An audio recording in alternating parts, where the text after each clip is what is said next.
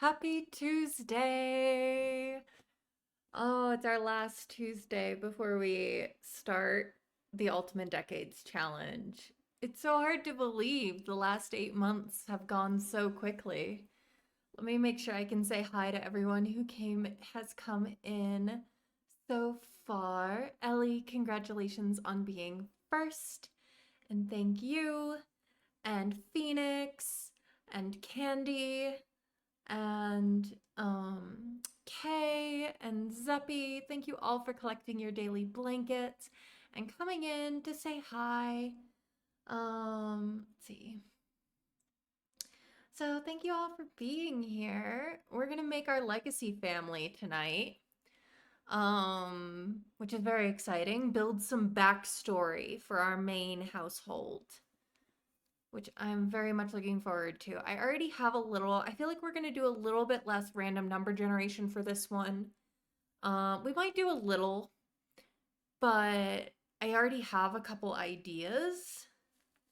Also, quick announcement in case you didn't see it in my Discord when I did announce it. I have added more channels, but I was talking with Ellie and she couldn't see it until she went to the channels and roles and went in selected. So make sure you've got everything in channels and roles you want checked off. Just a little PSA there on that note, but it's good to see everyone. I still gotta get the game booted up. I am so glad that I had streaming to look forward to today. Cause I'm gonna be honest, it wasn't like a fantastic day for me. So knowing that I was gonna hang out with all you guys, I just wanna say, like, this is Thanksgiving week. We're talking a lot of everyone's talking a lot about how thankful they are for things. I'm extremely thankful for this community. It's my first Thanksgiving week since I started streaming. This week actually marks 1 year since I started streaming, which is just crazy to me. Not only that I did it, that I actually went streaming, because like when I was younger, I was like, oh no, I would never do that. Much shyer. But I feel like it's just been so good for me to be able to be with you guys and hang out with you guys and make all these friends and connections online, to talk about these games that we love, these weird history factoids.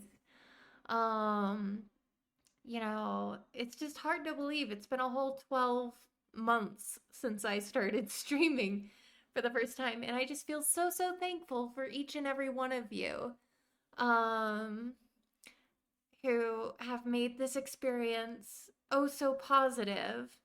I know there are stories online of people who try streaming and have a really negative experience with that. I feel so, so blessed that I was not one of them, that I had all of you to look forward to seeing every single time I go live. So, thank you all so very, very much. I'm gonna like cry, but Coco, welcome in and thank you for the lurk. Uh, but yeah, so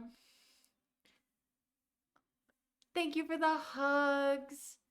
But yeah, 1 year goes by so, so very fast. It's so hot crazy to me. Uh, yes, thank you for the hugs. I wonder if Bluma would share her tissue command. I know she made it herself and I would credit her for it. I wonder if she'd share her little tissue animation with me. Because I feel like we're gonna need it, especially as we get into the Decades Challenge. We're gonna be covering a lot of serious topics.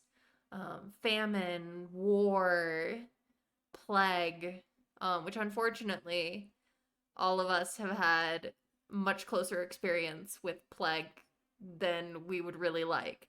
Not necessarily Black Death, but pandemic, yeah. Um, but I've got a nice mug of tea here in my little hand warming mug, which is oh so useful. Um, to me because my hands get very cold and it's actually like a medical condition cold. I have issues with my hands. So it's always good for me, especially this time of year when it's so cold, to have something warm to keep my hands on. Uh, but yeah, I'm excited to make our family and set up some things for it, create this backstory. And yeah, so let me get the game booted up so that we can get started. And we'll go from there. But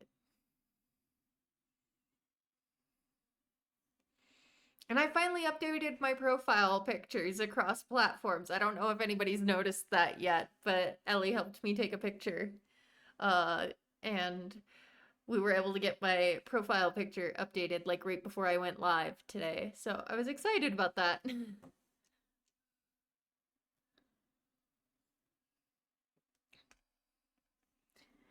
And yeah, excited to make more Sims and build more lore with you all. Aw, thank you, Kay.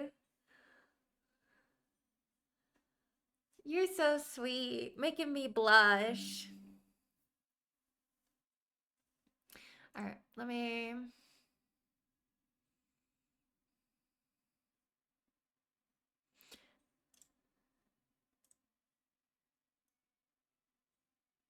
See, grab a game. And I did get all my mods updated. I have not had time to play test yet. That's what I'm planning to do on Friday while I hang out in Micah's affiliate anniversary stream. I was so sad, by the way, Kay, that we ended up double booked.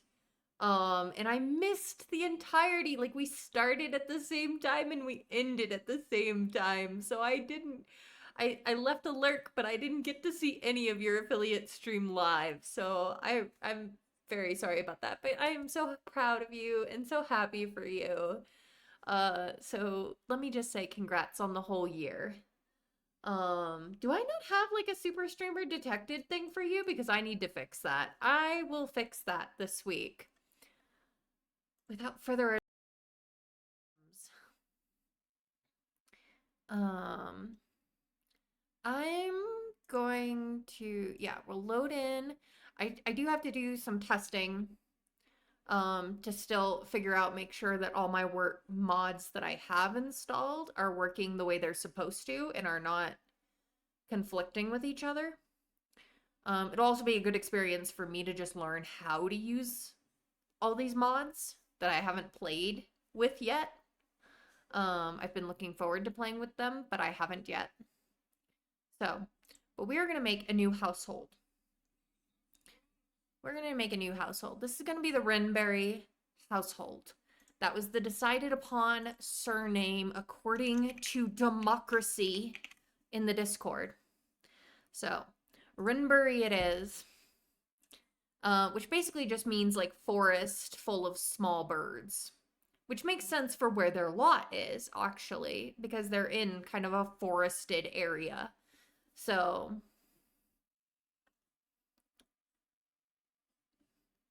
but we're gonna do stuff. Now, before we make our heir and his brothers, because we are allowed to make 3 Gen 1 people, and rather than a married couple. And that's what I've decided to do. Because, I mean, one, that's the same route that Morbid took when she did this challenge. And I just think it's a better way to do it to ensure the longevity of the family line. So we'll have our one person. I'll show you. I got ideas. But I figure we'll make the parents of our first generation. So Gen 0, we'll call them. Gen 0. We'll make the parents of our first generation and then make kids that way. I find that has a better chance of making Sim siblings look like each other if you do it like that versus like, you know, doing sibling of this person, sibling of this person. And then we'll decide if the Gen Zero, if they're alive or dead. You know, if they're even in the picture for our lore. Or if it's just these brothers.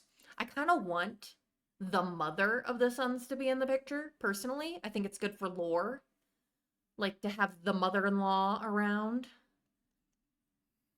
I don't know how often that would have happened, but considering our entire household until they're married is supposed to live on the same lot, which may not be entirely historically accurate.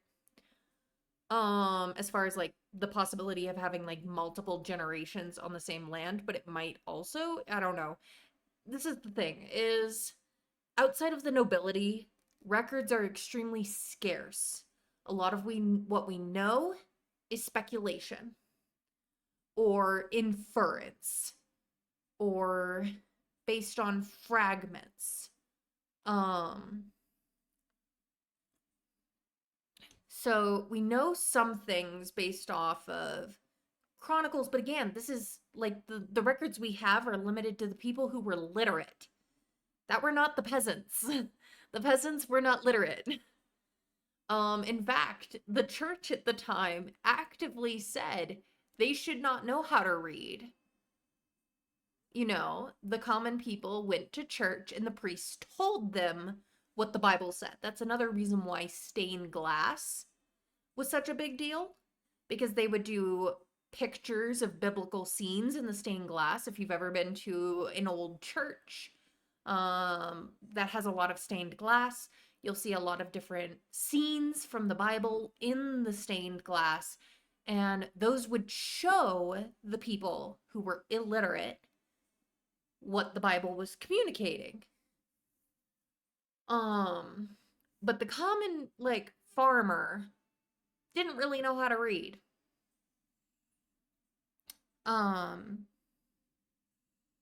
but we're gonna start with basically the father. Also, like, again, on the thing of like historical records being skewed certain ways. One, they're skewed towards the nobility and the clergy for the most part. Occasionally toward, you know, with some input from like guild records, because there are guilds in like London that are over 1,000 years old. So you've got those, like the Grocers Guild, which was not actually originally like produce and stuff, but was actually more spices. And so they were a very well-to-do guild. But yeah, so skewed through that. Also, if you look up like average lifespan of someone in 1300, it's going to say something like 35 or 40. The problem is that is heavily skewed by child and infant mortality, because you had about a 50% chance, you know, between, you know, a 30% chance in good times and a 50% chance in bad times of living long enough to become an adult. If you lived to say 20 or 30, odds were good that you would live 50, 60 years. So I'm going to reflect that in the way my roles are set up, because Morbid talked, kind of perpetuated that stereotype a little bit. Unfortunately, early on in her challenge, saying that, you know, everyone was dropping dead at like in their 30s, that wasn't happening. So it's going to be harder for them to survive childhood, but easier for them to survive adulthood, in the way that I'm balancing my roles. Because that makes sense. You know, it was the very young and the very old who were at the most risk. Let's see. So we do an adult. Like I said, we're going to start with the father of our first generation. Renbury Sr. Let's figure out. I do kind of want him to look more. Ooh, hey, I kind of like this. I kind of like him. And that's a pretty appropriate haircut too. And if he was in like his 50s and if he was originally like lighter blonde, it would make sense that by then his hair would be pretty white. Um, so I like him. Let's make that the father um of our first generation. I'm gonna throw him into some clothes here that are more period appropriate. Come on, I didn't get rid of all the custom content. Where's the thing?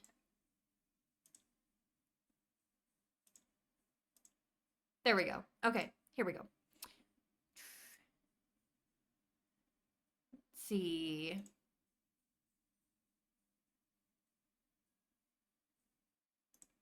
I deactivated a lot of my modern custom content just to streamline my casts.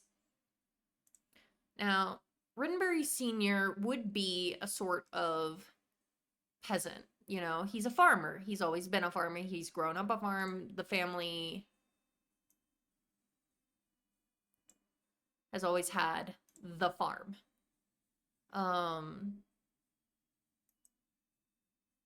Something interesting that I feel like is not portrayed enough in movies that are set around this time period is just how many like colors people wore. Like yellow dyes and red dyes and blue dyes were very common. So, like if you had a crowd of people, you had all these like bright red and blues and yellows. But in like medieval movies, everybody's wearing brown, and that's not really the case as from what I've read. Now I'm basing that specifically off of a book I've been reading called The Time Traveler's Guide to the 14th Century. Um, which is a very interesting book, kind of giving you an immersive in perspective of what it would be like to walk down a street in the 14th century. They describe sights, they describe smells, where things were located, what jobs people were doing. Just a really, really cool book. I'm looking forward to hopefully reading some more during Thanksgiving this year.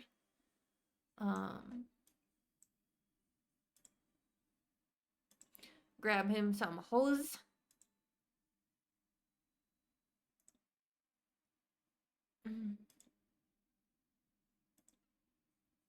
Get him.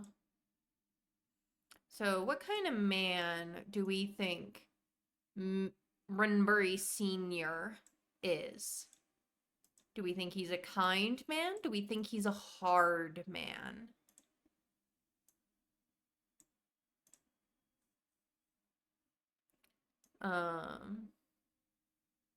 I'll give him a hat here in a moment too.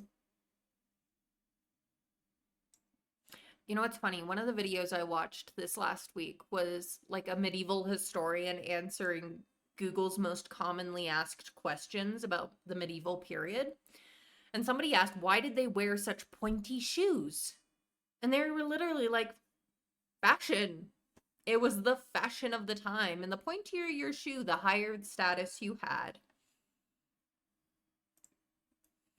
Now, our man here is a peasant. He's got basic shoes. They get the job done.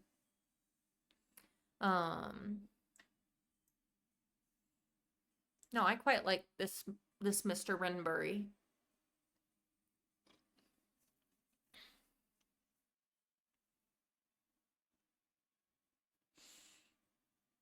Anybody got an idea for what the first name of Mr. Renbury Sr. should be?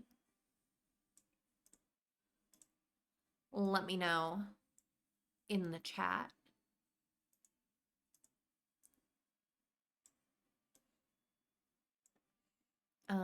I'm going to add a sheet actually to the Ultimate Decades character spreadsheet that we have. I might rename it to character spreadsheet instead of just NPC spreadsheet, and add a little factoids about our main family as well.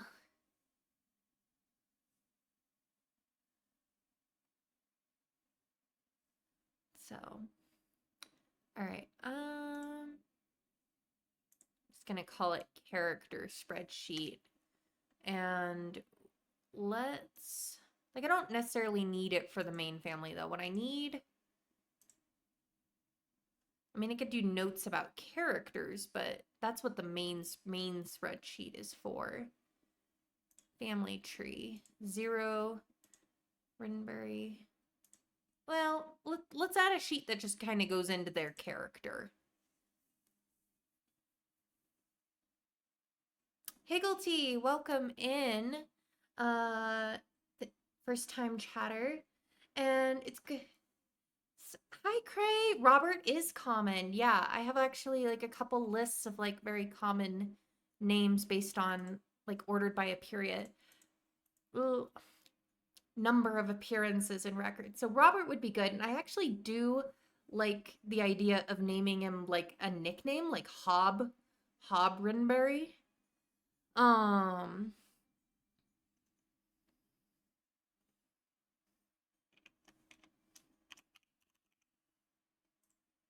Hob Rinberry for the father of our first generation. Um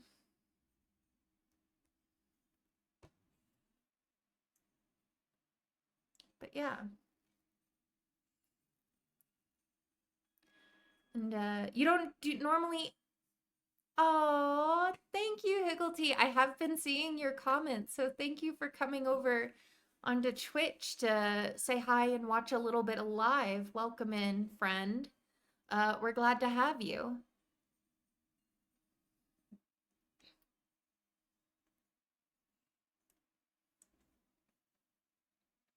Yeah.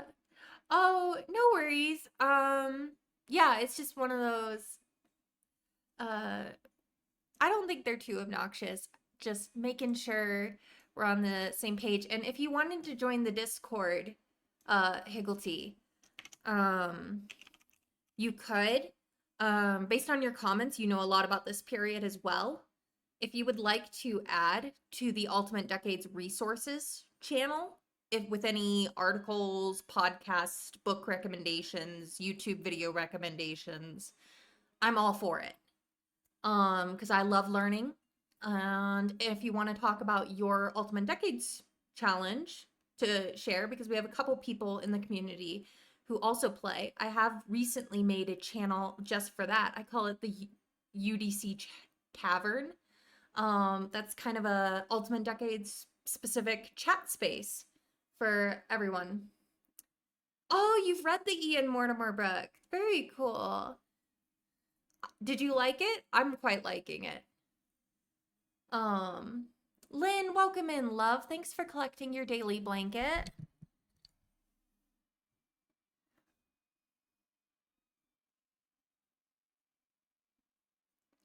Yeah, I'm very much enjoying the book. When I get the chance to read it. Which is mostly on when I'm taking the bus to work. So we'll have Hob Rinbury be our Gen 1. I mean, sorry, Gen 0. Hob Rinbury. Oh, I'm in the wrong. Beep. There we go.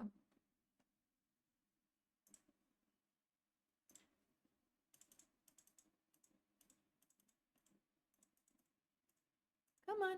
There we go. Okay.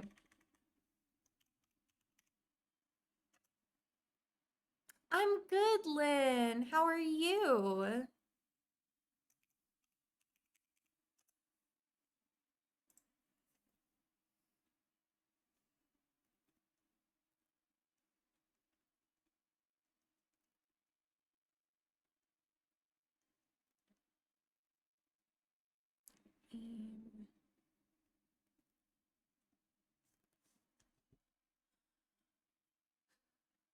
All right. So we got Robert Hobb Rinbury,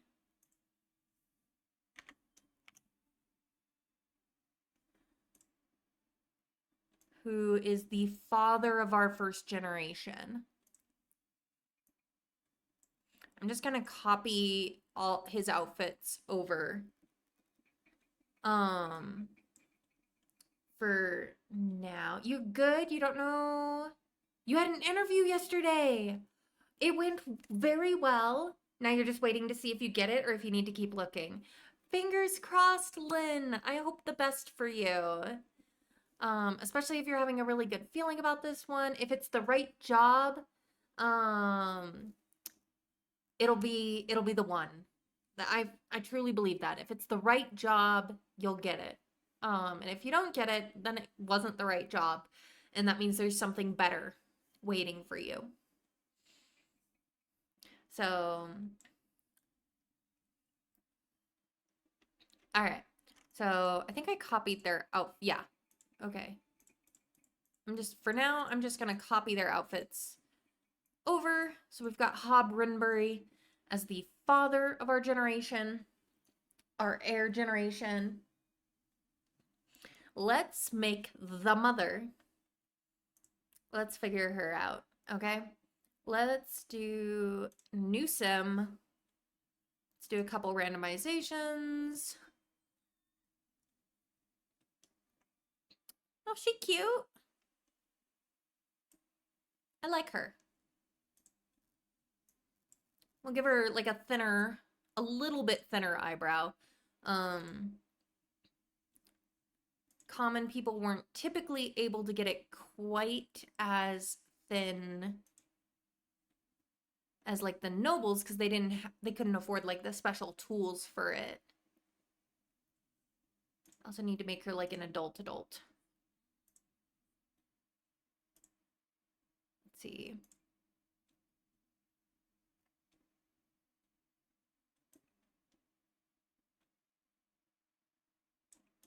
Maybe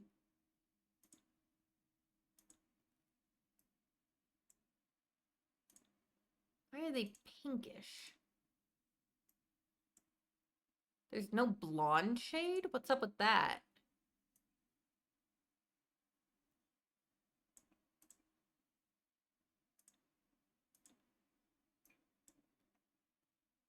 Let's see.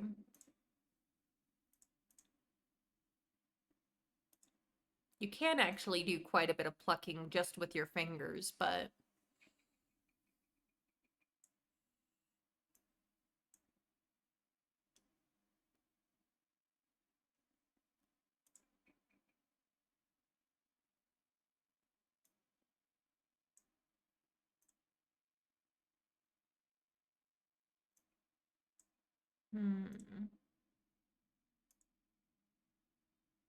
I think it's her brow bone that's making all the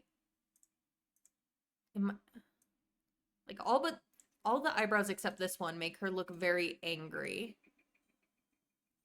And some people do have naturally very thin eyebrows. I've known several, especially if they're natural blondes.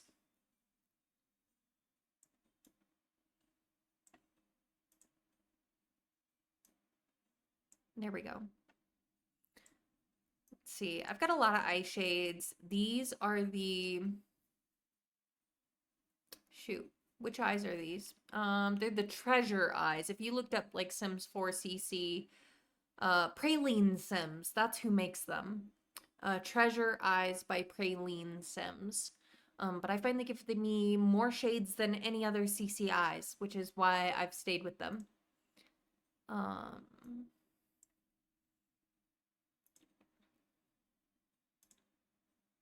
I like checking out some of the other shades other than like the default Sims shades.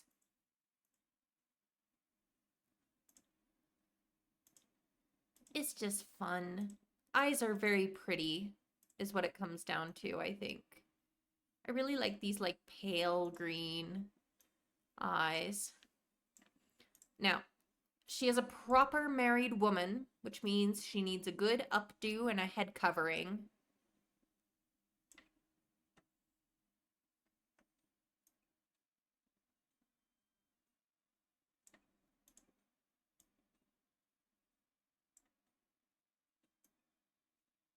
Let's see.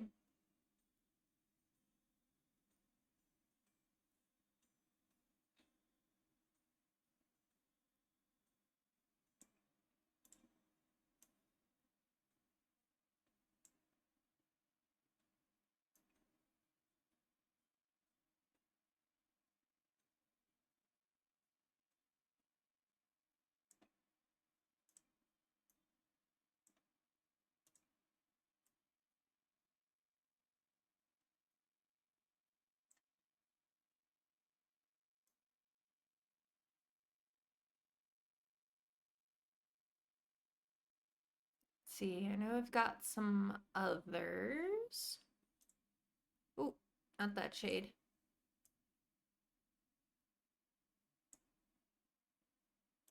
Let's see.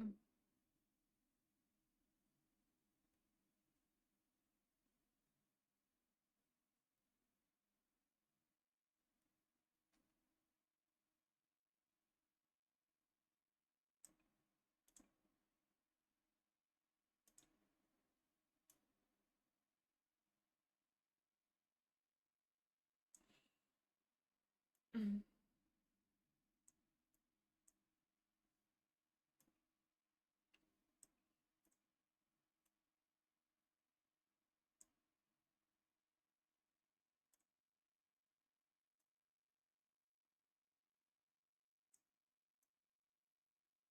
let's see.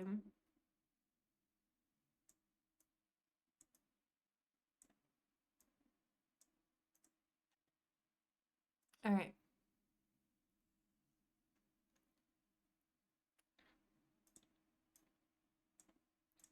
All right, let's get her in a period appropriate, like, curdle.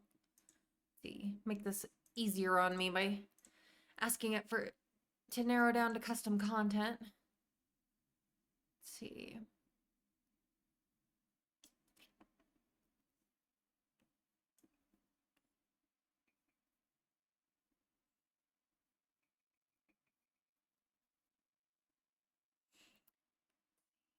All right, where's the one I'm looking for?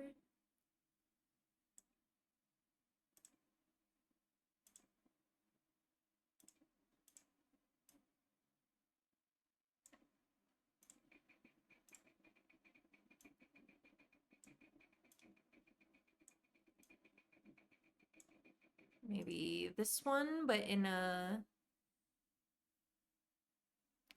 different sort of color.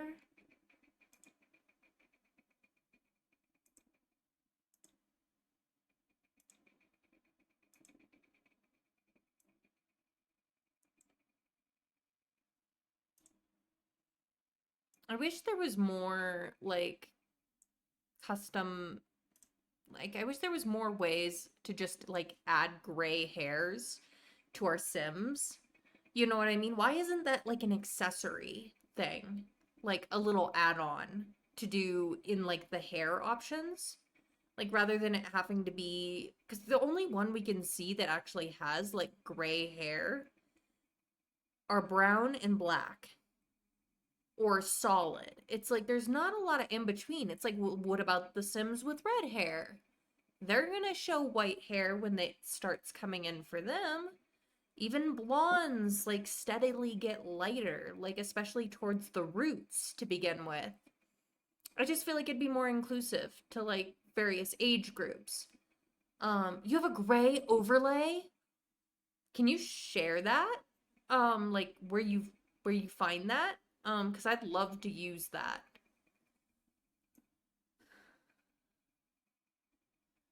Um, it's in accessories. Let you look it up. Okay, yeah, no worries. I'm not like rushing you or anything. Just like if you find where you got it and you would like to share it, I'd love to see it.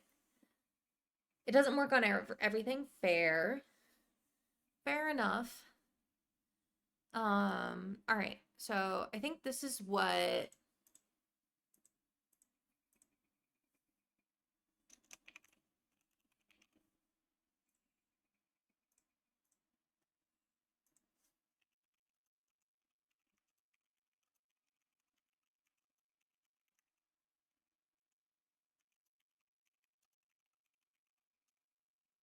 Mm.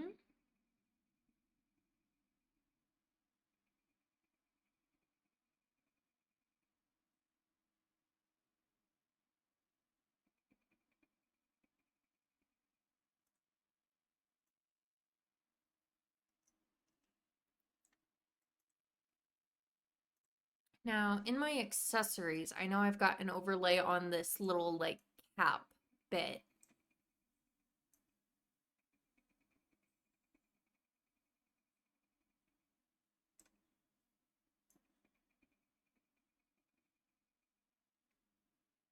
Let's see.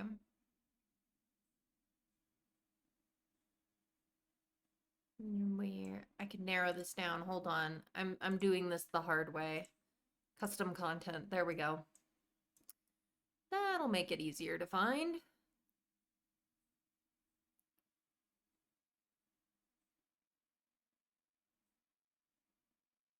Here it is. Oh, that just adds the cap. Hold on.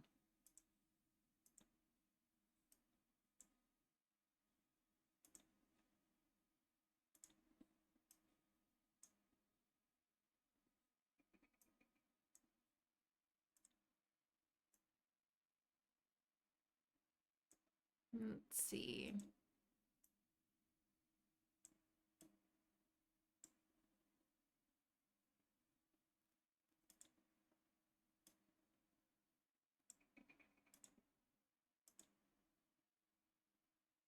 I could do all sorts of cap colors if I really wanted. I think an undyed would have been more common than not, though, based on a lot of the pictures that I've seen, but under lip ring, so you can use it with a lot of other accessories. Ooh, that is very handy. I will definitely look into getting that uploaded after stream. Even if you could just like put the name of the creator in chat if you can find that part, like but don't like I'm yeah, anyway. Would just be nice. Like I said, I just would like more age inclusiveness. If I could in my Sims. Let's see. Face. I want to give her some wrinkles. We should probably figure out how old Mr. and Mrs. Renbury theoretically are. Because we're not sure if they were actually alive in 1300 just yet. We haven't really rolled to figure that out.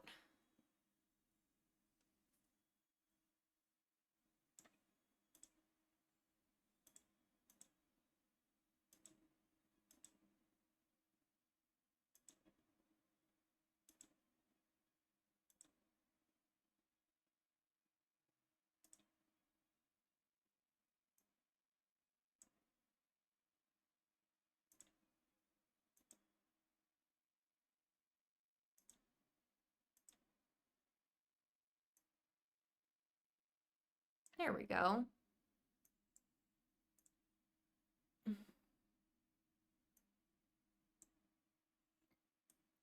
Okay. Sunny Beloria. All right, I'm gonna make a tab for that right now so that I don't forget. Sunny Beloria. Boop. Found it. Thank you so much, Higglety. All right. So we have the mother of our first generation. What shall we name her? Let's see.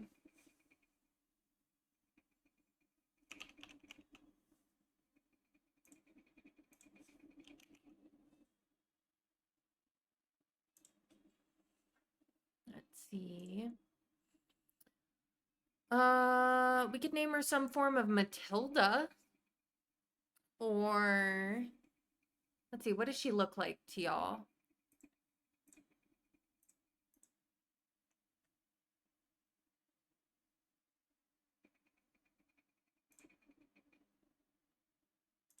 See, we could do a Matilda.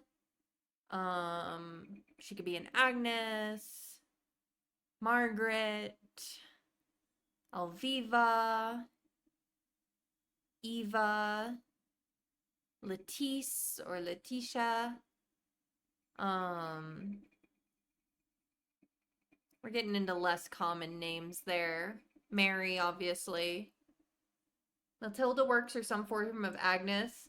We're on the same page. Yeah. Yeah.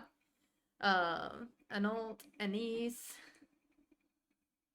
I think I'll go with a Matilda for her. So, like Matilda, or we could even just say Matilde as a variation, because that also, like, those sorts of variations would have also been common. So maybe Matilde Renbury, is the mother of our first generation. Okay, let me add Matilde.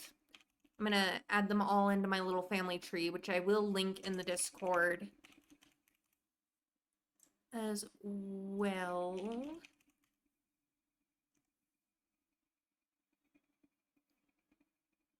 Your founder was Matilda? That's cool.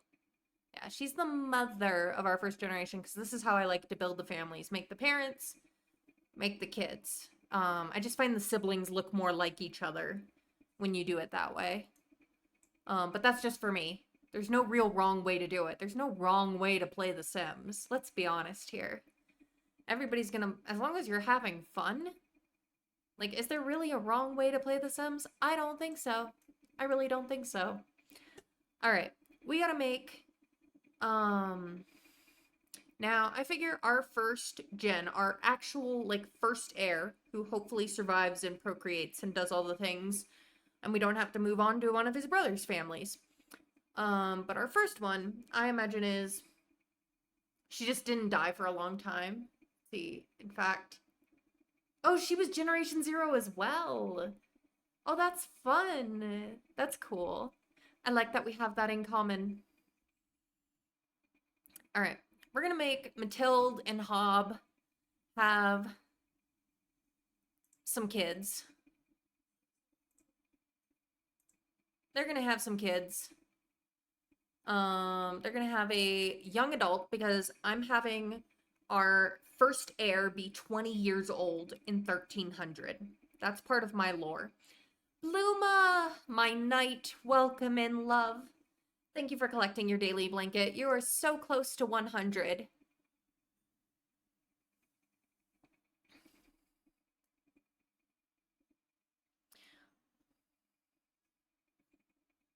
And thank you for the lurk.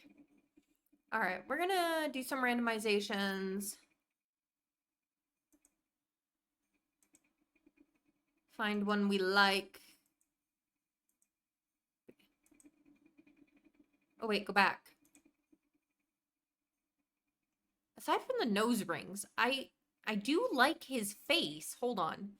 And it's not that I hate nose rings in general, just because it's a historical challenge. I think his eyes are a little big for his face, so let's, like, shrink them down a little bit to be more size appropriate. But this is a good face. This is a really good face. Dang! Anybody else think he's a looker? Anybody else think we're keeping him? I'm bi, I say so. We're keeping him.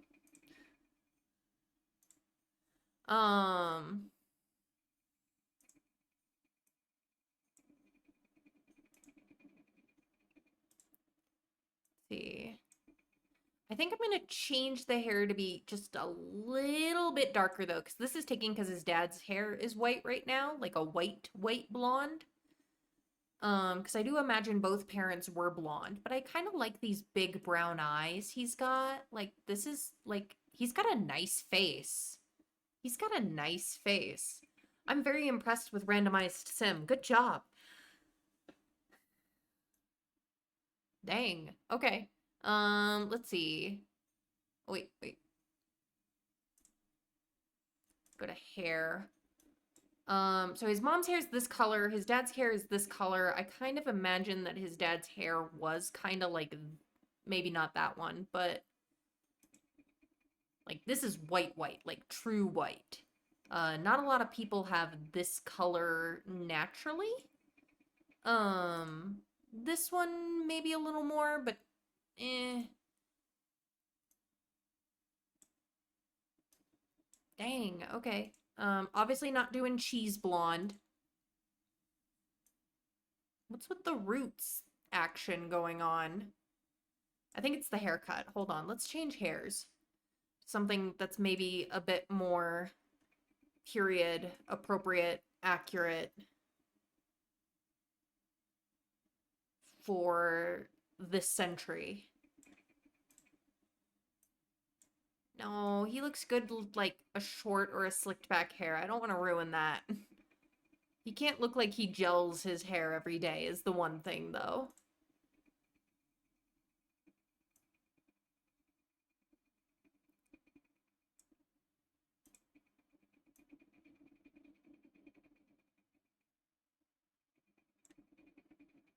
He does have a nice face. Yes, I like his face. This will be our heir.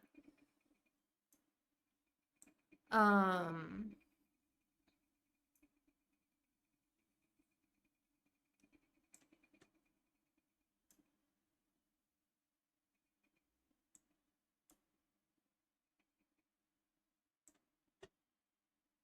I kind of like this blonde.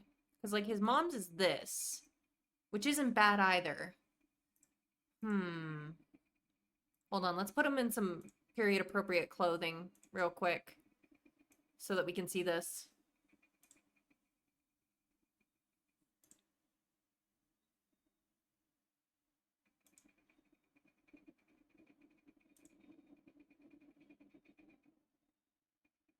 His face is a little too nice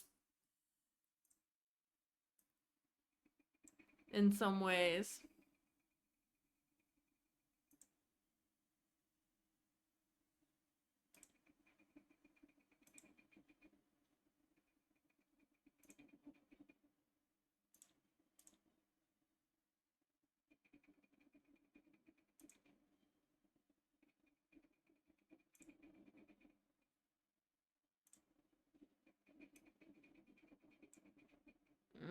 They were very concerned at more modest, even among men.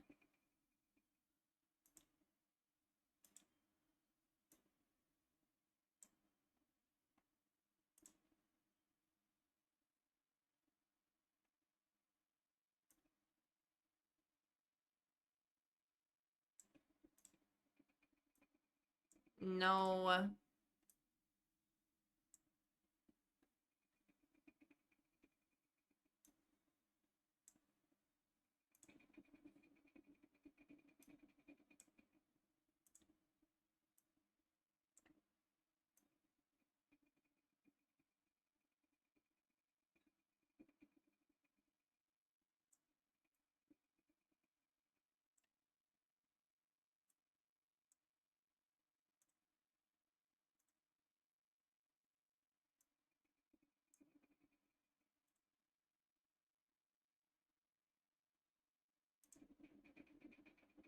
Hmm.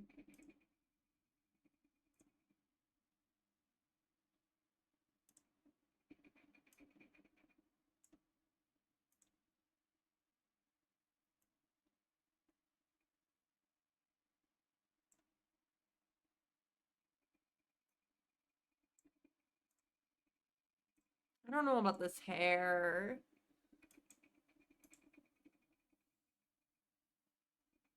I mean, he's more likely to have short hair than long hair. And he looks good in short hair anyway.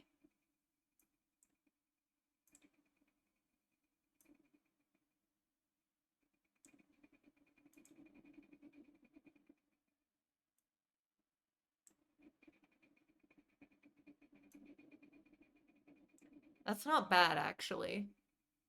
Hold on, we gotta get rid of the paw print pants. Definitely not period appropriate, that.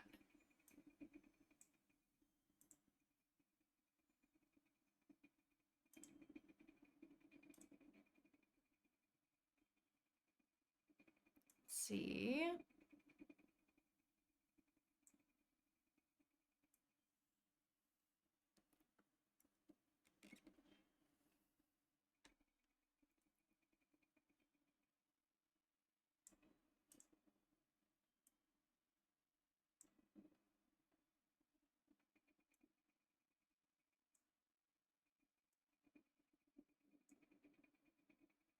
He's got puppy eyes, and I am kind of here for it.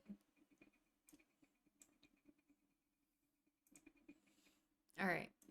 Let's go into like skin. Hold on. I can turn.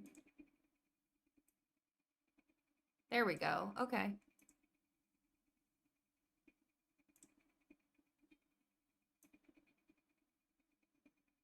He's got good ears. He really does have a very good face. All right. We're looking. I kind of like that he's got like a little bit of scruff on him.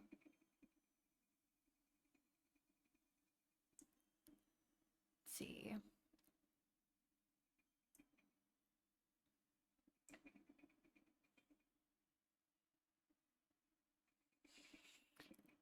Let's look at some skin details. Now, this is Rinbury Air 1.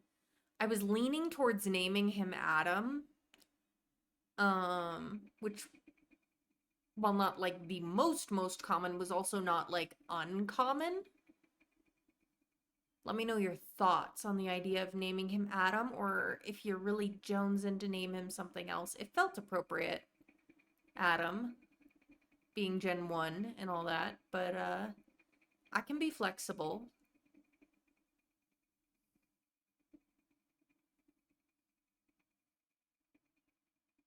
Let's see, look for some skin details. Adam's a good name. That's what you're naming your current Gen 1? Oh my gosh. We are same brain, Higglety. Same brain. Adam Rinbury, who is 20 years old. I just kind of decided, like, oh, his wife is Eva. I probably won't go that far. But I like that you're doing that. It's like a fun way to just like symbolic almost, you know what I mean?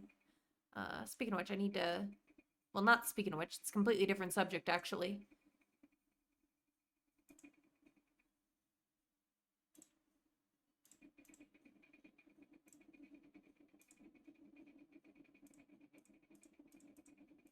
Okay, that's a good start. Um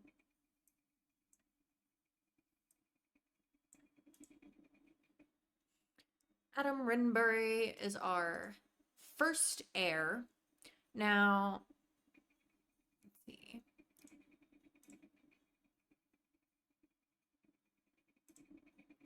Gen 1, he is 20 years old at the start of our challenge. I'm having like his birthday had just taken place either in late February or right at the start of March because our year starts in March. That's when the calendar year started in this time period. They considered New Year's to be basically spring equinox. Um, like mid-March was considered New Year's until about 1700 is when they changed calendars. Let's see. Your Gen Zero mother is going to be named Maggot, though. Don't expect anyone else would pick that. I don't think so either. Maggot. Oh, jeez. That's funny. That's pretty funny. Maybe I shouldn't have picked Adam, but I'm kind of attached to the name now, Adam Rinbury, for our first heir. The period nickname for Margaret, as far as you can tell, pronounced the same. That's an unfortunate nickname. I don't know why anybody would like that nickname, being called Maggot. Maybe it wasn't associated with the worm that eats, like, the critter that eats corpses yet. I don't know. But, alright. This is Adam Rinbury. Let's figure out how old his brothers are. Now we know we're giving him 2 brothers because we're allowed to have 3 people in Gen 1 and I'd prefer to make them all boys. give us the best chance of our family name lasting the longest amount of time possible. So, I'm going to do 3 boys for our Gen 1. I kind of unanimously decide that. I mean, we've got a lot of girls in there. However, they could be pretty much anywhere in the, like, teen years is where I'm kind of putting the brothers. So younger than him. So somewhere between the age of 13 and 19 is his other 2 living brothers. So let's do a random number generation and just figure out how old his brothers are. So 13 to 19, random number generation. 18. So this one is 2 years younger than him. I feel like that fits pretty well. So he has a brother that's 2 years younger than him. Let's get some genetics. A brother who is 18. Admittedly, they would make some very pretty daughters, I'm sure. Considering how Adam turned out quite well. Man, this one's pretty good too. Oh my gosh, he's a cutie. Look at this. I feel like his eyes are, again, just a little bit big. But he's not bad. Shrink his eyes just a tiny bit so they're not quite so... And change his eyebrows a little bit.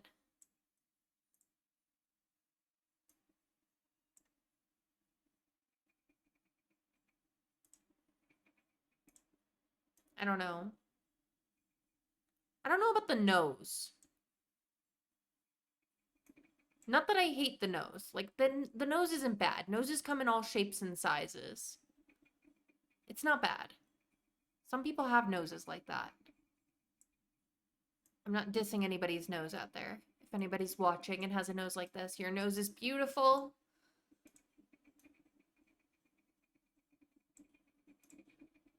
I just need an eyebrow that goes better with this face.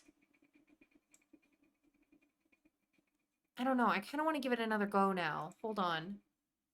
Like, he's not bad, but I can always back up and, like, undo for these randomizations. I just kind of want to see a couple more options. Like, he's not bad at all.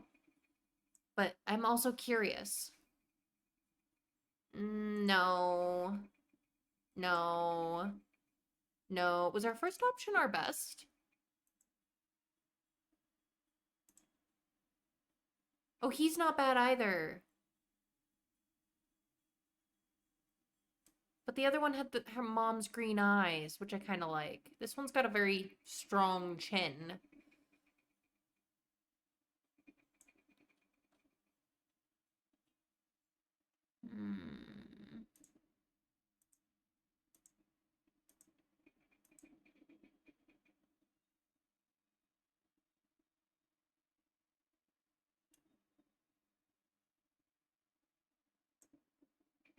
I don't know.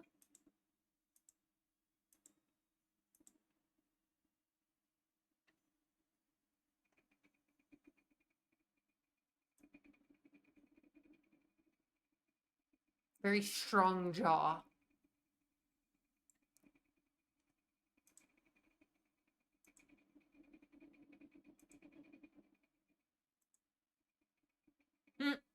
Just saying, this looks like Lucius Malfoy with brown eyes. Prove me wrong.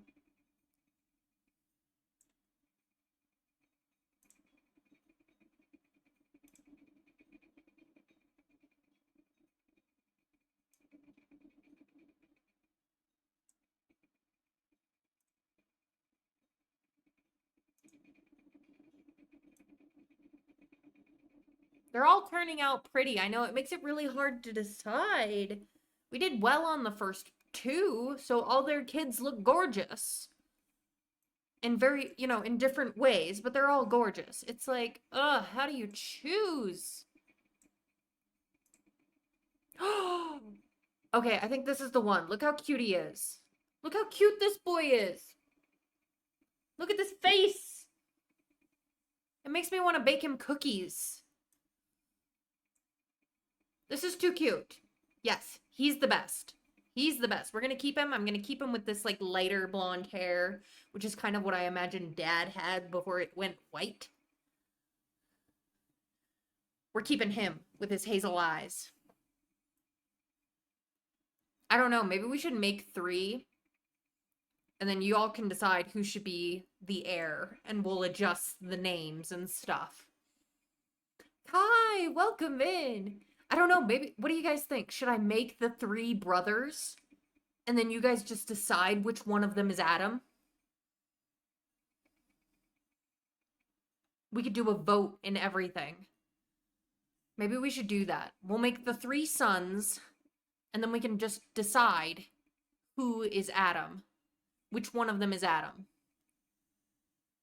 So let me make him actually young adult. Oh, that stronged his jaw a little bit, but he's still very cute. He's still very cute. I'm loving these hazel eyes. All right, let's do that then. I'm gonna make the 3 brothers. And then y'all can decide who's Adam. Which one of them is Adam. So we know Adam is 20. We know his next youngest brother is 18. I need to make a note. Where's my pen? Pen! I need to keep a notebook at this desk. So, Adam is 20. Second is 18. And let me throw some period appropriate, like, tunic and hose on him. He should wear a green one to bring out his eyes.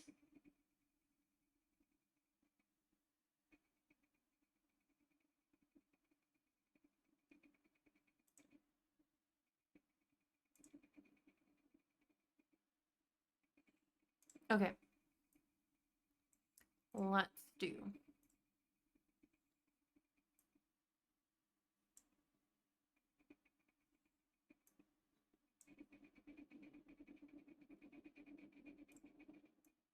Okay. Copy things over. All right. Possibly Adam 2. And then our first one, the brother. Oh, wait. Ooh. Hold on. His facial hair and stuff went wrong. Boop. There we go. First brother. Well, first brother that we made. We'll decide which one he actually is later. Let's get the 3 brothers and y'all can say which one is Adam. We'll do a vote. We'll do a vote to figure out who the actual firstborn heir is. I still think his eyes are just a little too big to be natural, so I'm just going to shrink them just a tiny bit to make him look a little more anatomically appropriate. Like, they're still big eyes, like, good, like, if he was a girl, they'd be called doe eyes. They're still good eyes, but, like, they're not quite as, like, huge. You know what I mean? Sometimes the random Sims, they end up with, like, slightly odd proportions. So, just working on that. All right, brother 2. Let's make a 3rd brother.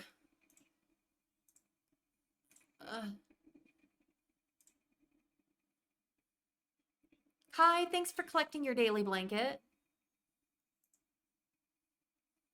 Oh my gosh, look at this one.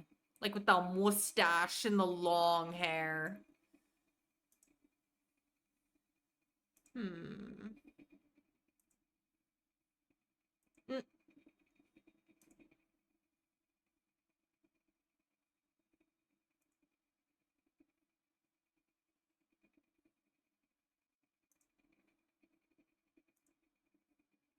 Are one of the parents' eyes just really big?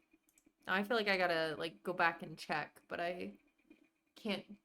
Lucius Malfoy vibes, yeah. Got a little vampire vibe with that one. And they're given the white hair because the dad's old enough that all his hair has gone white. but their hair would actually be closer to like blonde.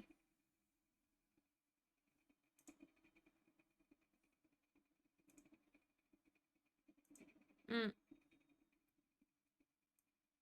Oh, I kind of like this one. Just turn the hair.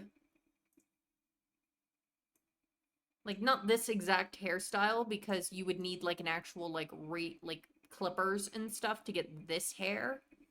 So let's change to something slightly more period appropriate.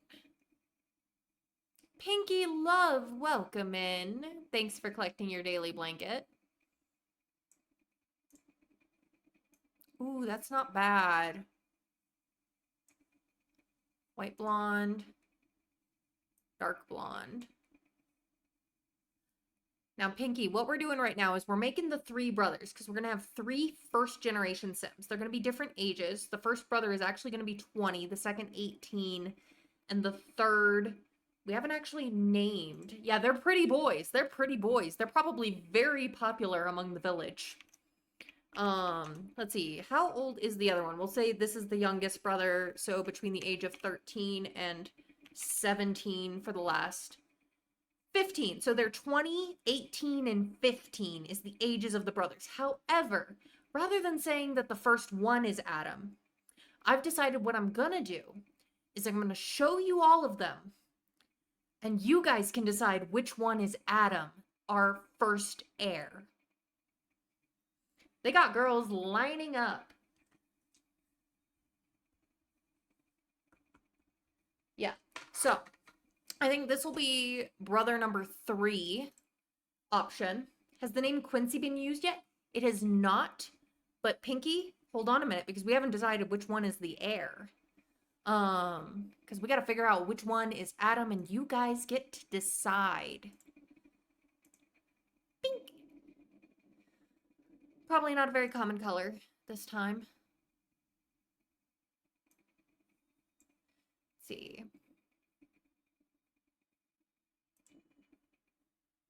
Get him some period appropriate clothing here in appropriate colors.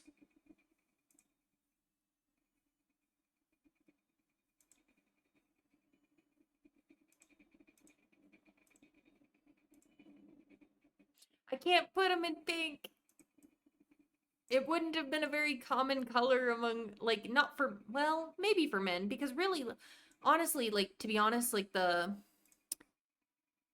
pink used to be considered a masculine color. It wasn't until, like, the 40s that it actually got flipped. Blue was considered a very feminine, soft color for a very long time. It was considered the more feminine color, and pink was considered the more masculine color because it was a derivative of red, which was seen as a very aggressive, passionate color. Pink would be fine, actually. You're right. You're right. That's why I was like, wait a minute, hold on. Bring my brain back from my modern biases. It's not a feminine color yet. You've seen it in paintings? That's true. That's true. A part of me wanted him in green just to bring out his eyes, but he'd probably look quite dashing in a pink. I want a softer... Oh, that one's not bad.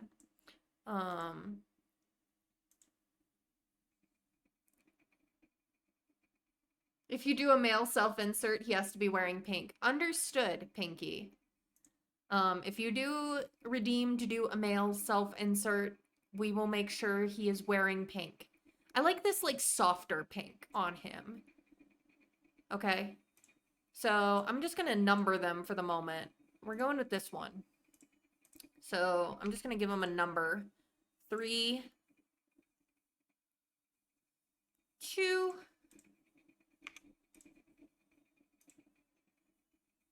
and 1.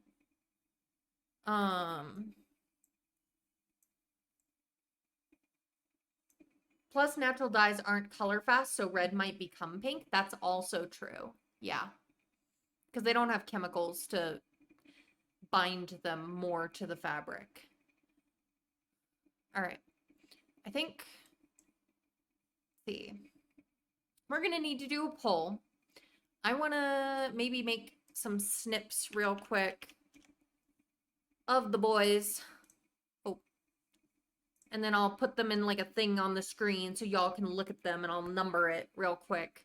So we'll do a nice poll to discuss. We can just, oh my gosh, Pinky, thank you so much for the resub on Prime. Subversary, go burr. Thank you so much for your continued support. I very, very much appreciate it. And I hope you enjoy your emotes and your ad-free viewing for the next 30 days. All right.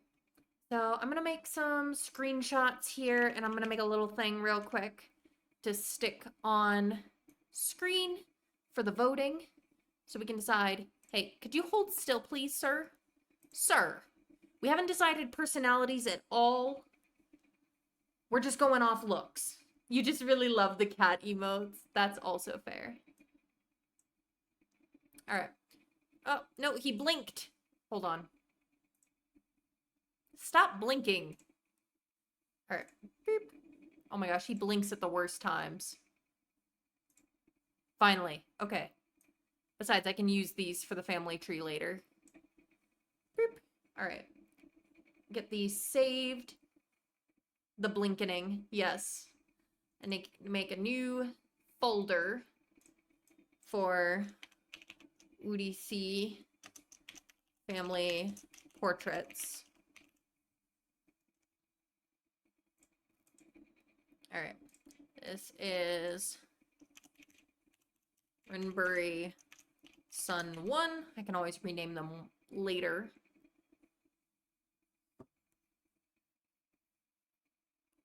But we will very shortly hold a poll to determine which of these brothers is actually the oldest.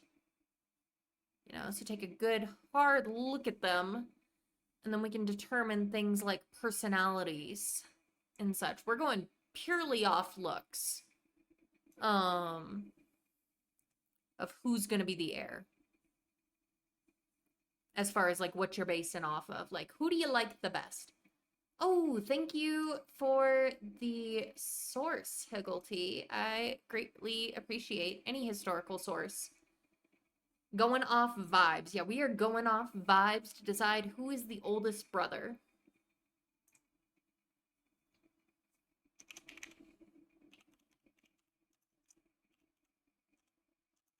Greenberry Son 2. And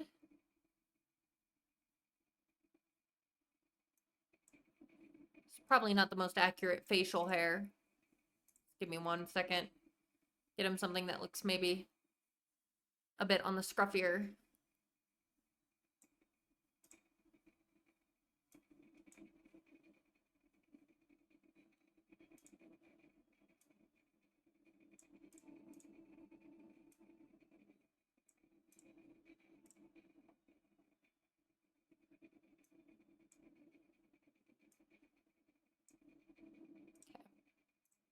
I like that they do look like brothers, though. This is why I like to make the parents to make the kids. That looks like a D&D character you would build. That's fun. All right. New. Okay. And save. Let me make up a quick little comparison for these, and then we will run the poll to decide which of these brothers is our heir, and then we'll adjust the age of the other 2 brothers to become teens.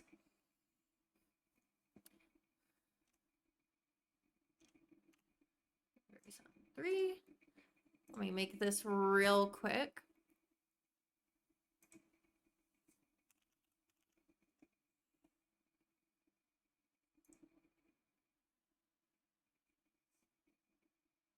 Let's see.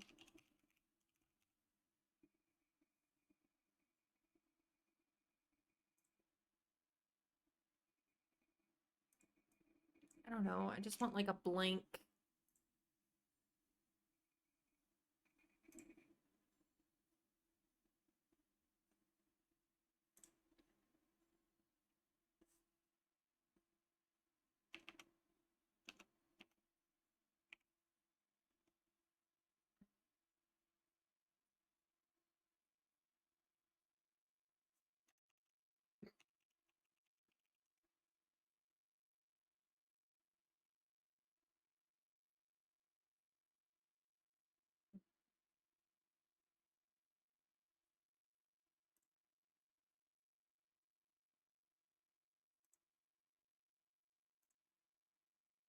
Can I change the layout of this real quick?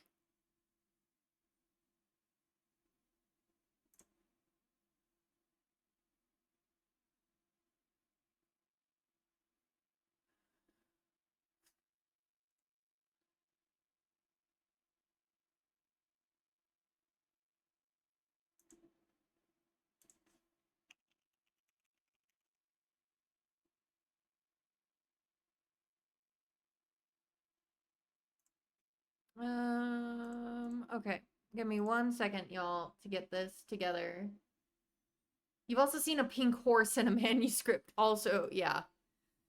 Little creative liberty at times. All right, here's what I'm gonna do.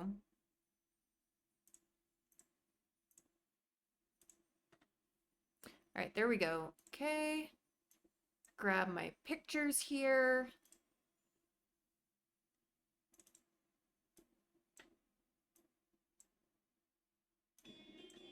And thank you so much for the follow. Welcome in. And follows are anonymous, but if you'd like to say hi, you'd more than welcome to. Just didn't want to make you feel put on the spot. You're more than welcome to keep lurking.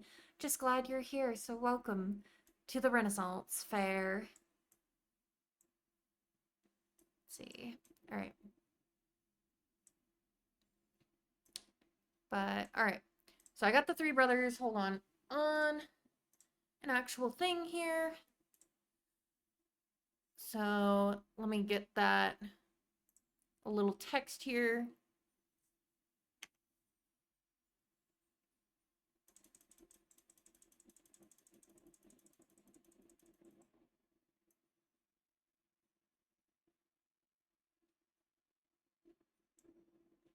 And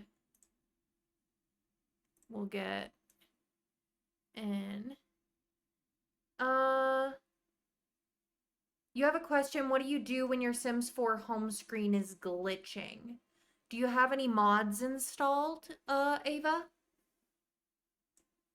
Do you have any mods or anything that are installed that might affect your home menu? No. So you have no mods at all. If you don't have any mods or anything to worry about, I would do a repair your game, which you can find if you go to the EA app, you know, if you open that up and go to your game, you know, when it's like shows how many hours you've played and there's the play button, you know, in your library. There's like a little gear icon next to that, and you should be able to have it like repair your game. If you go down that, and that'll like uninstall and reinstall. Back before you do that, go into like your documents, EA, Sims 4 folder, grab your save files and back them up in your documents, like in outside of the Sims, like copy and paste them somewhere else. Am I making sense? Back them up and then do a repair your game cycle on your game.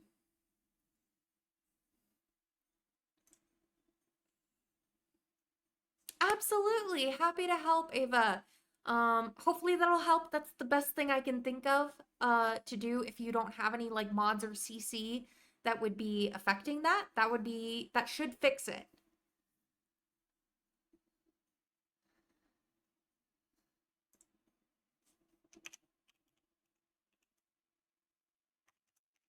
All right. I'm just about to put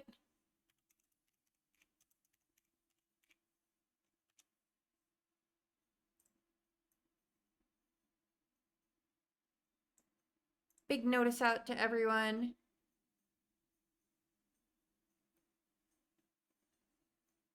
One second while I download. We'll probably run the poll for a good amount of time because I know some people are lurking a little bit. So we can talk more about like personalities, a little bit of background information, lore.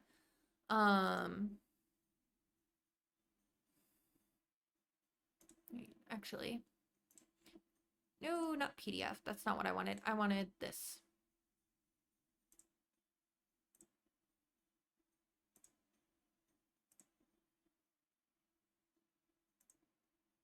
All right, download. All right, now I got it. So 1 second while I add a source here. We won't be able to do an air choice like this at any other point in the challenge unless there's twins, which could happen, but is definitely less likely.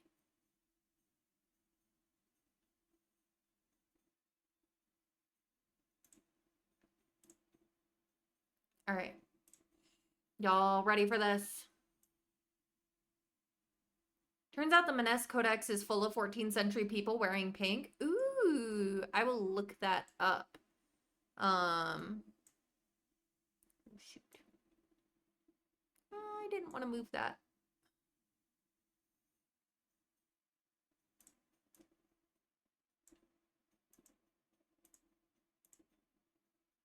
Hold on while I get this fixed a little.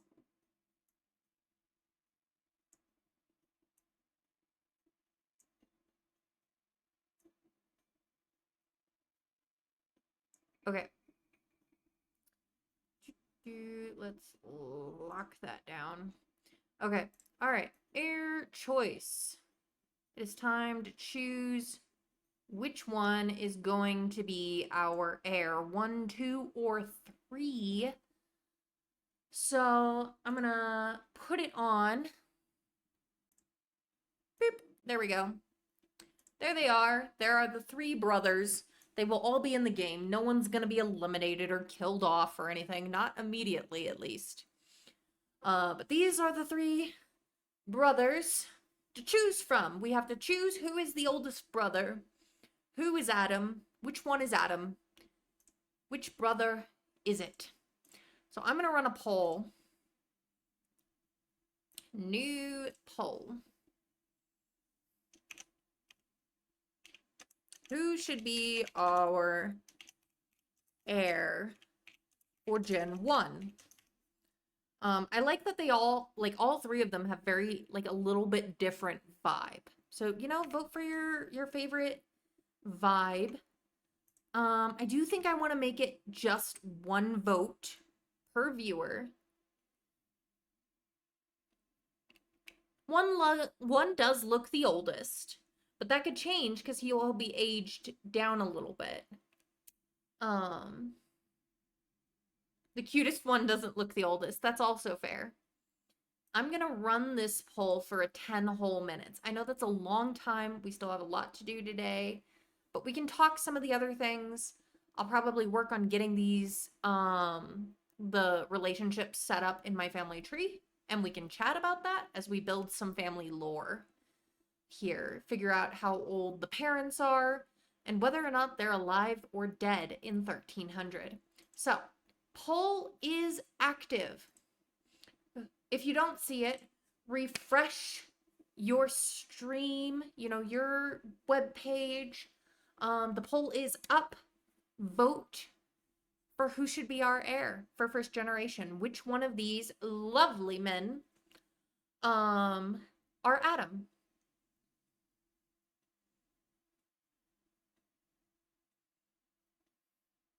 I didn't really plan it that way, but I like that it does make sense that only one of them got the lighter blonde hair because it would be recessive.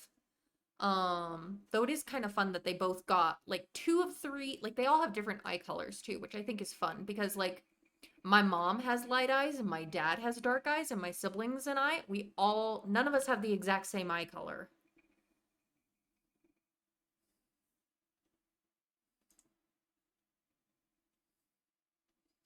Yep, you gotta vote, Zippy. If you think 1, you gotta vote in the poll.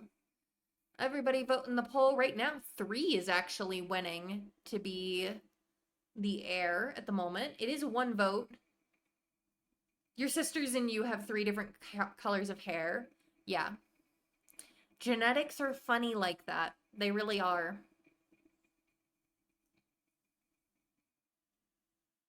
So the poll will go for a little bit. I'm going to even make an announcement in my Discord. So that if anybody is lurking, maybe they'll get a little ping.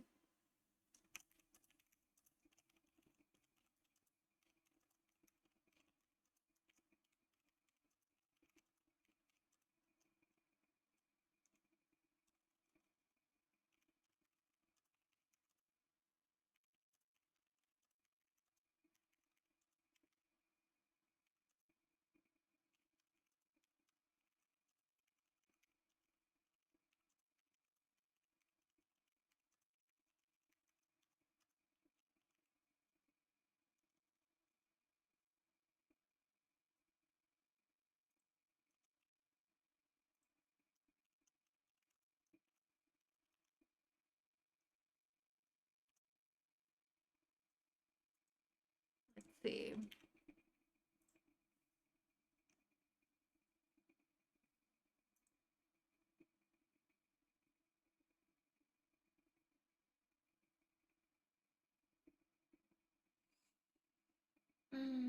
Okay.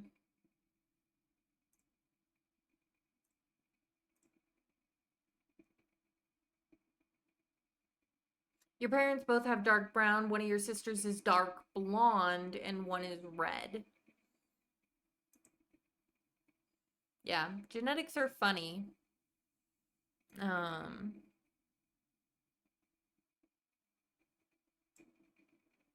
all right, I'm gonna quickly go over to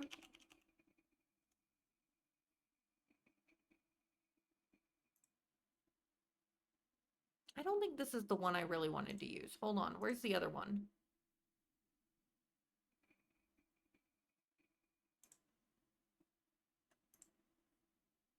Yes, this is the one I wanted to use. Okay. So we have Robert Hobb Rinbury. We haven't decided how old he is. He could be anywhere from like 40 to 60. I kind of picture him as being like a little bit closer to like 50 to 60 in 1300 if he's alive. But this really just tells us what year he was born. So let's see. Son is 40. Son is 20. Eldest surviving son is 20 years old. Y'all really like number 3. All the votes are at number 3 right now. Um,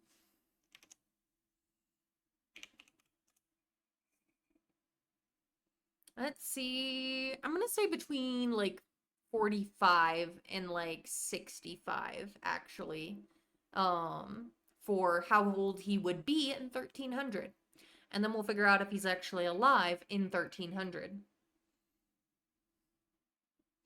So we'll say he's between the ages of 45 and 65. 48. He would be 48 in let's see. He would be 48 at the time. So roughly that would put him at 1252 as born. And of course he was born in what we are calling Windenshire instead of Windenburg, because we wanted to make it sound a little bit more English.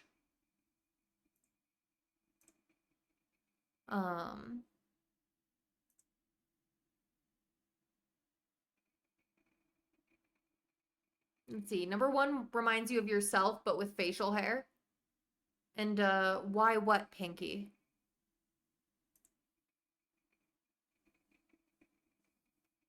We got 1 vote for 1, 5 for number 3.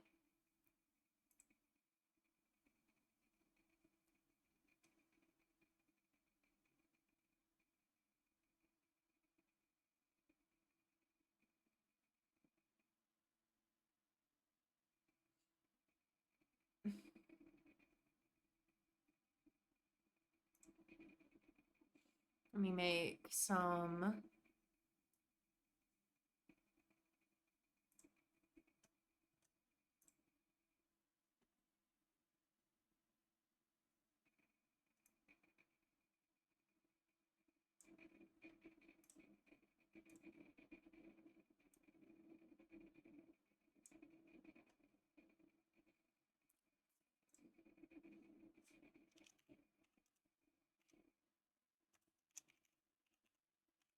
Rinbury Hob.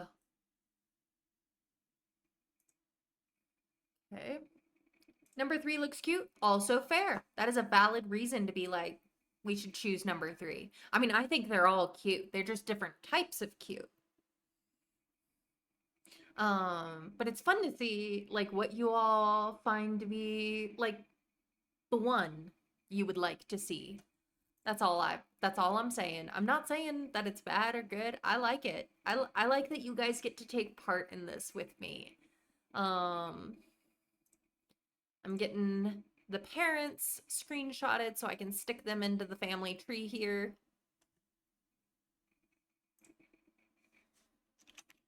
Jen 0, Matilde, Rinbury. Let me get them. And I guess we should figure, you like 2 best, but he looks the youngest. That's also fair. Technically, his family line could end up, by circumstances, becoming the main household. We kind of hope not, but he is very cute. And I mean, they all look pretty similar. Like, I like that they do look like brothers. You know what I mean? All right, let me grab picture.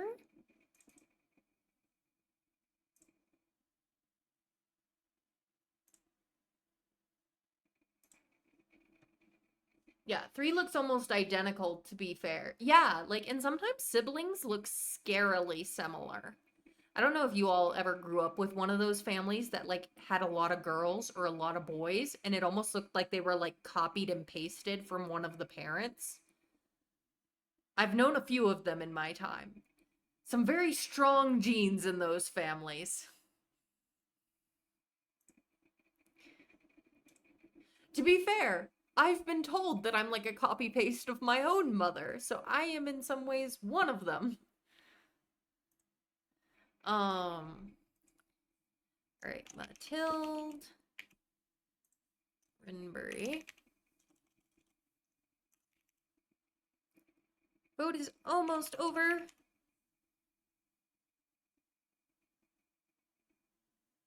We do not know her surname at birth.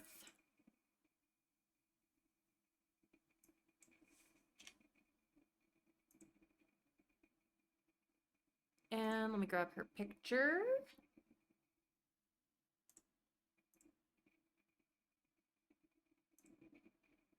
Okay. All right, y'all spoke. I have listened. Number 3 is our heir. Number 3 is Adam. So let me get that. I'll even share what I'm doing here for a second. Let's see. Handsome boy, yes he is. Yes, he is. Let's see, where's the other? There it goes. Boop. It's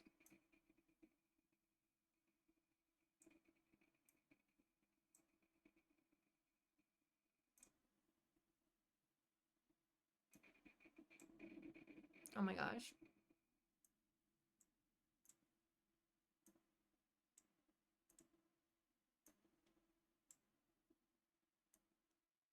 Okay.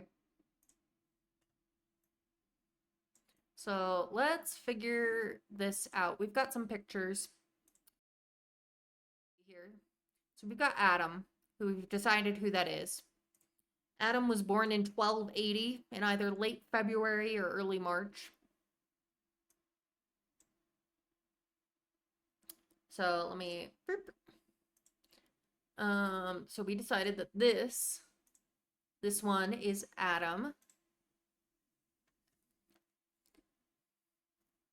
So I will rename his picture in my files as Jin 1 Rinbury Adam.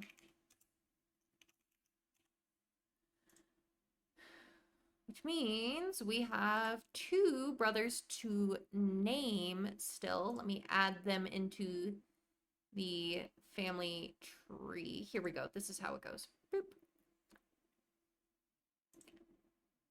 Now, we know the first brother's 18, the second brother's 15. So,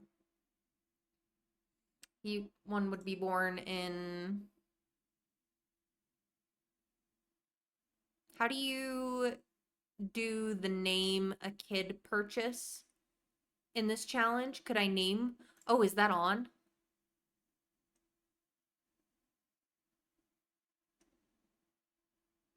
Oh.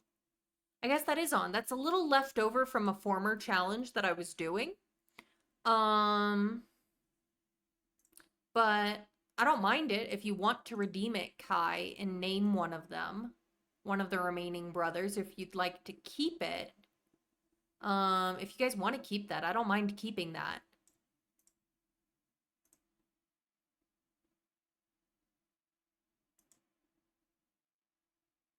Name one of the boys if there aren't 3 names. Let's see. 18... 1282 to 83. Depending on when he was born.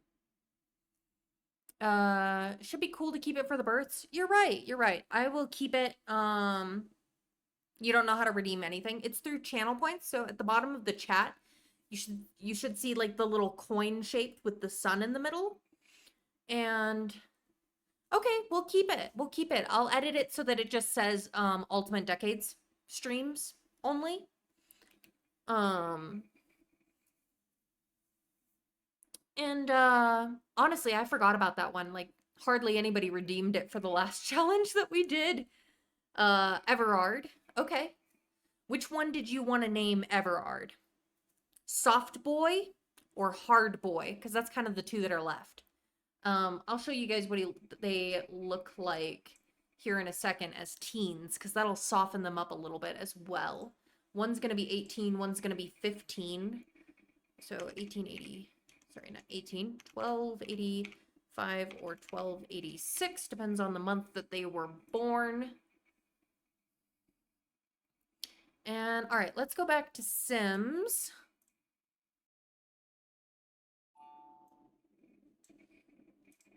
Let's go back to the Sims here. And soft boy is Everard. Okay. I'm okay with that. Everard. He looks like the youngest, don't you think? I think he looks like the youngest. He looks like a youngest child to me. And I say that as a youngest child. Hold on. Now he's a teen. He is, yeah. Okay, so Everard is our youngest boy. He's the 15-year-old. He's 15 years old in 1300. That means he was born in either 1285 or 86.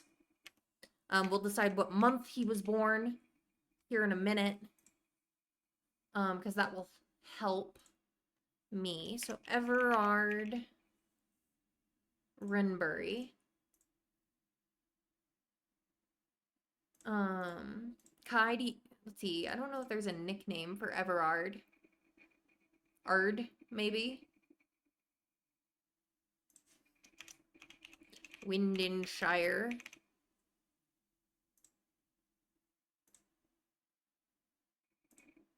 Let's see. The other brother would have been born in 1282 or 1283. Let's see.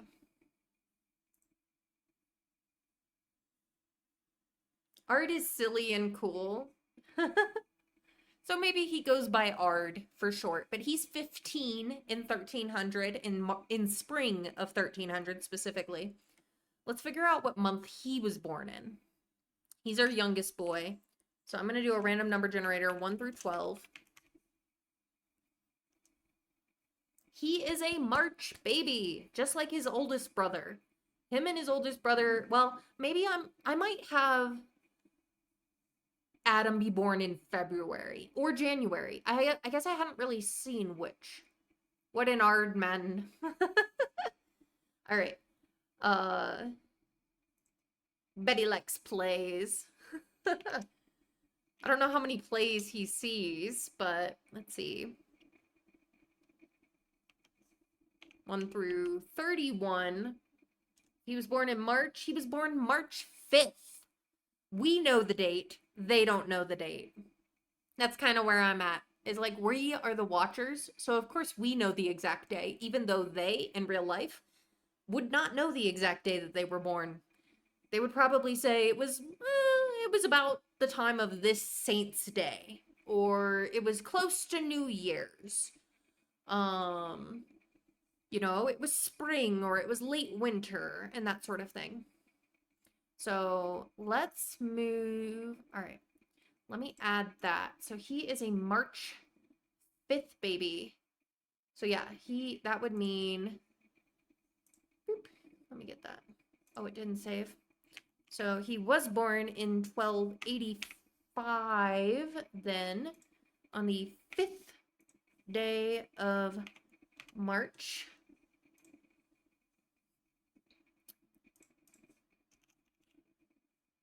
Also known as Ard. Would you save? Thank you. All right, let me take a new snip now that he's a teenager. Because he's a bit softer boy. He's a bit of a softer boy now. Gen 1. Rinbury. Everard.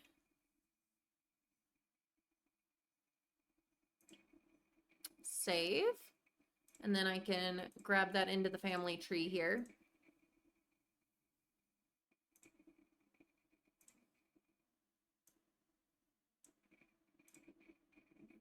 Soft boy with the hazily green eyes. All right. And that does save. Okay. And the middle brother, which we've decided is Hard Boy. Hard Boy is the middle son. He's 18. Around this time, yes. They were like, it was around this time, or they might remember what the weather was like at the time, especially if it was notable. Like, it was a stormy night when my son was born. Okay, all right. Let's see, random number generator. Let's figure out what month the middle son was born. Because that tells me when his birthdays are going to be. Because we've stretched out the timeline a bit. It's important for me to know when their birthdays are. 9. He is a September boy. And he was born, my fellow, maybe Virgo, maybe Libra. We'll see. 1 through 30. 11th of September. 11. 9. So that would mean that he was really, if he's 18 now, that means he's going on 19. Which means he would actually have been born in 1281.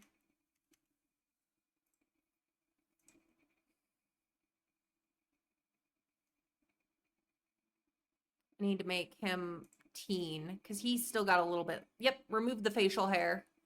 Now he doesn't look quite so hard boy. Not quite so hard boy. Get him a screenshotted here.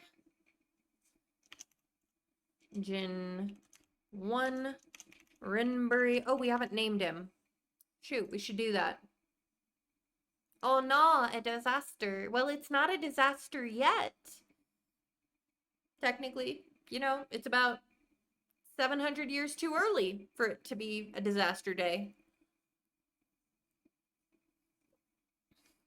All right, we need a name for our middle boy. So his older brother is Adam. His younger brother is Everard. We need something to kind of... We could name the middle one after his dad. His dad is Robert. So he could be in Robert II. Or we could give him like a Peter, John, Matthew, Luke. Let's see, what else? Richard. He kind of looks like a Richard, don't you think? I kind of think he looks like a Richard. Alfred? Maybe. What do y'all think? Alfred? Richard? Alfred's not a bad name. You were thinking Richard too? Richard works. Richard Rinbury, given the R's.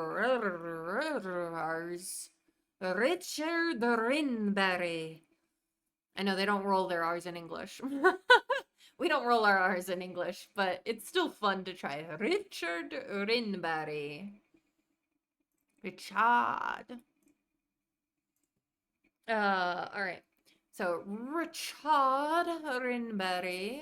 Make sure that he's on... Oh, I hadn't saved the one thing. Hold on. Alright. Rinbury Richard. Save. Get that into the family tree here. Oh, we haven't decided how old their mother was either yet. Let's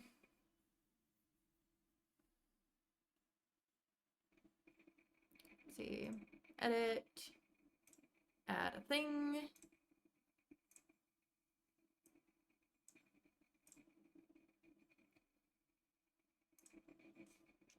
Richard Rinbury.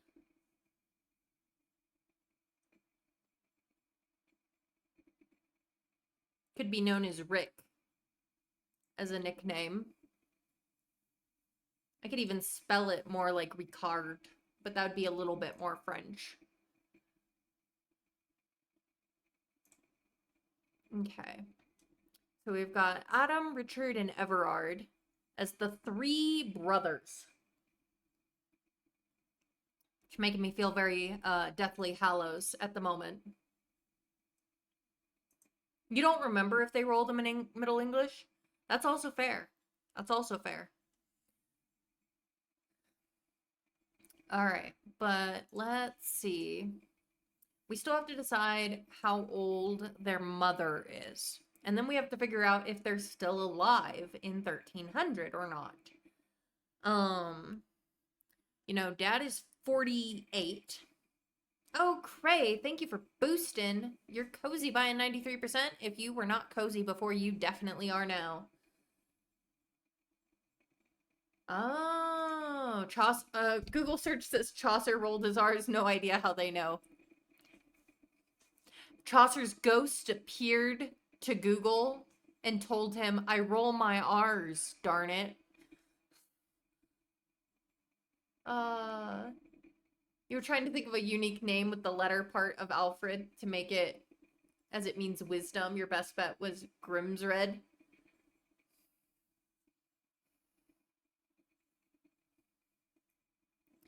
Alright. Let's see. We gotta figure out how old Matilda is. How old is Matilda? Her husband is 48. She's almost assuredly younger than him. How much younger can vary. Because actually, like, the common person, like, most normal people did not marry at, like, 14. Yes, it was legal to marry at, like, 14. But it was really only, like, the royalty who did that. But who names their child that? Also fair. Lynn, thanks for boosting your cozy by 87%. You're definitely getting those cozy vibes, and I love to see it. All right, so we got our main family here. Matilde, we know she's probably younger than her husband, most likely. And so probably wouldn't, I mean, if she was a second wife, she could be as much as 20, but considering her, she has a 20-year-old son, that means they've been married at least 20 years. So She's at least well, I should say she's at least probably 36 would be the minimum. Because more women would marry closer to like 16, 17, 18 than they would at like 14, 12. Not a lot. I I don't really want to put the minimum at 14 because it wasn't like that common. I suppose. 38 is, yeah, 38, like closer to like 36 to 38 being the minimum is actually more likely. Um, so yeah, let's, I'm gonna, yeah, like 42 is a good number. It is a good number. Do we want to just say that she's 42 in 1300? Do you guys like that number? Or you can make her 40 to avoid another death roll. Yeah. We could say she's 42. We could say she's 42. Yeah, like in her early 40s. So we'll say she's 42. Let's figure out what month she was born. She is a July baby. You don't know when Morbid counts adults. Morbid also had kind of a skewed, kind of bought into some of the stereotypes a little bit when it comes to like how young they were marrying. Because she was, I think, like, especially early on, she was like marrying them off at like you said, like 14, which unfortunately perpetuated a couple stereotypes. Your adults are 40. I mark adult as 30. I mark young adult as 20 to 30, personally, because that's what I consider like young adult. Um, oh, you made them each 20 years each. That's not bad. That's not bad. That's not a bad way to do it. Um, realistic, like, I'm not saying that's a bad way to do it. Um, I just don't see someone in their 30s being considered a young adult. You're old, so you consider 39-year-olds young. Fair, Higgledy. Fair. I'm in my 20s. Of course I'm not gonna consider, uh, you will. Just wait. Fair. Fair. So, all right. I just love hearing how everybody does it differently, you know? That's the beauty of like having a challenge created is that then everybody can like tweak it to fit the way that the way they want to tell the story. I think that's a beautiful, beautiful thing in the Sims community. Um, so, all right, but we'll say she's 42. We'll say she's 42. She was born in July, which means she's going on 43, which means that she was born in 57, 1257. 1257. And what day of July was she born? 1 through 31. 16th of July is Matilda's birthday. 16th of July is Matilda's birthday. Now we gotta figure out if they're still alive. Honestly, I think they probably are, being only about like 40. And they've lived during, honestly, that late 13th century was not a bad time. Like, not considering what's in comparison to what's coming. The late 13th century, like mid to late 13th century, not a bad time to grow up in comparison to what's coming to our three brothers in the next 10, 30, 50 years. You don't have a huge number dying at 20 and 30. That's also fair. I talked about it a little earlier, I think, before you came in. But, you know, the whole average, average age of people during this time being like 30 something is like so heavily skewed by child and infant mortality. You know, depending on the time period, you only had a 20 to 50% chance of surviving to become an adult. So I'm gonna whereas if you made it to like 20 and 30, odds were good you would live to 50 and 60. Um, like possibly 50, 60 years, if you made it that long. Um, which is why I'm actually adjusting my roll numbers to reflect that it was harder to survive as children than it was as adults. Um, yeah, no, I didn't believe her odds either. And so that's why I've kind of like redone it myself. Even with your generous odds changes, your average age is still in the teens. Yeah. Because child mortality is unfortunately extremely high during this time. Um, it is just a fact. The fact that this family has 3 sons, one of which who's an adult, 2 of which who are very close to becoming adults, 3 sons that have lived, is actually probably pretty spectacular. Um, so yeah, no, I think I still need to go back and finish rebalancing the numbers in my spreadsheet, but I am rebalancing the numbers. Yeah, yeah. Very like and you've had some people make it to late 70s, but there are just so many infinite deaths. Yes. That is the sad part. Is we're going to have a lot of babies die in this challenge, unfortunately. Um but yeah, so we've got our family, we've got our different see. I think they're probably still alive, honestly. I really do think that Mathilde and Hob are probably still alive. Do we want to do like a nat 20 roll to see? And if they get a nat 1, they're dead? Because that's kind of the odds at that point when they're already in their 40s and they haven't really been experiencing famine. Like they were born and raised in a time where agriculture was doing pretty good in England. You told yourself if you were wrong, you would dial it back, but if anything, your averages are still low. Yeah.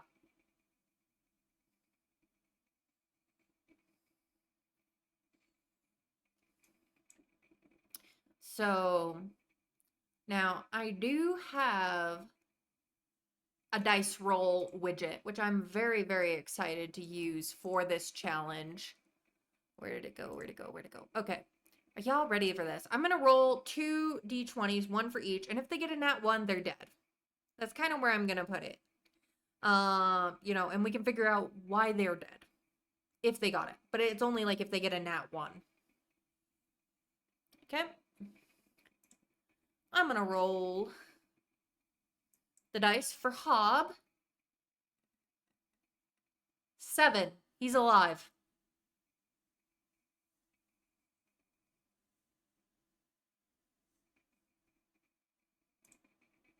Let's try another one. For Mathilde, 14. She's definitely alive.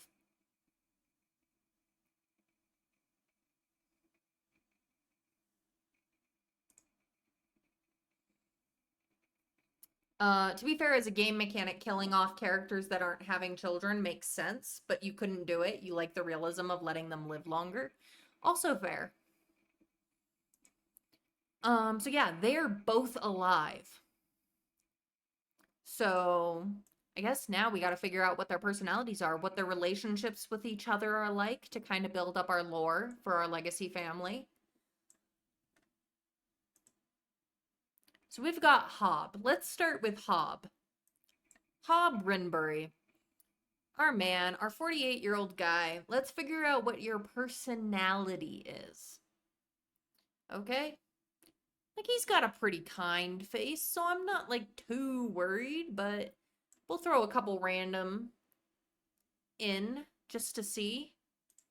What do we get? Evil outgoing Green Fiend. Green Fiend is a little too modern.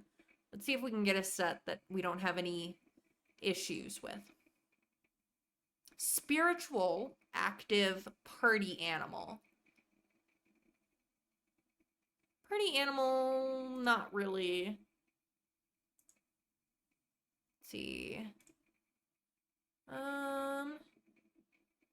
Art lover, bro. Bro's a little too modern. Charming, jealous, book lover. Bookworm wouldn't make sense because he's illiterate. Tinker wouldn't make sense. Stoic, vegetarian, can't be a vegetarian in 1300. You're not a monarch. I might need to just choose some.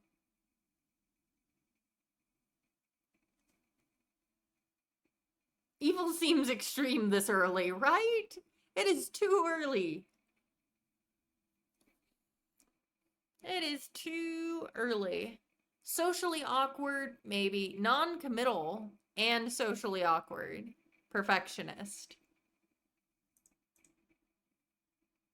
Intellectual, brave, generous. I like the idea of brave and generous, but let's replace intellectual. Like, he's kind of brave, he's a generous man.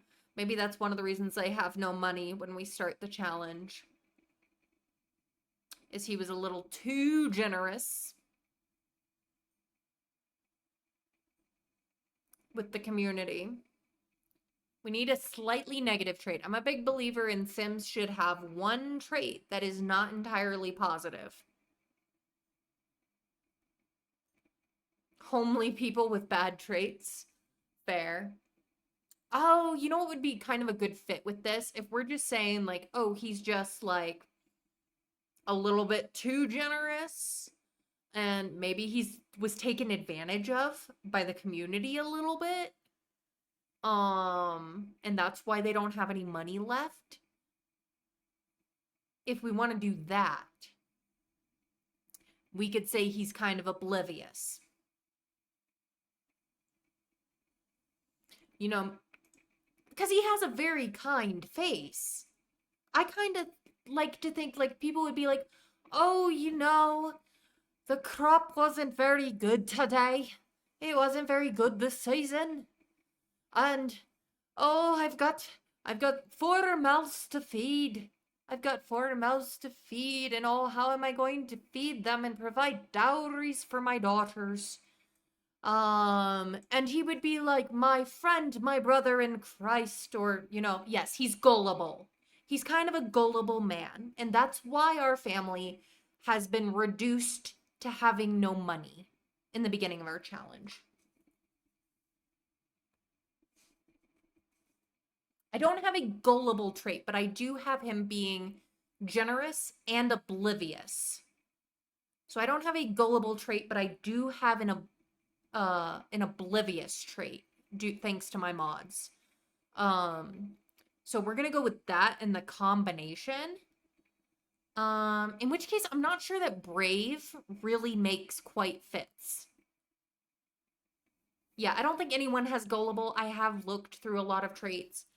But in which case, I'm not sure brave quite fits. Like, it might. Like, he's just one of these very strong moral compass type people. But I'm not sure that brave is really the one that fits anymore. You know, maybe, let's see. Oblivious, brave. I do like that they're already in different categories. I could just say he's a farmer. He loves to grow food, fish by the water, and take care of animals. I kind of like that. Like, instead of brave, let's have him just have the farmer trait. Oh, perfect. Higglety, same brain. We've been on the same wavelength all night, and I'm here for it.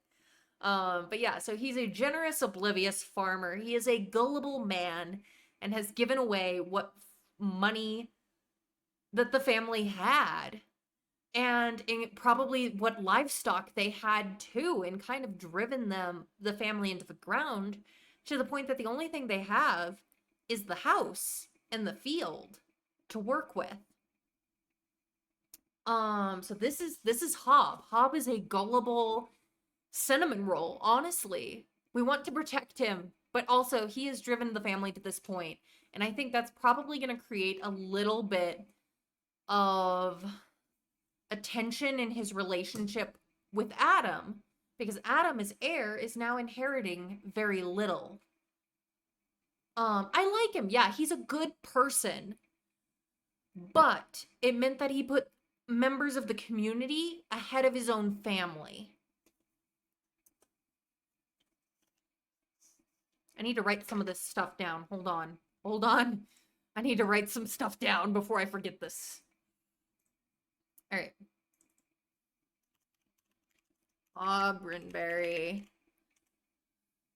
is a gullible man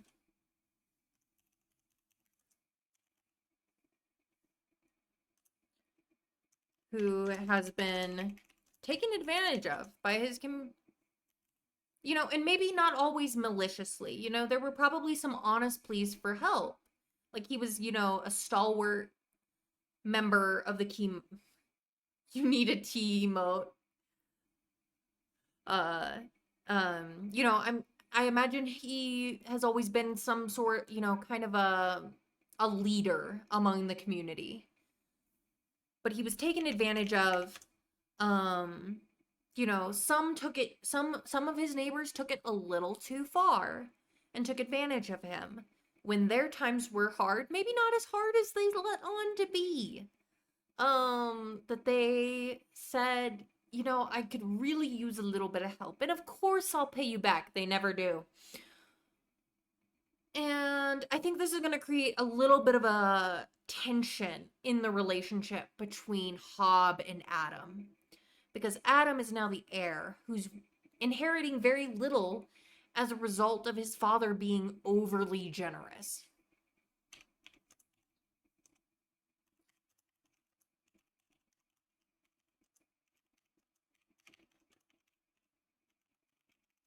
Took advantage of his innocent generosity. Innocent and abundant generosity. I'm going to write the first bit of the prologue either tonight or tomorrow morning to stick in the Discord too.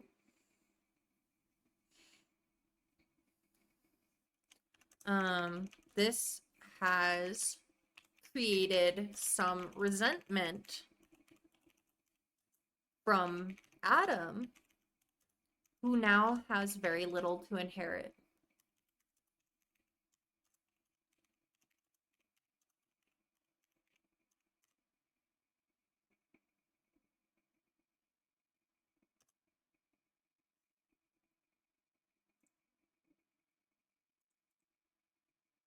And, maybe that made Adam have to grow up a little bit more to try and maybe even like hide some stuff from his dad so that his dad couldn't just give it away, so that they could make it through the last couple years as things got less and less of what they had to give. Now, I don't think that makes Adam materialistic, but it does mean that he's probably gotten a little bit cynical. I'm just gonna give like a farming sort of aspiration. Let's see. To Mr. Hob here.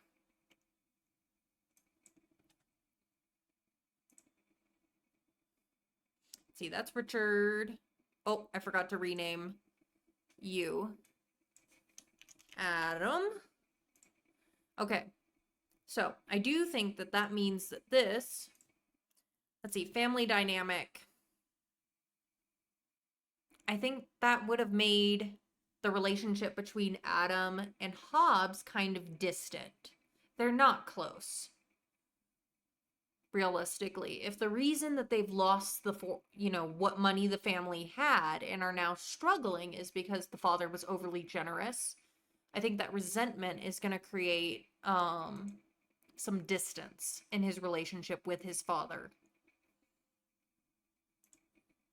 Now, his mother.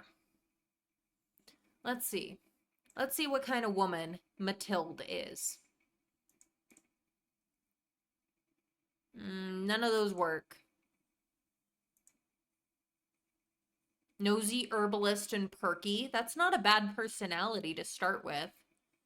The nosy comes with an animation that kind of includes, like, binoculars, though. So I don't know about that one, but I don't know about the nosy. We might choose a different negative trait than nosy. I don't mind her being a perky kind of herbalist. But maybe instead of nosy, let's see.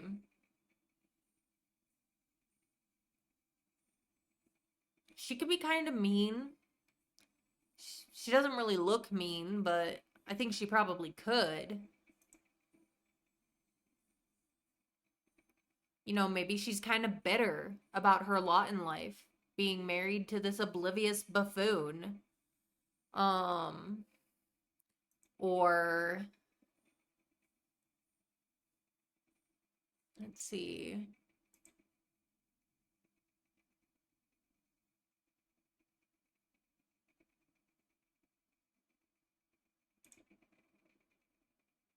By the same token, I could make her angry, you know, kind of hot-tempered. Or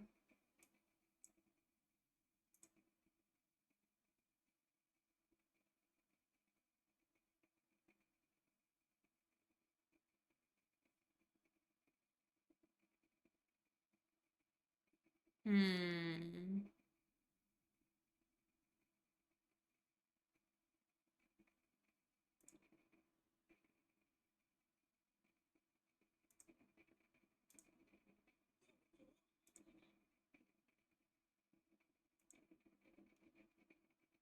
You were thinking something social but that isn't negative. Um, Perky could be viewed as slightly negative, technically. Because it's like these Sims are always so happy. Maybe a little too much. It's her emotional trait. Her lifestyle trait is an herbalist, which I think is not a bad one to have if you're married to a farmer. Loner doesn't really go with perky. She's married to a man who has willingly given the money and resources they have away. I wish there was like a bitter trait, but bitter doesn't really fit perky. But maybe perky, it doesn't really fit her at all. I don't know that perky really fits her unless she's all on board with the generosity. You wish Nosy didn't have binoculars, right? I need like a historically appropriate nosy trait. One that's more like gossip. Let's see. Yeah, maybe perky doesn't really fit her. It's her situation. Squeamish wouldn't really make sense for the time period. You couldn't really afford to be squeamish.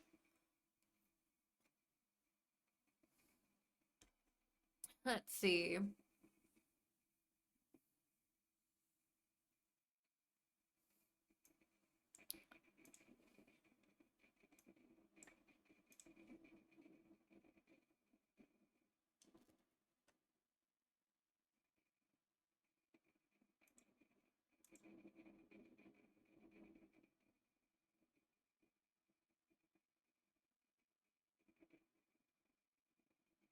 She might be down with his generosity, maybe. Maybe she's equally part of the problem. Maybe they enabled each other. Maybe she's spiritual? Ooh, that would make sense. Like if she's viewing it from that kind of light.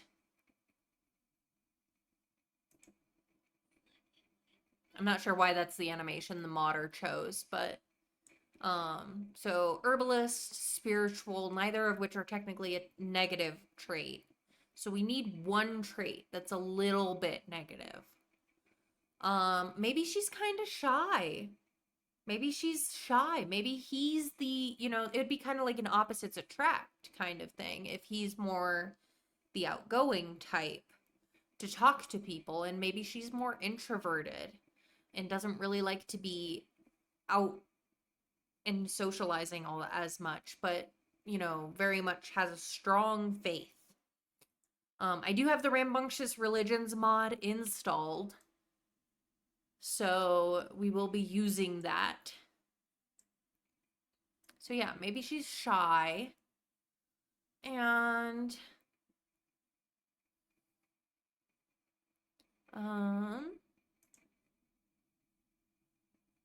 I don't know, maybe she's just like big happy family aspiration, just to put something there. Social shy works, or diffident, socially awkward.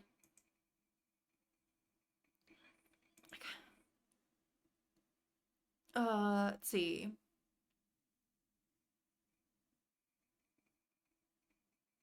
And their generosity made them pillars of the community, but at their own expense. Um,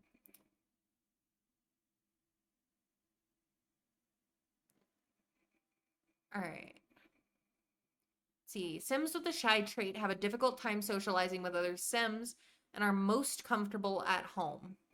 Socially awkward, these Sims tend to struggle in social situations and build charisma more slowly, gain powerful moodlets and sentiments when they're able to overcome their awkwardness and accompanying nervousness to form close friendships. I think we'll go with the socially awkward because it goes a little more in depth. All right. So would that make him feel kind of distant to his mother too? I mean, if they were both part of the problem.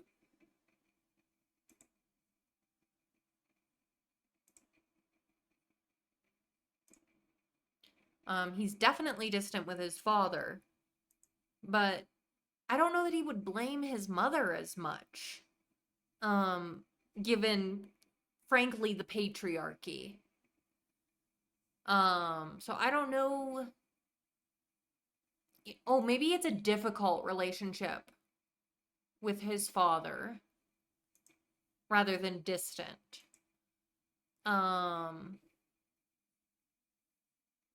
a boy loves his mother. Yeah, I'm thinking, even though she was also part of the problem, I'm thinking he's more of a mama's boy.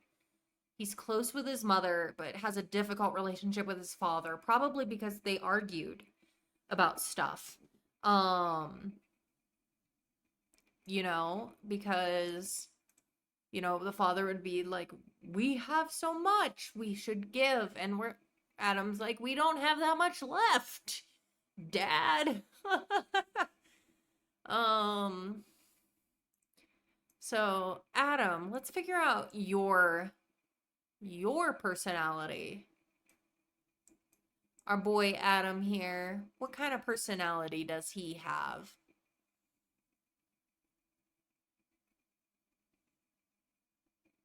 I feel like he's probably going to be more of a, we can't use ambitious because he's not actually going into like a career. But I feel like he's probably fairly confident. I don't know. He gives me confident boy vibes. You know what I mean? He feels like a kind of man who knows who he is, even though he's only 20.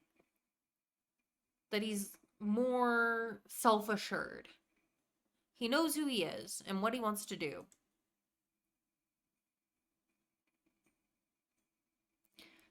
Even if that means, telling people no. You've got to have the confidence to say, no, I cannot give you my chicken.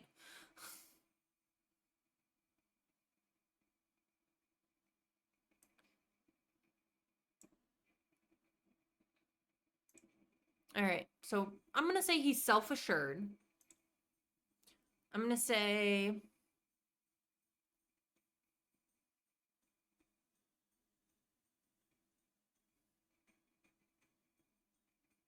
I think he likes being outdoors. I think he likes being, maybe not the farm trait. Well, maybe he is. Maybe he loves this land. He doesn't want to see it go to other people and stuff. So that gives him something similar to his father. Um, and then let's see, what was his mother's traits? This is something I like to do, is like, if possible, if it fits, if it makes sense, to give kind of a pull some personality from both parents and a little bit that they have themselves. Um, I don't think he's oblivious though. I don't think he's an oblivious boy. Our Adam. I don't think our Adam is an oblivious kind of guy. I don't think he's lazy. But I don't think he's that generous either. I think he very much believes his family has done their part. I don't think he's self-absorbed. I don't really think he's socially awkward because he's self-assured, so that wouldn't fit. Let's see. Klepto, he doesn't really look like a klepto. Um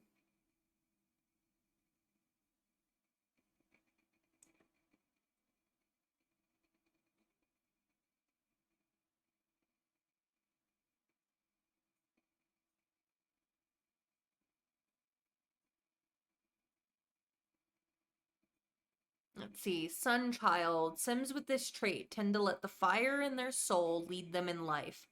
They are stubborn and rebellious by nature and come alive during the day. Sunchild Sims relish being outside in the warmth of the sun and dancing by the fire, which feeds their passion of life. I really like that. And it does say they're rebellious and stubborn, so that does give kind of a not entirely positive trait. Um, for him. And I feel like it fits the lore that he's kind of stubborn, a little bit rebellious, um, loves being out in the sun during the day, definitely fits. Um, let's see.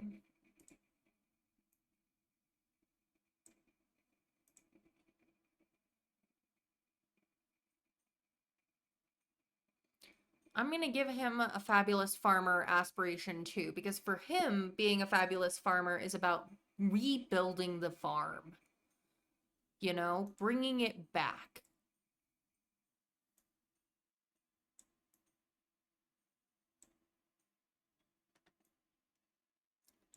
To what it was when he was young, when he was first a little boy and he tottered in the fields and such. So, our boy Adam, he's a self assured sunchild farmer. Um, let's go then to Richard. What is Richard? What is Richard? Is let's see.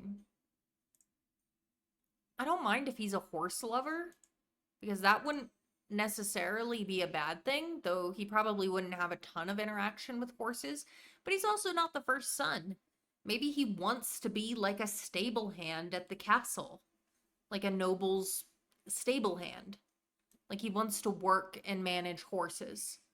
Um, he's not a first child. He has familiarity with animals. Maybe they even had a horse or two when the farm was at its best.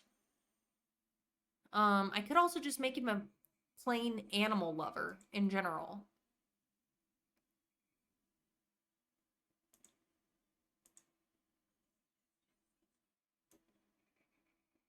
Which is kind of a cute trait for such a serious looking boy.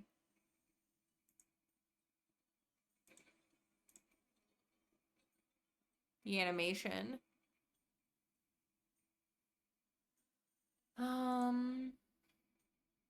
He is a very serious looking boy. Do we think he's more the like stoic brother? The quieter one. Maybe he's a little socially awkward like their mom. That he has a little bit of a harder time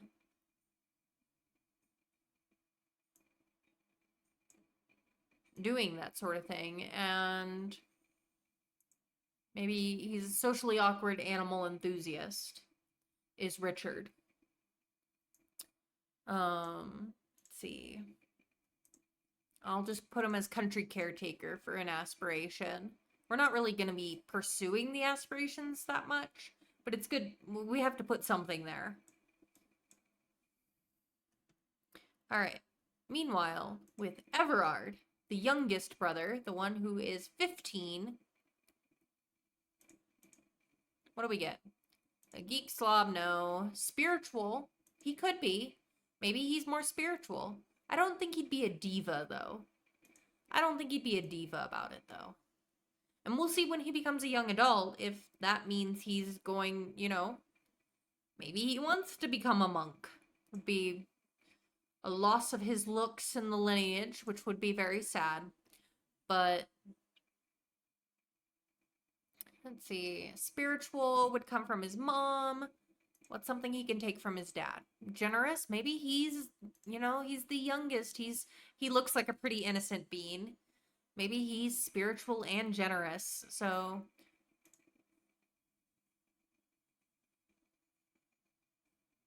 yeah, the generous trait even says they can be a little too brazen with their donations at times too.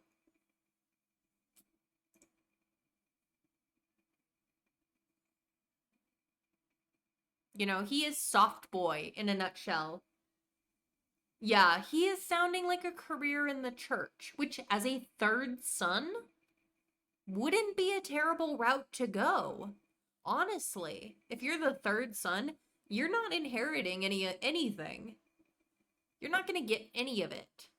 Maybe you could marry someone, a daughter who doesn't have any brothers. Maybe. But more likely you're going to have to go into some sort of trade or career. Maybe he's going to go into the church. We did build a monastery for a reason. Yeah, which is not to say he won't get someone pregnant. Those scandals did and do happen. There could be a little side branch somewhere. We'll see. But traits wise, I mean, his mom was spiritual, his dad is generous. Like I said, I like to take make similar or same traits from each parent, and then one trait that's their own. For kids, because I feel like that makes sense. Because as people, we take some stuff from each of our parents, but we also become our own person. So it's balance. We get a little bit of things that we learn from our own experiences and things that we take from our parents, from the way they raised us, for the interests that they cultivated in us, for the circumstances that we grew up in. So Everard Rinberry is a spiritual, generous boy. He is soft boy in a nutshell. I don't really have like a maybe we'll give him a popularity one where he just wants to be a friend of the world. If he's going to be such a soft boy, why not? Why not make him the most social brother? Which makes sense. Youngest children tend, not always, but are usually the most social. The most outgoing. So I think Everard is our spiritual, generous boy. 15 years old right now, maybe going into a career in the church. Could have some sort of love affair before that happens. We will see. People could enter the church later in life, too.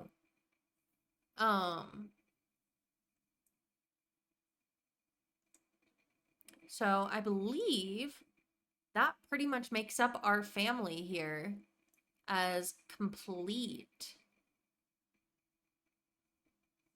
I do kind of want to make more Sims. Do we want to make, like, family from the mother's side? Not that they would marry. No, we should probably just make some more, like, households. We need more households in our game. But I do believe that does it for our Ultimate Decades Legacy family.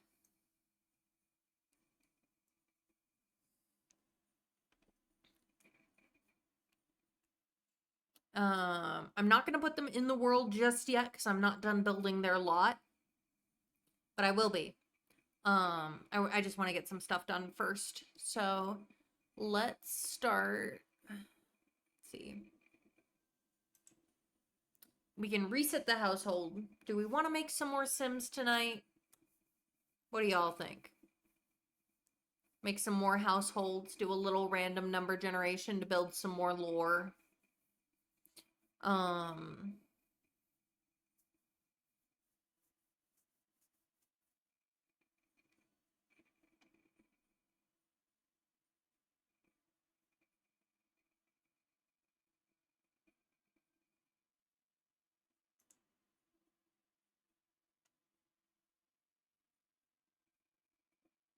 How long will I be up?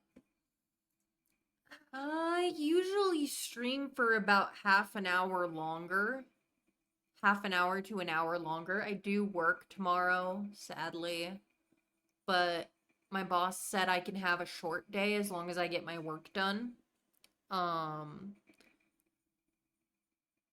Sleepy Lurk. I have not quite made that command yet, but thank you so much for the slurk. Cray, I hope you sleep well and have a wonderful night. Yeah, I usually stream 30 minutes to an hour longer. To get to like a 3-hour mark. My average stream is about 3 hours long. So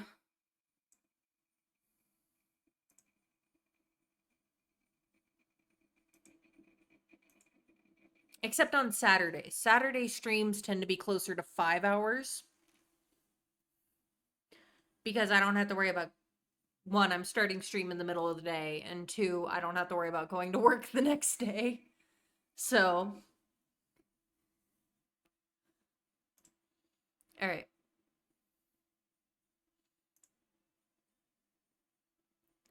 Let's see. Let's think about making some more Sims. You'd enjoy watching another family? Maybe a single? I don't know how many, like, people were actually, like, a single household, though. If we work fast, I think we could do a whole family. A whole nother family to make. Obviously, I was thinking much more deeply about the Ultimate Legacy family than I was about a lot of the NPC families that we've been making. So, how about this? Let's try and make a household. Let's try and make a household. We'll figure out where they fit in our world, in our builds. Well, I'll figure that out on, between Thursday and Friday when I'm doing final checks and preps and stuff for our challenge to begin on Saturday. So let's try and do another household. Let's see. Is our first sim, I like to use random number generator for this sort of thing to start us out. It helps me because I tend to take too long to make decisions on my own otherwise. So let's try and say, like, is our first sim a male or a female? So 1 for guy, 2 for girl. Flip of a coin. It is a girl. Our first sim is a woman. Okay. I would assume she's an adult woman. How old is this woman? Let's say between the age of 18 and 50.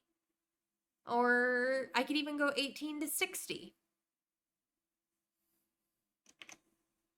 How old is she?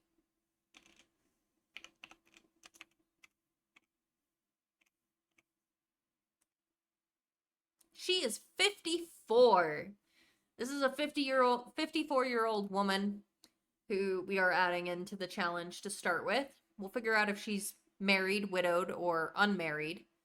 Which if she's unmarried, she might be a nun.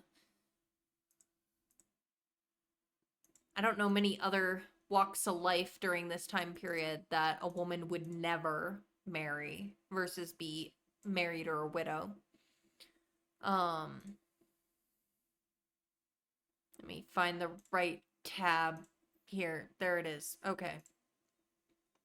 She is 54 years old. Come on. Let me get down. I need to get some more canned air. My mouse keeps sticking a little bit. She is 54. One of the oldest NPCs we've made to date. A fair number never married because they had no dowry. Oh, that's a good point. That's a good point. But wouldn't some families, like if it was between farming families, wouldn't they give something like more like maybe some livestock as the dowry rather than an actual like cash dowry? They became spinsters or laundresses. Yeah, if they could. Also fair. Okay. Okay. All right. She's 54 years old. She's 54 years old. Or land if she was the heir. Good point. All right. She's a 54-year-old woman.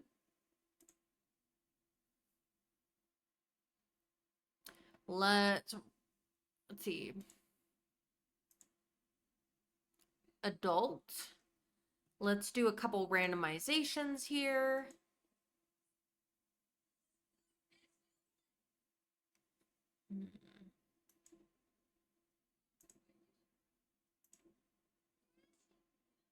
I didn't mind the red hair. It will be more interesting if she is married. That's true. Married or widowed. Also an option. Let's get...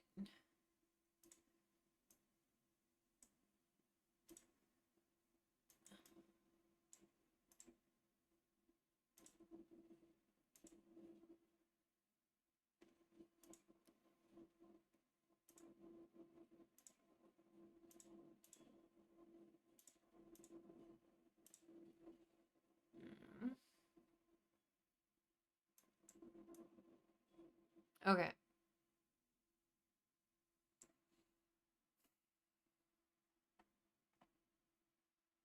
We've already built lore for one kind of nearly Black Widow. Well, I guess we need to figure out if she's married. I mean, would an unmarried old woman wear a hair covering? Because, like, my research was kind of saying if they're not married, they're not wearing it. But was that only with the young women, or was that any woman who was unmarried?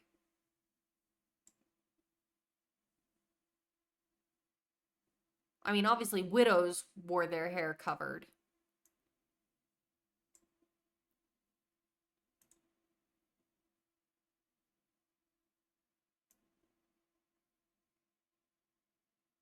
You could cover your head if you were respectable. I mean, young unmarried women didn't. I mean, you can even see that in paintings and stuff. Young unmarried women didn't cover their hair. It was a way of like showing that they were available. Yeah. Okay, cool. Same page. Same page. All right. So we've got this lady. This lady right here. I guess I should figure I guess we should figure out what class she is. Is she a noble?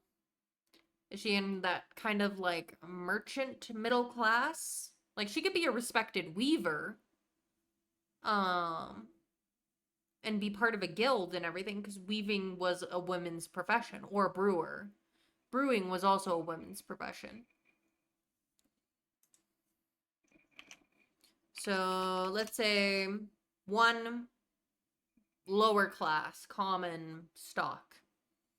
Two, kind of that middle merchant artisan level. And three, nobility.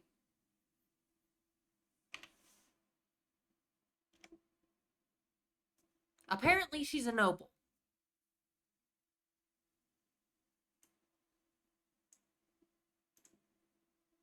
She is a noble woman. And honestly, if we keep her with red hair, she's gonna look like our other noble woman. So I kind of want to give her a different hair color. Maybe brown. Brown hair, brown eyes. I feel like that looks good on her. No, I've got like one Duke right now and one somewhat scandalous noble household that has like three toddlers and a baby on the way at the moment. So I don't have a ton of, and those ones are fairly young. So, all right, nobility. That means we can give her a prettier dress. Next question is if she's married. Married or widowed? Because if she's nobility, she would have married. Because she would have had a dowry. So is she married or widowed? I guess technically she could be unmarried and have entered a convent. That's like a noble has entered a convent, but that was rarer. Um, unless the circumstances were dire.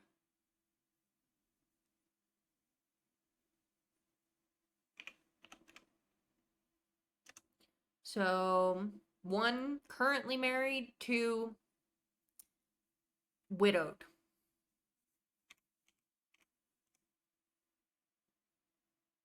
One. Okay. So, she is currently married. He is alive. Her husband is alive. Oh, that's a really pretty dress on her. I don't know that it's quite the right time period, though. That looks like a little bit more 15th century. Hold on, let me find a nice balance here.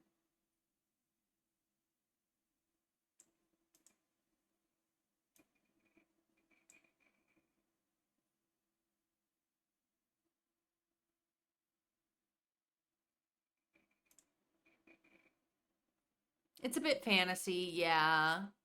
Unfortunately, a lot of the medieval Sims creative content is more fantasy oriented than it is actually historical accuracy. It's like the amount of times I've searched and wanted just like a genuine curdle and searched high and low for it and struggled.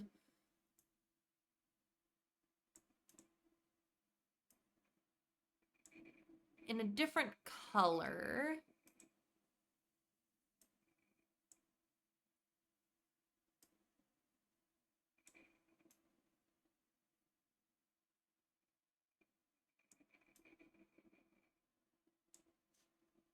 Either fantasy or too late, yeah. Going more into the Renaissance sort of era.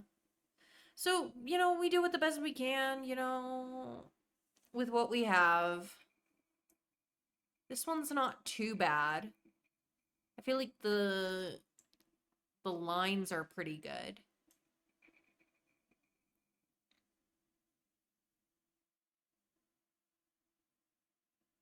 Like it still lends a little bit on the fantasy side, but it's not as bad as some of the others. Not that any of them are like bad, just bad for the current time period.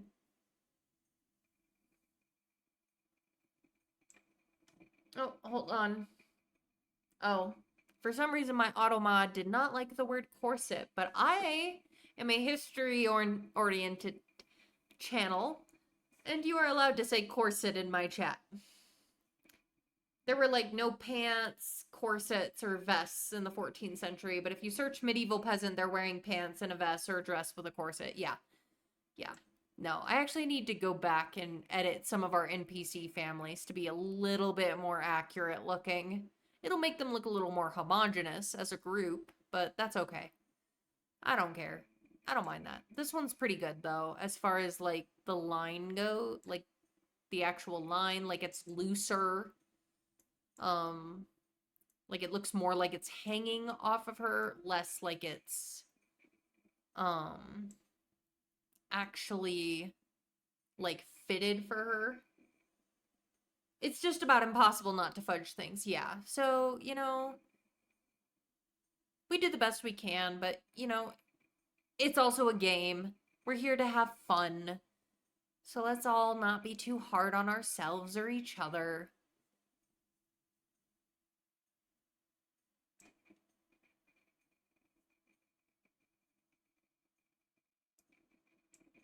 Let's see, there's that one. These. Megalodon, thank you so much for collecting your daily blanket. How are you, love? If you prefer to lurk, that's also fine.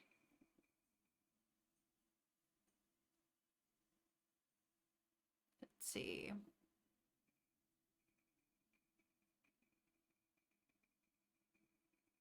I think I'm going to go with this dress because it is very nice. It's probably a little much for every day. Ellie, thank you so much for redeeming Hydrate. If y'all are watching with me, please take a drink of something not caffeinated. White sleeves would probably be tight, that's true. Loose sleeves came, like the bell sleeve type of thing came a bit later. You wish you could make CC? So do I. But I also don't have time to make CC.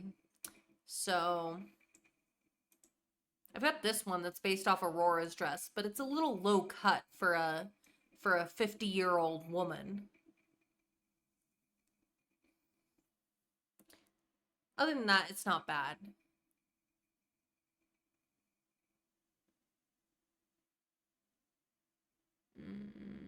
Trying to see what else I have as options. Definitely not that one. No, because the corset thing was not a thing yet. Neither was the fitted waist.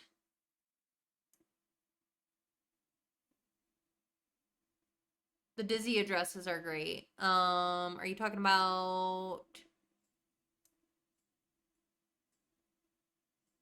Which ones are those? Oh, these ones. Yeah, the wedding dresses. They're a very good custom content creator. But also these ones, yeah, they're really good, but the fabrics don't seem high-end enough. Maybe I'm maybe I'm not thinking about things right. Maybe if I do a rich color, then it's enough. The sideless surcoats, yeah. The cut is exactly right. That is true. That is true. It is true curdle cut. It's the best we've got, really, for 1300. It would be a nicer fabric, though, yeah. I need Disia to make more of these, but for like nobles. Like I need one like this that's in something that doesn't look like it's made out of like wool. Like I need it made out of like silk. Like the best I could do is like throw her in like a really rich dyed one. Thanks for the lurk, Kai. Like I could throw her into one that's like a deep dark dye, but that's about as good as I could get.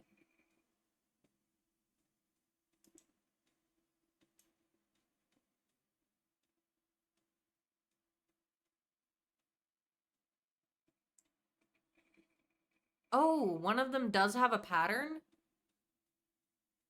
Where? I'm looking. Now I'm looking. I feel like it's a scavenger hunt. Where's the one with a pattern? Is it not? It might not be in these swatches, though. It's not a bad color. The berry. Obviously purple reserved for royalty.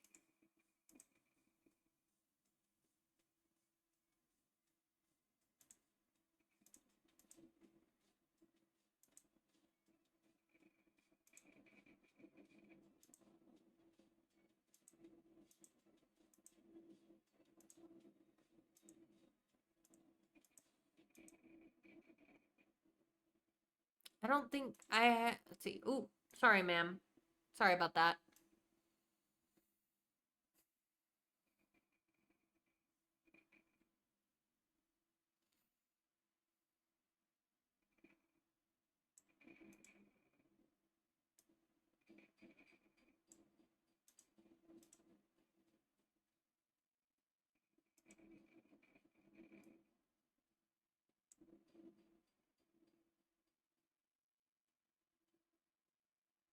only Tyrian purple used for royalty.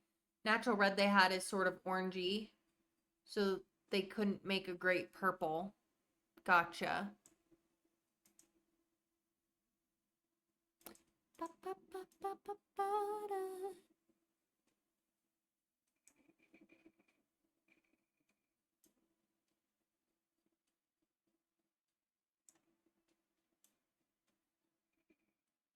I feel like this berry color isn't bad, but it just doesn't look like a noble. If she's gonna be a noble, it doesn't. At best, this feels like it puts her in the middle class, not nobility. Is the problem? You're right that the cut is perfect. I just need Dissia to make like a noble's version of it. Yeah. All shades of red, brown, and peach and orange. Mix it with woad and it's muddy. Yep.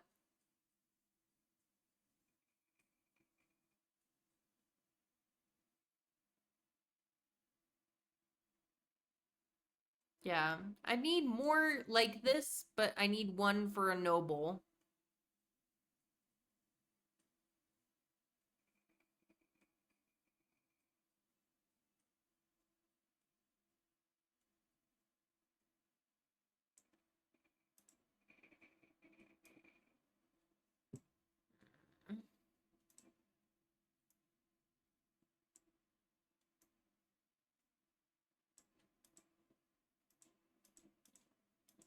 That's much too rough spun.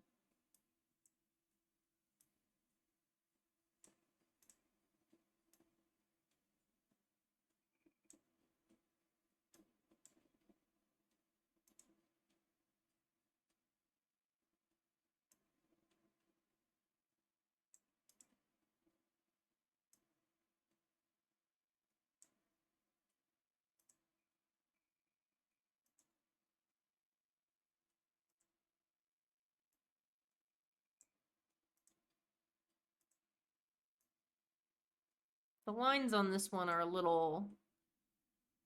You've never seen that one? I would have to double check where I got that one from. Let's see.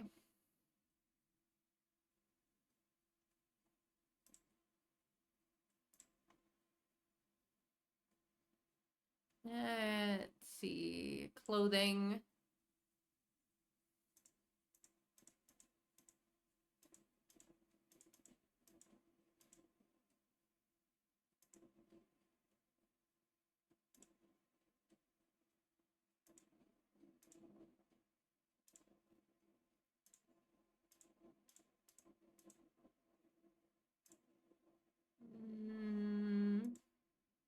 Trying to remember who made this one. It's the base color, that goldish. I feel like I'm getting close.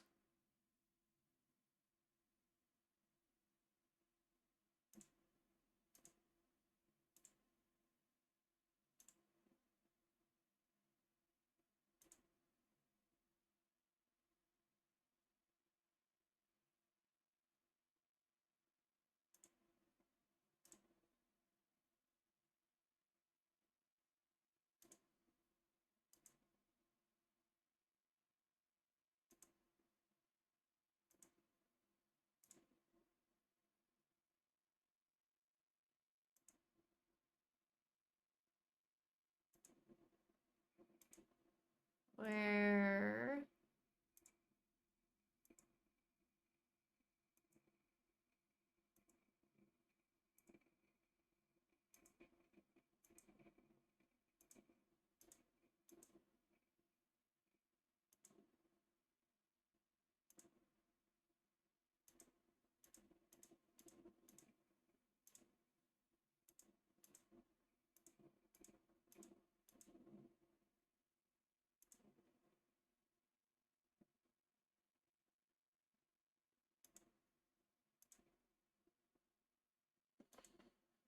Oh, geez, where is it? Ah, there it is. Okay, Wazowski made it. Wazowski, like from Monster Inc. Oh, the pink Satterley one. Well, Satterley, yeah. Uh, yeah, Wazowski made this one. If Sorry, I misinterpreted which one you were asking for. But Satterley is the name of the CC creator who made this one. So Wazowski for this, Satterley for this.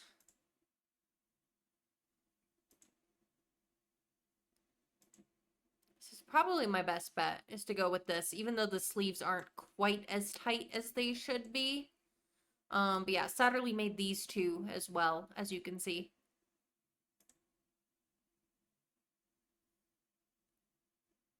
You like the cut? Yeah, no, I like the cut too. No patterns, just solids.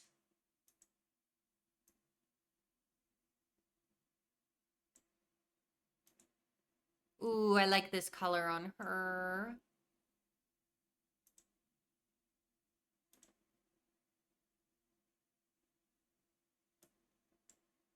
That's a very good color on her. I've got some belts too that we can use. We can give her like a little ring. A little button front ones are identical to 14th century dresses that you own. Yeah. I just don't like the way they rumple. They're not very attractive.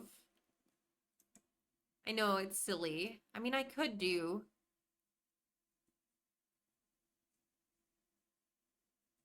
Granted, she's coming from the closer to the 13th. Thanks for the lurk, Meg. Yeah, they make you look dumpy. Yeah, a little bit.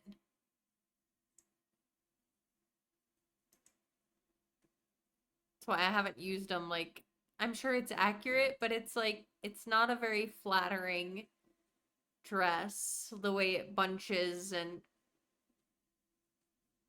crinkles. And there's no, like, there's not really many swatches between them either.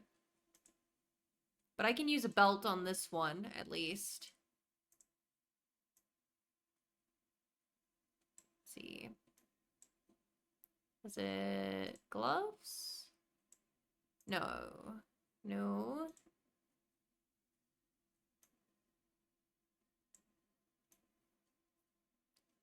They look just like that, though. I know they do. But they're not very pretty. I want the pretty. Here we go. Here we go. Fancy belts. We can give our noble a nice belt to help, like, liven up the dress a bit.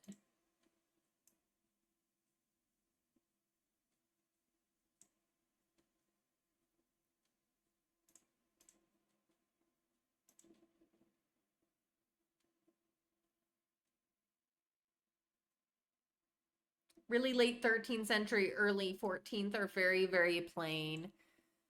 Yeah, we could go more settle belt.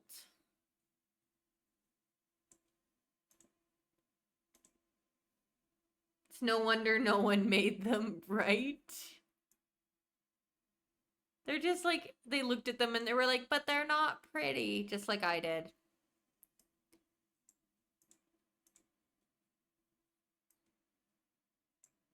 Let's see.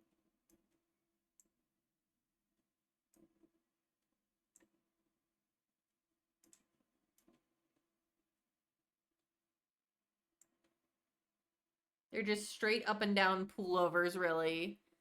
Yeah. Oh, I know.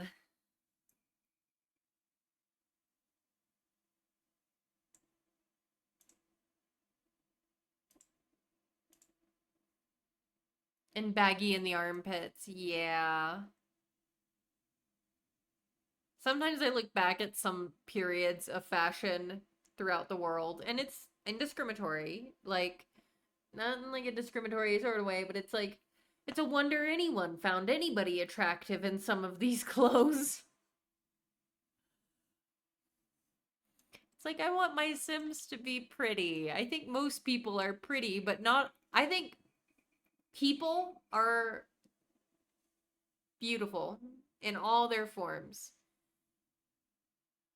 I do not think all clothes are beautiful in all their forms. Yeah. 13th century is really like a lot of bags. Yeah. But it's like, as much as I know that these would be like accurate, they're ugly. I don't want to use them.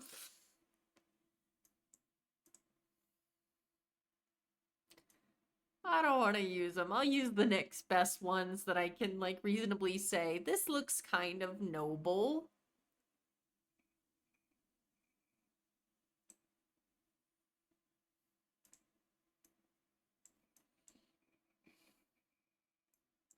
All right, this is her. We got to make her husband still. We also got to pick a last name for her. If you've got a suggestion, Higglety, that you'd like to name one. We know she has a living husband who's definitely older than her. So she's what, 50, 54, 52? What did I say? 54. She's 54. She's 54. Her husband is probably, let's say, De Warren. Okay, we can do that.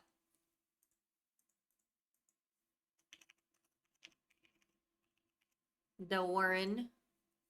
The De Warren house. The house of De Warren. Well, I should say not of De Warren because de means of. So, House De Warren. You have a list of 800 surnames? I don't have that big of a list. I have a list, but it's not that long. I think mine is like 4 dozen long ish. I'd have to check. But it's not 800. You've been copying them as you do your research. Nice. All right. The De Warrens, Mr. Lord De Warren, I should say. Lord De Warren is between the age of, we'll say, 55 to 70. He's alive, but how elderly is he? He's 62. That would put him in what I consider an elder category. Now let's get a couple randomizations here.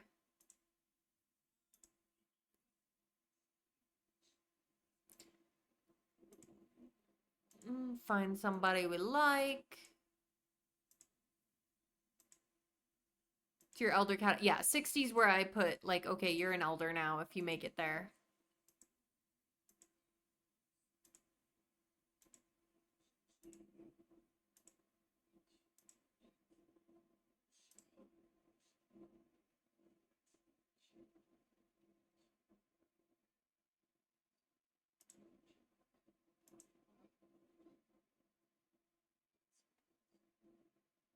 That's not bad.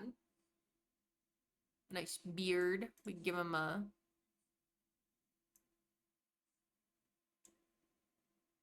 He's kind of sickly pale, though. I mean, and I say that as someone who probably would be considered to have, like, a fairly similar... that's why. Okay, I'm gonna change up his skin tone just a bit to look a little less gray.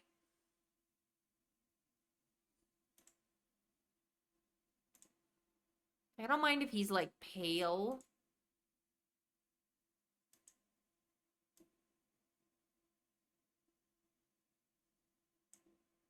Let's do more like that.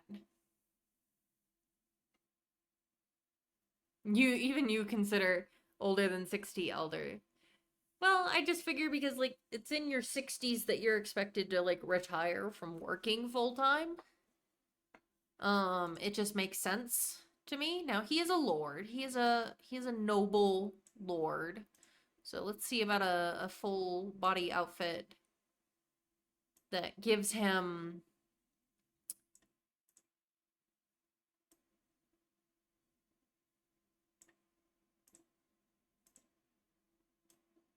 that definitely looks more Tudor.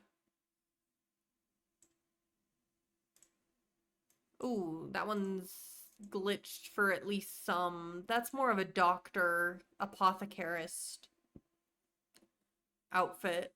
Um,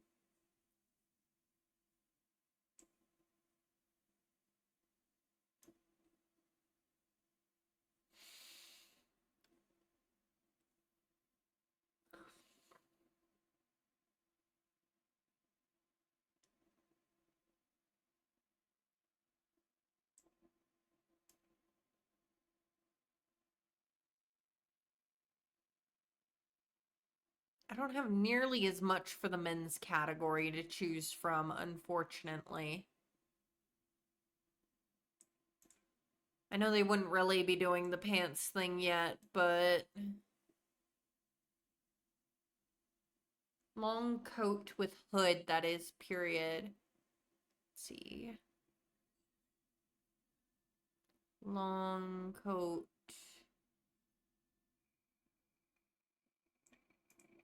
You mean this one? I mean, this makes him look more like a monk than a noble. One of Sim verses. Okay. Like this, maybe? One of these?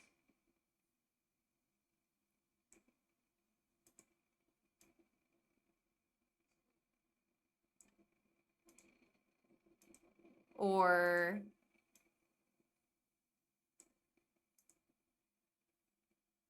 Well, that works. Okay. There's also... That looks more fantasy. This got, like, tattered edges, so... You were thinking second from the top.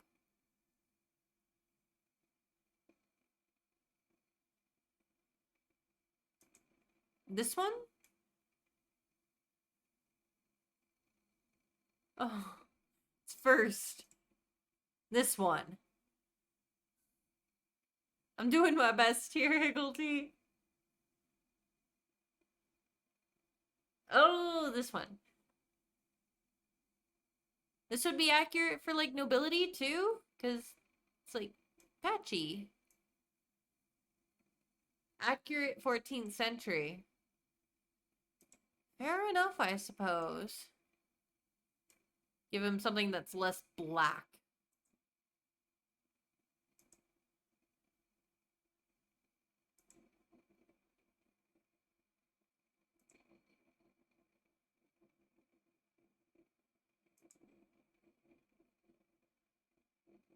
The ones at the bottom aren't torn.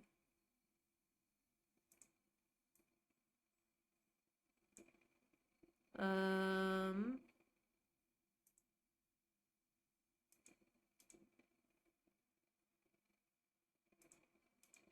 They're all torn. Maybe you lied. Fair.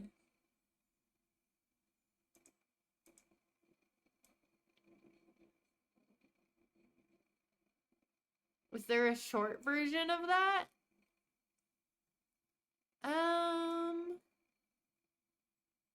see. I've got like this for a short kinda ish version.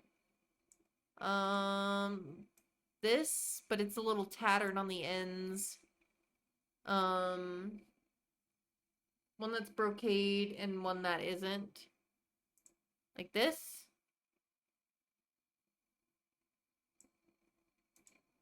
In like, say, like this.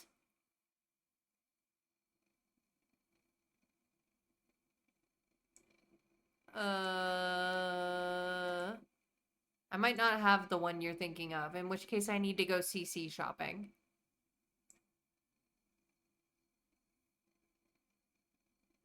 It's more 15th, fair enough. Good to know. So hard not to smudge things.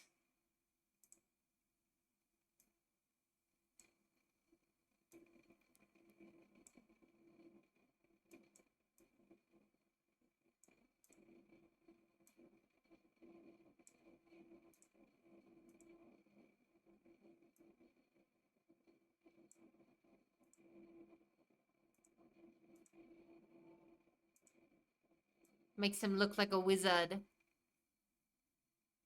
You're gonna stop helping. You're fine, Higgledy. I really do appreciate the help. Because it is very hard to like differentiate like where 13th century ends and becomes 14th century, and when those 14th century things happen. The people who wore things at the beginning of the 14th century is not the same what they were wearing at the end of the 14th century, and then you have the 15th century moving in, and sometimes people like to add like 16th century elements into those designs. And yeah, most of the custom content unfortunately is not really accurate to any one time period. Most people put their nobles in later period clothing, which is fair.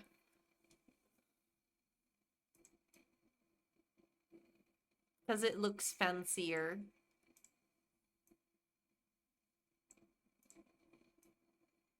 Uh,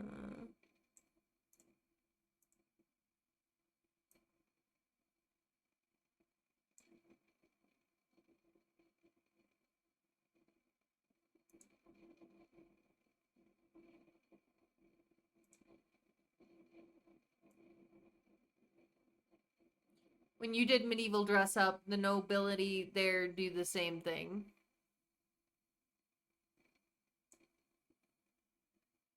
Also fair.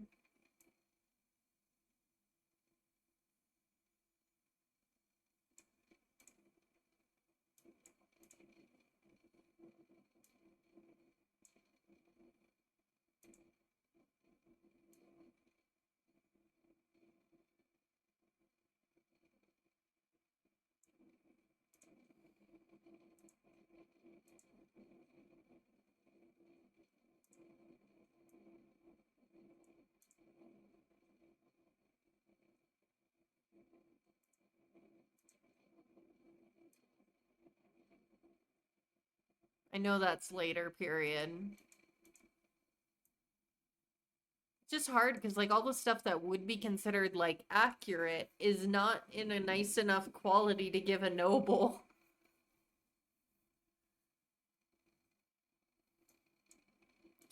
Except maybe these, which are not quite right, but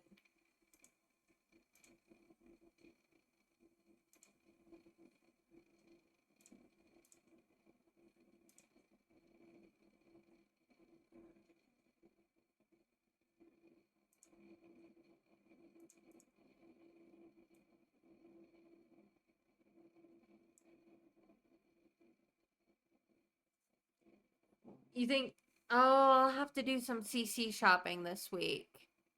Um, it just came out. Ooh, I will look into that. I will definitely look into that.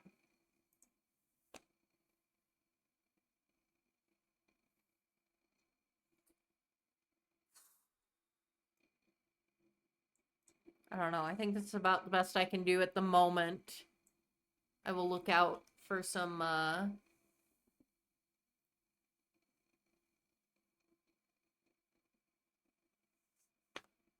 new stuff. All right. Give me a male name for Lord de Warren, if you would, Higglety.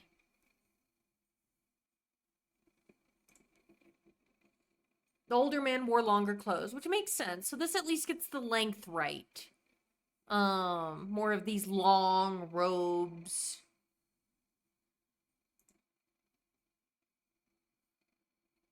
We get, I think I need to change his hair a little bit. Make it a little, also the facial hair. I feel like the facial hair should be slightly shorter and like the upper hair. Yes. A bit longer.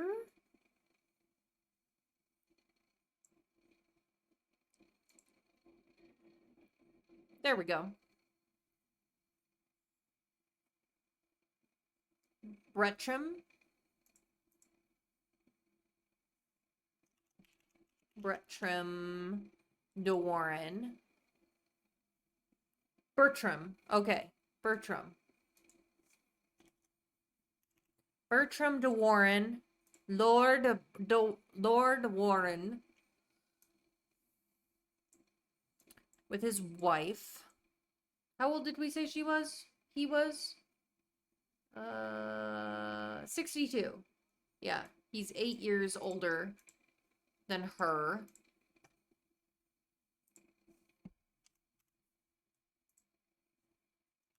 Bertram de Warren.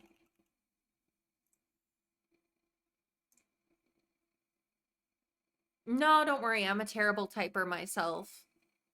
I have the easy job. I just get to speak it. You can't misspell speaking unless you, well, stutter. I do that too sometimes. So he could have adult children. He could. He could have adult children. I'm gonna ignore that. I'm gonna copy all the stuff over. Boop. Let's give him some shoes real quick. Do you want to give a name for the wife as well? Lady de Warren? Oh my gosh, Pacific Creative, thank you so much for the raid. Welcome in, raiders. Hi. Thank you so much for being here. Y'all, if you're not following Pacific Creative, she's a wonderful being, a beautiful member of the Sims community. You should absolutely drop her a follow. Let me say hi. Arudia, thank you so much for coming in on the raid. Pacific, thank you so much. Captain Amelia, it's good to see you all. Welcome in, raiders. Thanks for being here. I'm Ren, my pronouns are she, her, and I'm a Sims 4 and variety streamer. My focus is on historical games. Azzy, Tom, welcome in as well. Thank you for joining the raid. Lynn, thank you for joining the raid as well. But Pacific, if you would like to tell me all about what you were doing in The Sims today, I would love to hear it. If you need to raid and run, you or any of your community needs to raid and run, please feel free to do so. Absolutely take care of yourselves first and foremost, but welcome in. If you'd like to stick around, we are working on making a medieval noble family for our Ultimate Decades Challenge, which we are starting on Saturday. So that's what we're doing here. Mods made puzzle pieces for a shell, so you put them together for a challenge and worked on it. That's cool. But yeah, so that's what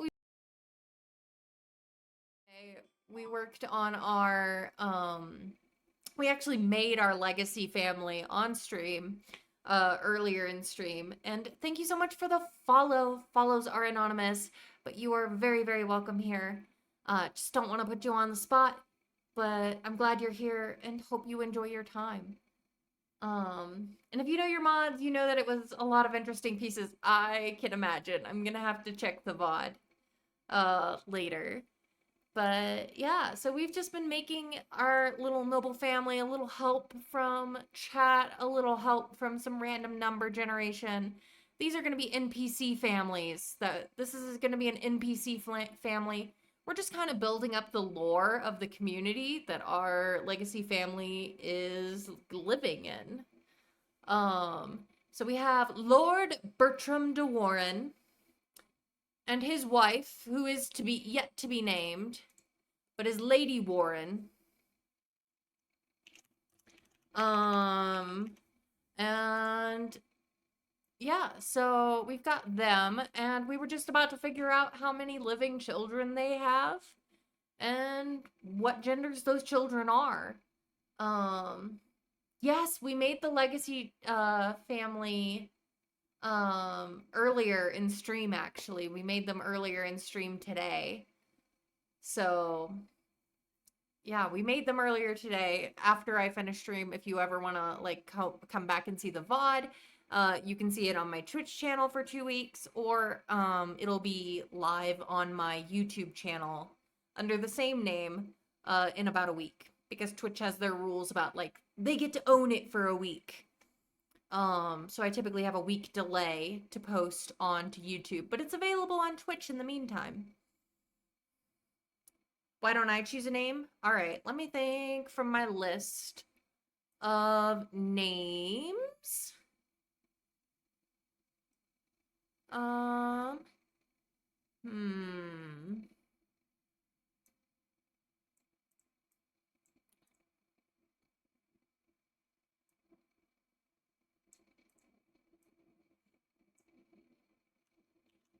I think I'm gonna go with Brigida for Lady de Warren. Because then we got two B names, and I kind of like that. You have a wheel of names, but don't want to hog the stream. That's fair, Higglety. No worries. Uh, let's see. Is that still a rule? You thought you did away with that when they allowed us to start streaming on multiple platforms? You know what? I'll probably have to double check that because I don't know when they changed that. Um I don't know when they changed that, Pacific. I don't know that I got the notice for when that changed, but I'll double check. Um but I personally probably won't be streaming on multiple platforms, even though I do have my YouTube, because I would have it would be too much chaos for me to like try and keep track of two different chats. Um I think I would have I think I personally would have a hard time with that. I'm happy with my Twitch family. Uh you don't want to multi-stream because of raids and stuff. Yeah, I feel like it makes things more complicated. Whether you're doing it on TikTok or YouTube, it's just a lot to focus on. You like having Twitch be Twitch? Same. Same boat, Pacific. Um, Thank you again for the raid, for trusting me with your community, Pacific. Honestly, it's an honor. You just noticed the medieval pop music? Yeah, it's kind of a hallmark on our stream here is these bardcore covers that we play during our medieval streams. There is a medieval version of Hips Don't Lie. There's a medieval version of Barbie Girl. Uh, Billie Eilish's Bad Guy in there. You love the bardcore. It's amazing. Thank you. Thank you. You also love having a raid video and you can't really do that for multi-streaming. Also fair. I haven't personally figured out a raid video yet, so raiders, sorry I don't have a raid video for you. I'm not that fancy yet. You were digging the Gangster's Paradise when you came in. I'm glad. I'm glad you guys enjoy the music. But yeah, so we have Lady Brigida Warren and Lord Bertram Warren as our noble parents. They are 54 and 62, respectively. We figured that out through random number generation. Now we gotta figure out how many kids they have. Now, realistically, in this cast, the most kids that I can make for them is 6. You can increase the household, but then it gets complicated because you have to kind of like go through MC Command Center, because if you go through the regular cast, then it'll delete the extras. Oh, no worries, Pacific. Absolutely. I know how much streaming can take out of you, so definitely take care of yourself first. Go eat dinner, de-stream, do what you gotta do, and have a wonderful rest of your night. But thank you once again so much for the raid. Oh, I love the Squirrel Scouts. I love raiding you. I know you're always a safe place to be. I'm happy to provide a nice place, welcoming place for your Squirrel Scouts to hang out. And thank you so much for the follow. Yeah, I don't usually stream quite this late. It's kind of unusual. I'll probably regret it in the morning, but I do want to get this family finished. So, all right, let's continue going on this noble family. We gotta make some kids, probably. I will say there will be a chance that they have no living children. I'll give them a chance. Short weekends in pie and shopping. We got this. I love it. I'm with you Pacific all the way. Good night, sleep tight, and have a wonderful sleep. Great dreams. So, all right, let's figure out if and how many living children they have. So we'll say 0 to 6, because that's how many spots I have available in the speak household. That's how many spots I have in the household. Um, so random number generator 0 to 6. How many kids?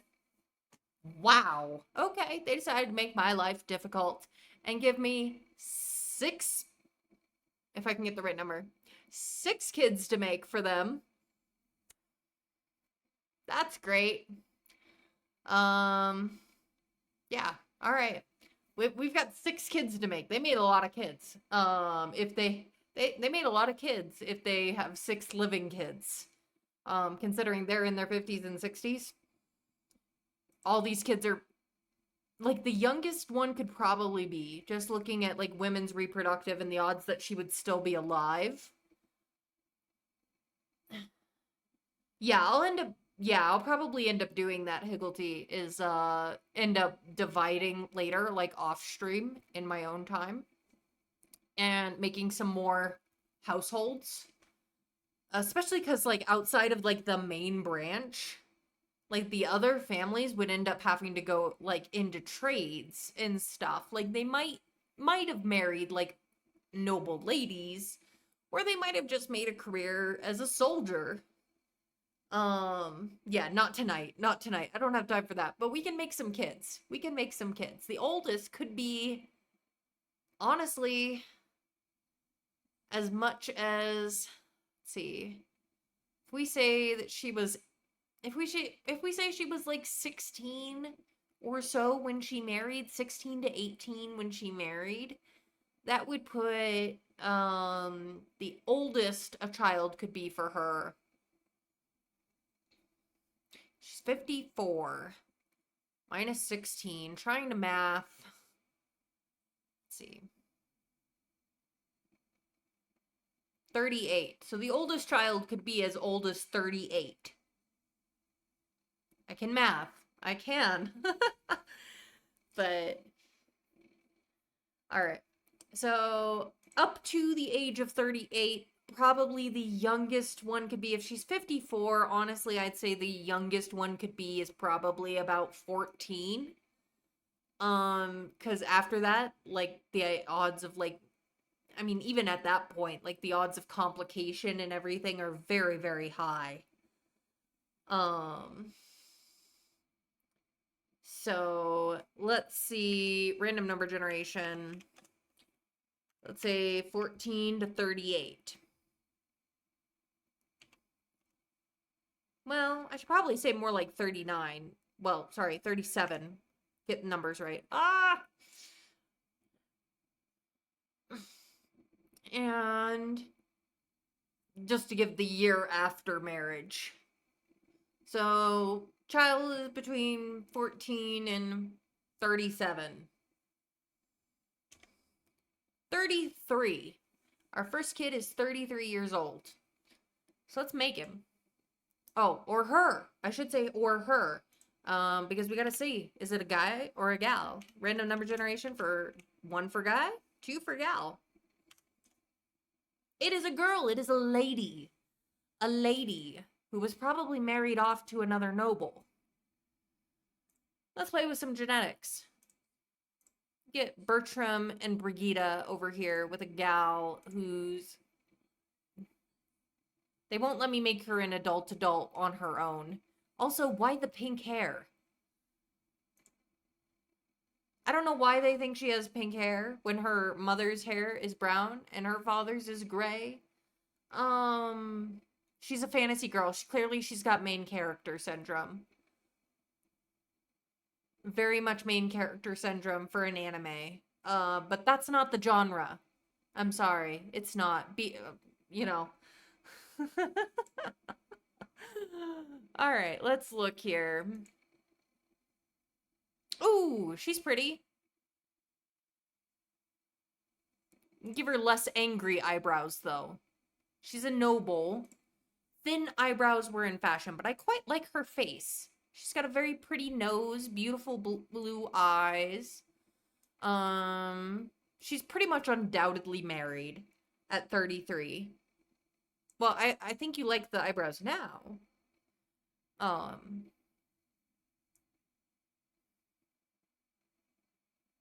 yes. Okay, cool. She's pretty much undoubtedly married or widowed at this point, at least. I need to add her to my spreadsheet to keep track of our Gita de Warren and their daughter, who will just leave as de Warren until we figure out who she marries. Um, let's see.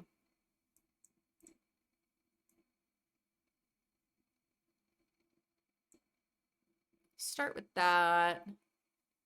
Get her a dress of some kind.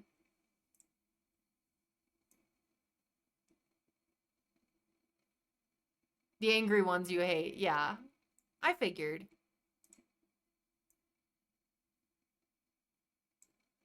Let's see. The lady, and now she's only young adult because they wouldn't let me make her an adult.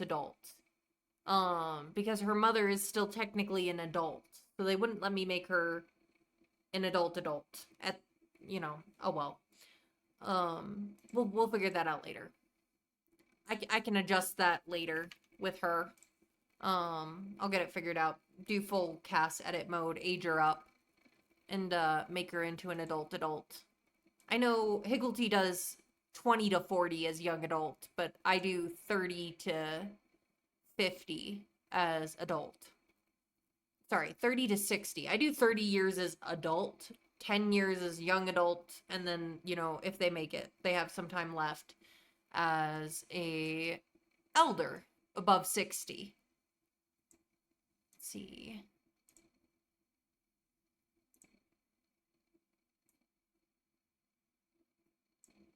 Hmm.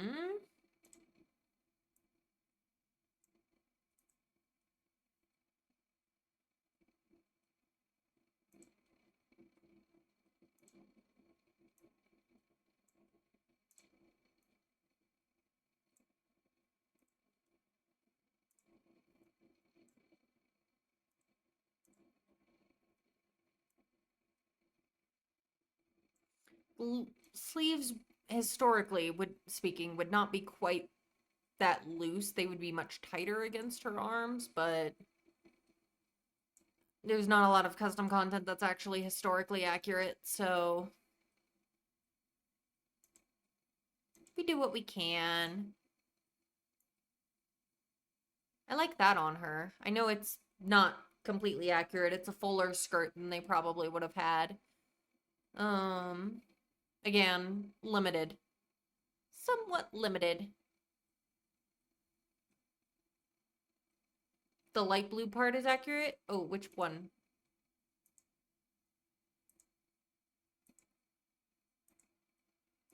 Oh, gotcha. This one.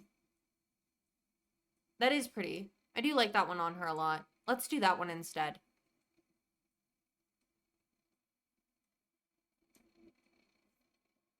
I do like that, Higglety. You are correct. Let's do that one.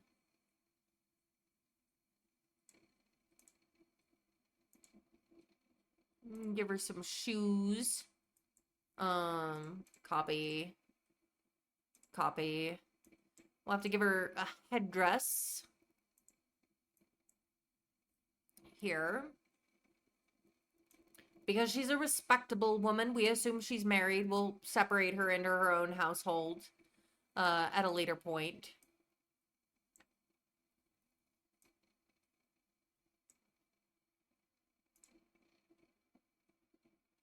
That one doesn't quite fit the way you would want it to. A little high on the head. But I know I have others. Somewhere.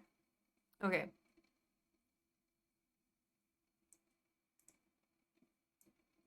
Oh, she looks so very cutesy, very demure.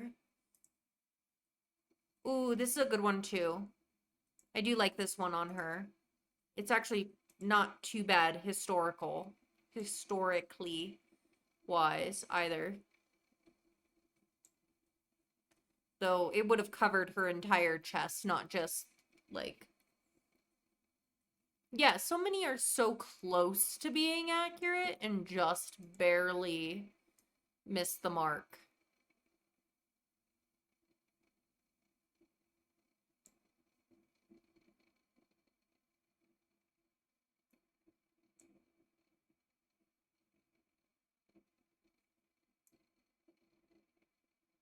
Yeah, like this one, if it just actually came down a bit further, it'd be more accurate. Or if the neckline of this was higher, more likely.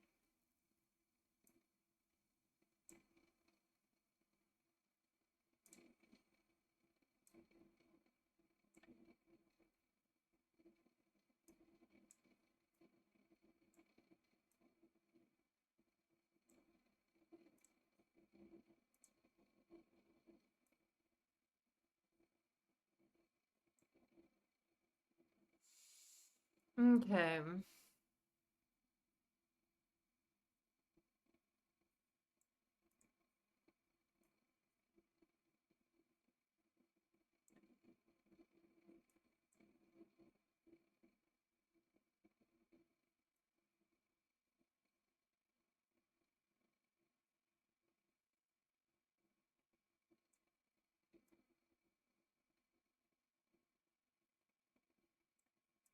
We need a name for the daughter who I need to accept as a daughter.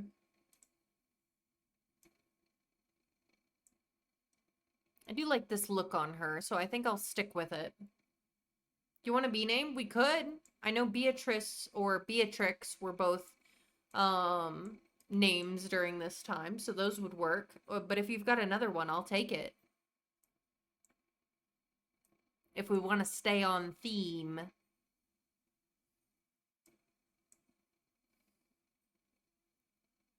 You were gonna say Beatrice or Barnaba. Not familiar with Barnaba. We don't have a Barnaba in the game yet, so let's do a Barnaba. Barnaba de Warren.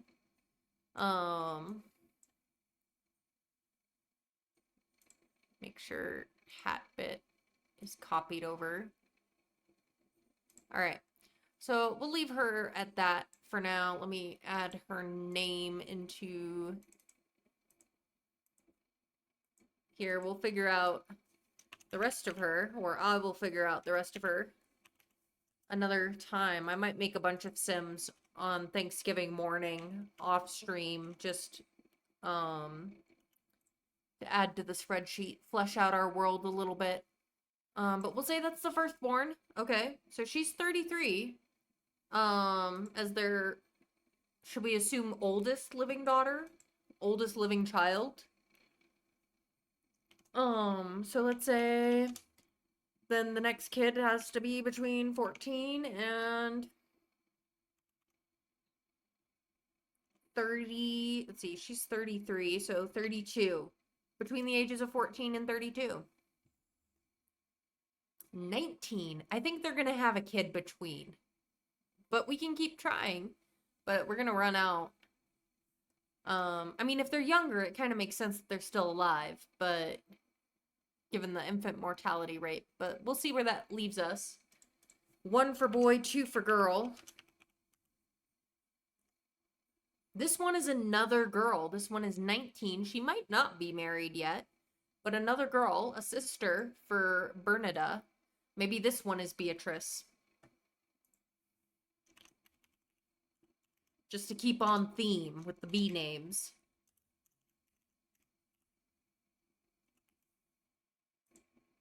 $19. All right. Genetics. So this one is a teenager. I'm not sure why they think the children of this noble couple has main character syndrome, but does this one have red hair? No, it's the pink hair, but it's like rainbow. Hold on. Doot.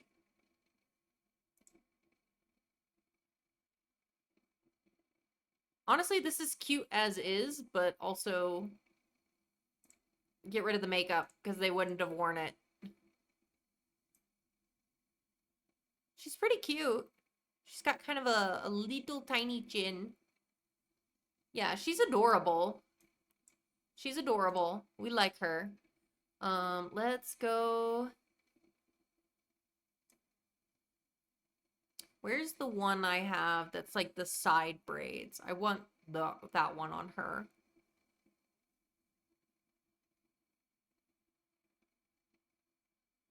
Like, she could be unmarried, which means her hair wouldn't have to be covered just yet. Young and unmarried, as she most likely is.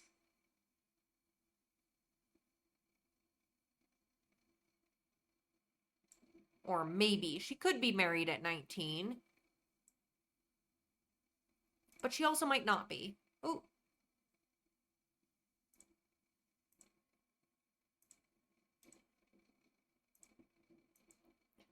Some...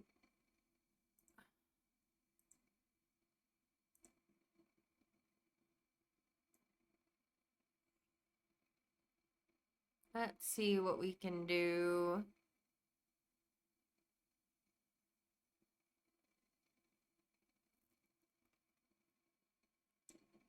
This is the one I was thinking of. Empress Inferno, welcome in. Thank you for being here. How are you doing?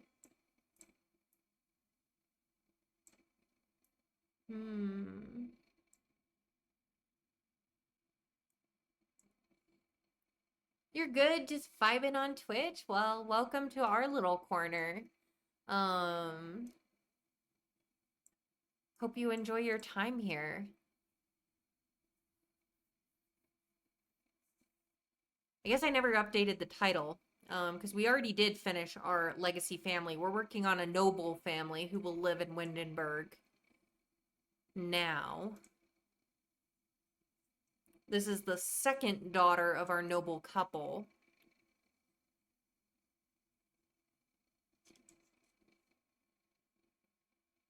Where's the... Yeah, this same dress. Maybe in a different color.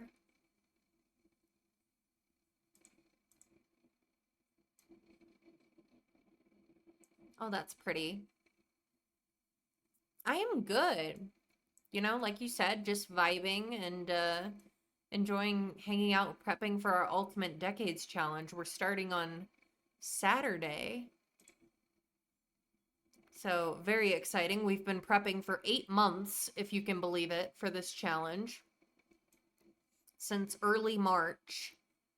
It's hard for me to believe that it's actually gonna, like, happen. Honestly.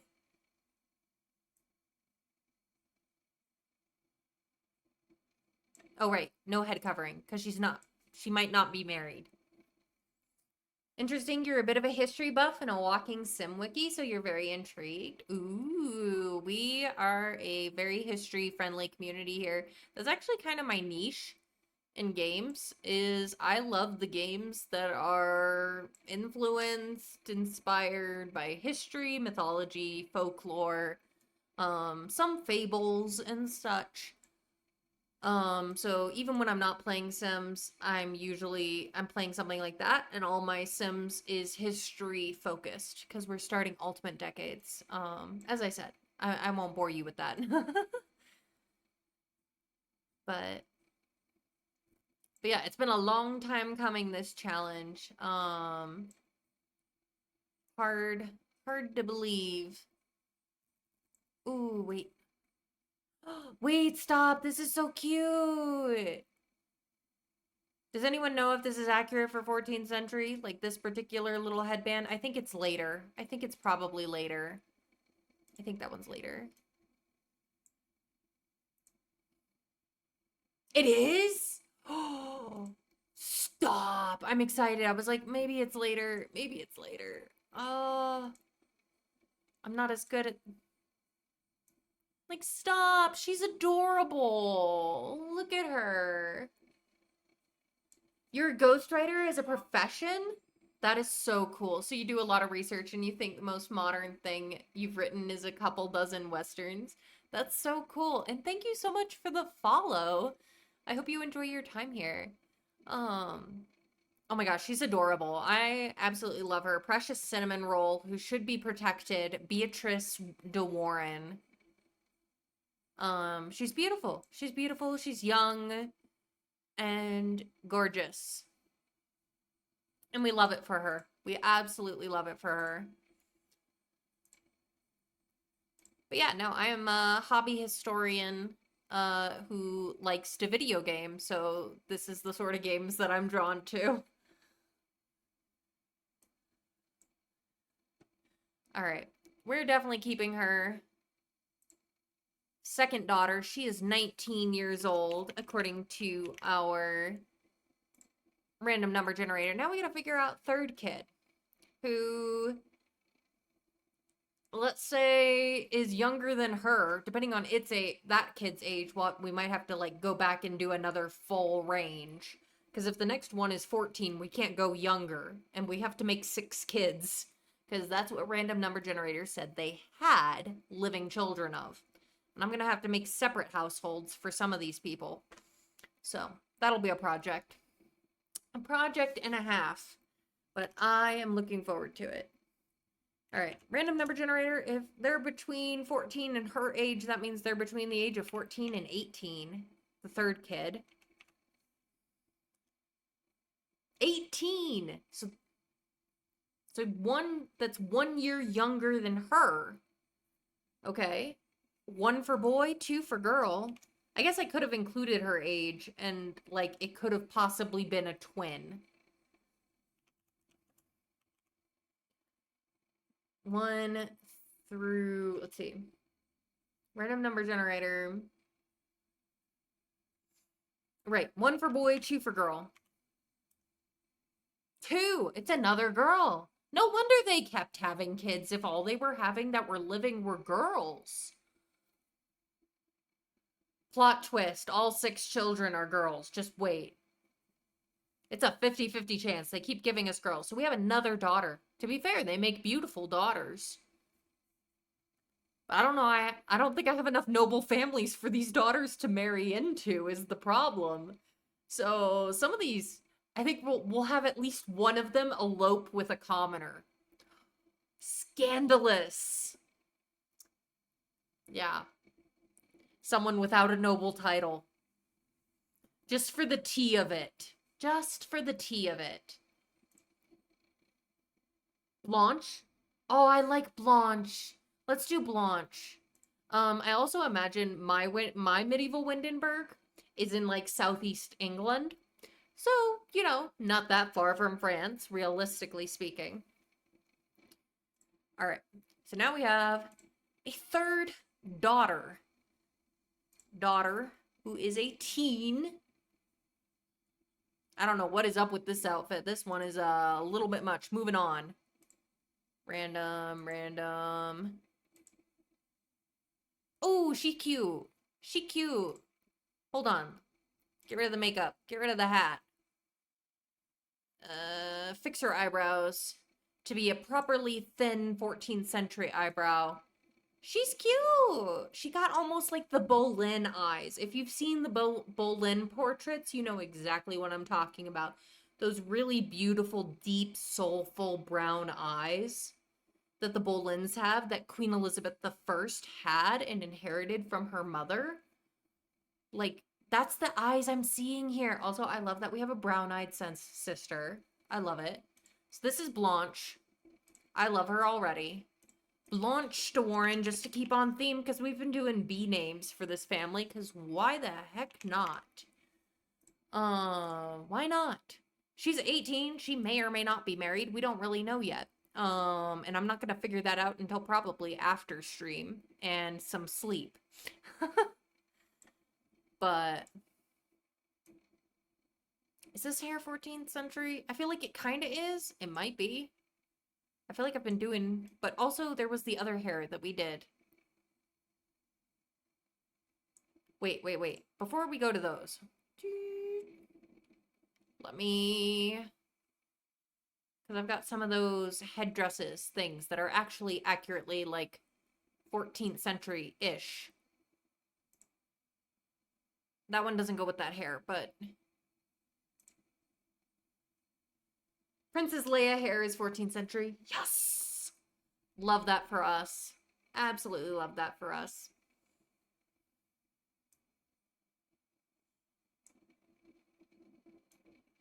I do have the princess cones.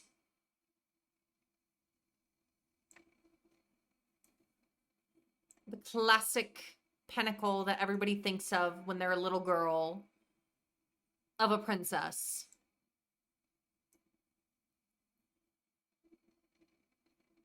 I know it's 15th. I know, but it is pretty. It is pretty. But who is counting, right? We got a ways to go before that'll be period accurate.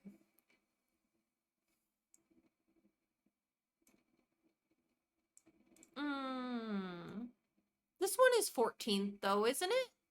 But I think she'd have to be married for that one.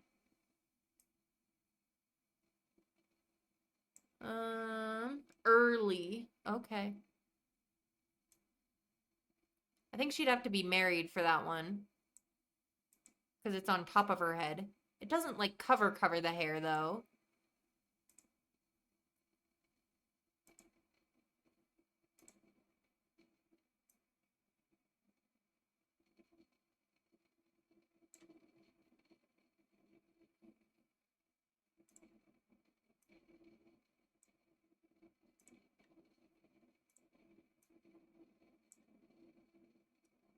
So hard to keep straight. What's 14th? What's 13th? What's 15th century?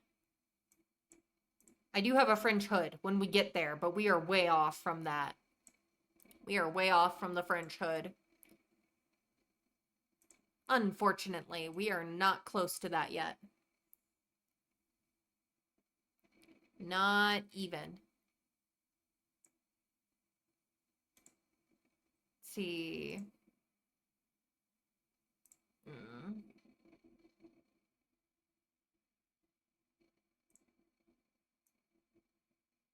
Well, I might give her this one. At least it's period appropriate. Let's give her a dress. Maybe like the same dress that her sisters are wearing, but in a different color. So this one.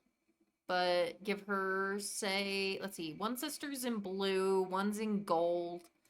We give her like, oh, she's so cute in this like lilac-y color.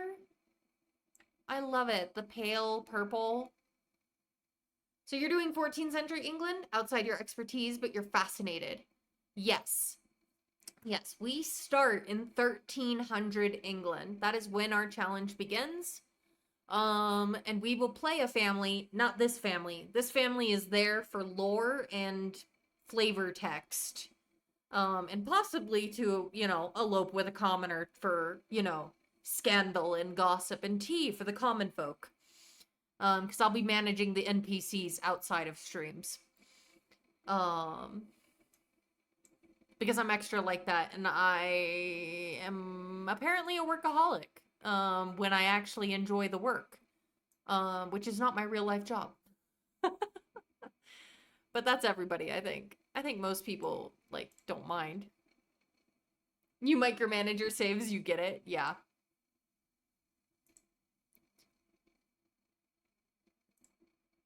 Her feet cut into the bottom of the dress a little bit, but this is beautiful, and I love it on her. So that will be Blanche de Warren. Most of the people who do this challenge are a little special. Yeah, that's true. It takes a particular type of person willing to install, one, have a computer that's capable of it. Two, install and manage all the mods it takes to do to any level of, remote accuracy.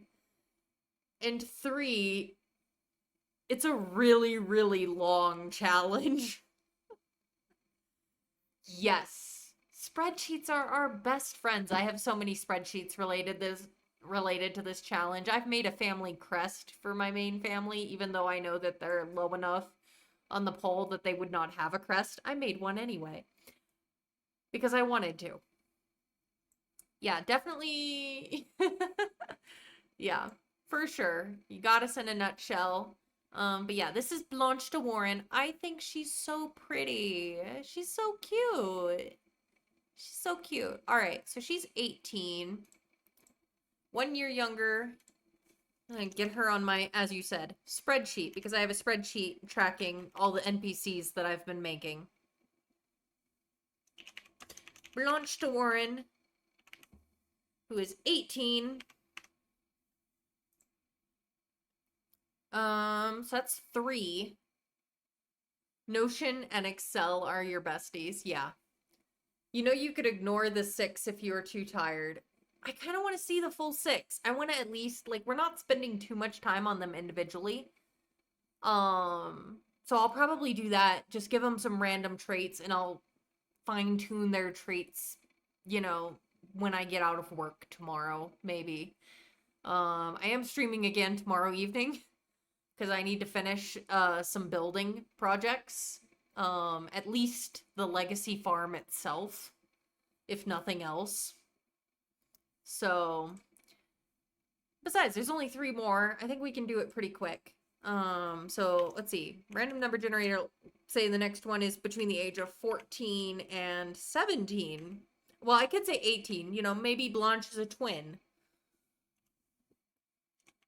14 to 18. 14. Okay, this is our youngest, so we're gonna have to do another full range after this. 14. Time for the baby. The baby of the family. How are they, a boy or a girl? 1 for boy as usual, 2 for girl. 1. They finally get a boy. Watch the other 2 that we have left be girls. That's why they kept having kids. Is they still needed an heir. Baldwin? Benedict? Ooh, I like Benedict. Thank you so much for the follow. Welcome in. Follows are anonymous, so you don't feel put on the spot. But feel free to chat if you'd like, or continue to lurk. You are very, very welcome here. All right. So we got a son who is a teenager. Honestly, the first one's not bad. But I also kind of want to see what else. I don't know what the obsession the sim randomization has with the pink hair. First one might have been our best one. Maybe I should go back. I'm gonna go back. I'm gonna go back.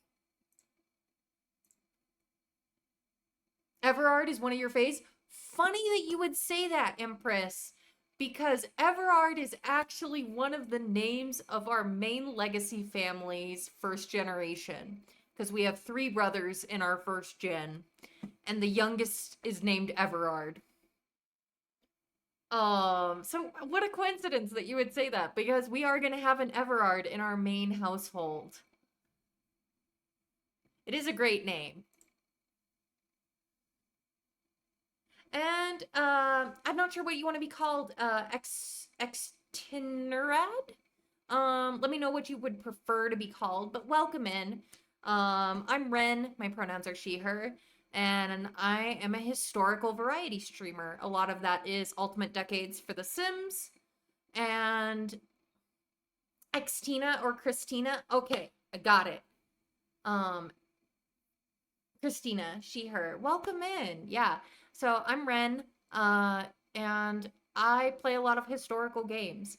One of my big focuses for my Sims content, which is 50 to 60% of what I do, is Ultimate Decades Challenge, which I'm actually starting on Saturday.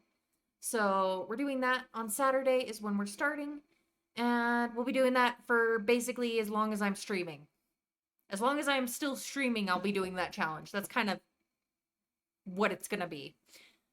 But other than that, I play some other games that are historically focused. I play Pentiment, and I've got some other games in my library that I'm looking at adding into the schedule.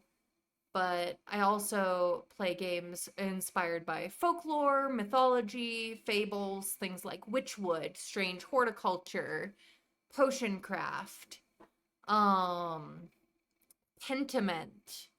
So I usually do, this week is kind of an exception because of the holiday in the US, but I usually do at least one variety stream per week, one day that's not Sims, and the rest of the time I'm doing Ultimate Decade stuff. Like tonight I'm making medieval Sims, tomorrow night I'm doing some medieval building, and Saturday we'll do medieval gameplay. But after that we'll go back and I'll have it 1 to 2 days a week that I'm doing something that's not Sims. And we'll have 2 days a week that are Ultimate Decades. So welcome in. We're glad you're here.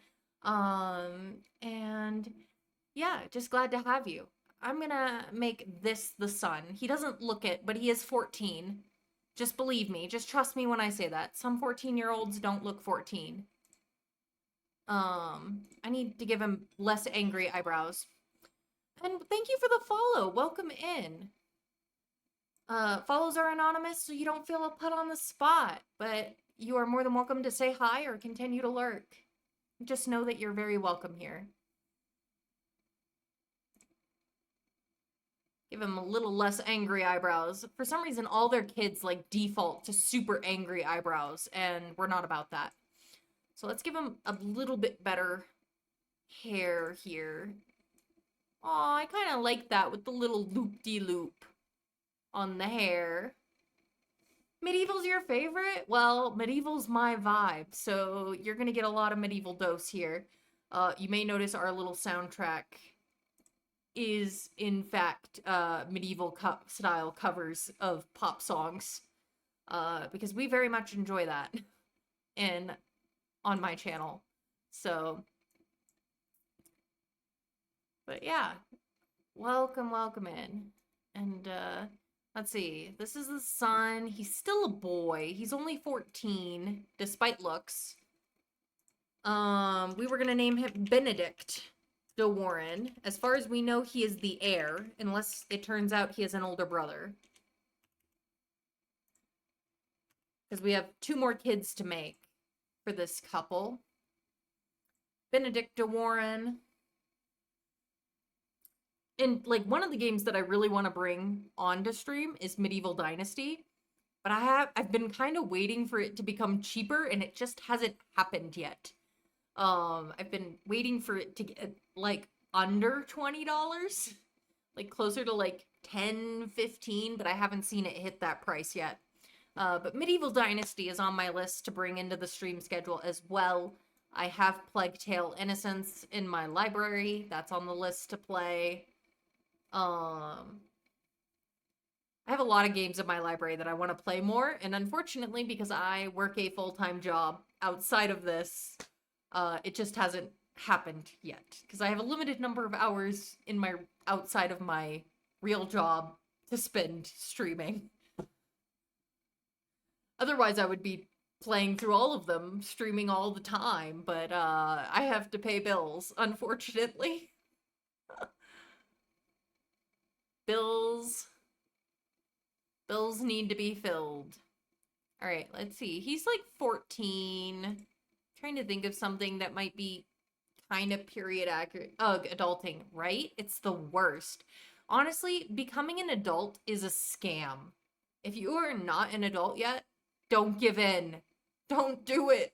Just stay 17 forever. Be the dancing queen you were always meant to be.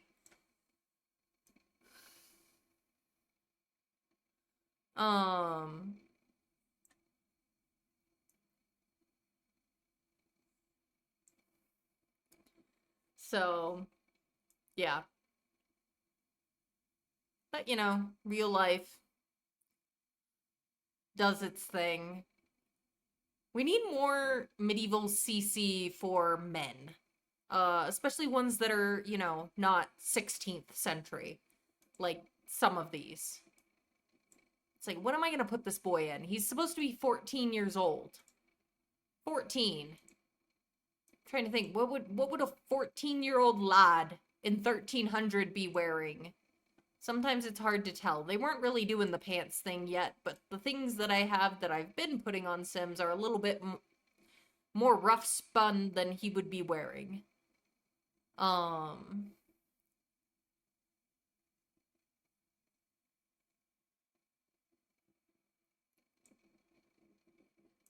like I need a happy medium, something that looks quality enough without being like something his dad is wearing.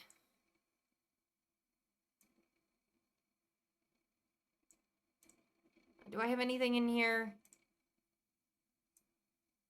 I have like some tops. Let's see. Ah! Invisible sun. Okay, that CC's glitched. Good to know. I know this is way, way later. Like, this is more like colonial than anything else.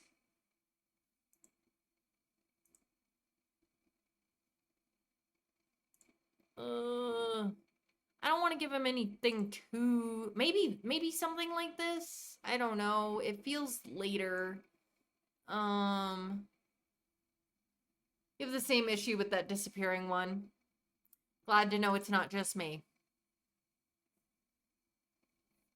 Yeah, I was afraid of that. Because like this is too rough spun. This is too rough spun for him. I feel like. Am I wrong? Is it not? Like the rope belt is definitely off key with nobility.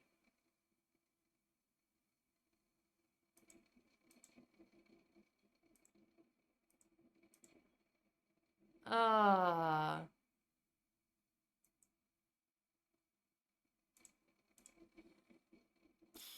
the eternal struggle of it's like that's later. This is monastic. Snape. Severus Snape. Dumbledore! I don't know why I did that. ADD or something, but it definitely made me think. Probably some sim versus, even if it is later or fantasy. Okay, I'm gonna go down to theirs. Looking for the thing. Like, I could do, like, this one, which is a little better. Or maybe something more like this. I don't like that it's... I don't like that it's monotoned, though.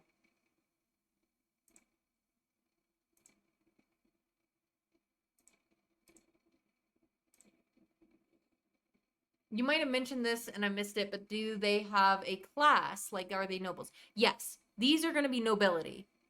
This is a noble house. Fairly accurate, but looks like a clown. Yeah. I feel like this cut isn't too bad. But yeah, these ones, they're going to be nobles. I actually have an entire spreadsheet dedicated to the amount of NPCs we've created. Some of these are going to end up... The one with the bells on the leg, I'm not making him a jester. That's just too cruel to a boy of 14. I know the one you're talking about. I don't want to use it. That's too fancy for someone who's 14. No, it's accurate. Yeah, no. If it takes a special kind of person, like Higglety said earlier. Yeah, like Higglety said earlier, it takes a... You have to kind of love spreadsheets to do this challenge. It takes a lot of spreadsheets. I have so many spreadsheets related to this challenge. I have a spreadsheet for tracking the main family. I have a spreadsheet for tracking the NPCs. I've got spreadsheets up the wazoo.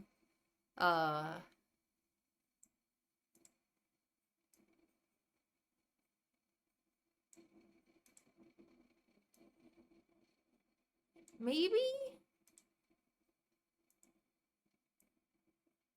I don't know. This one's not too bad.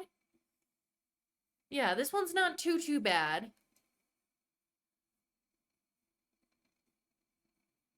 I don't know that I love the hair anymore. I might change the hair. Just a little bit.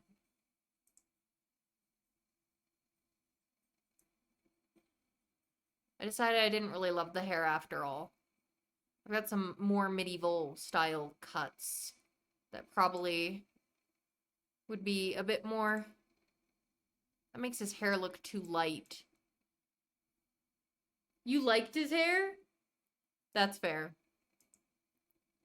That's fair. I mean, it wasn't bad. I don't know. I just like, I don't know. I like started.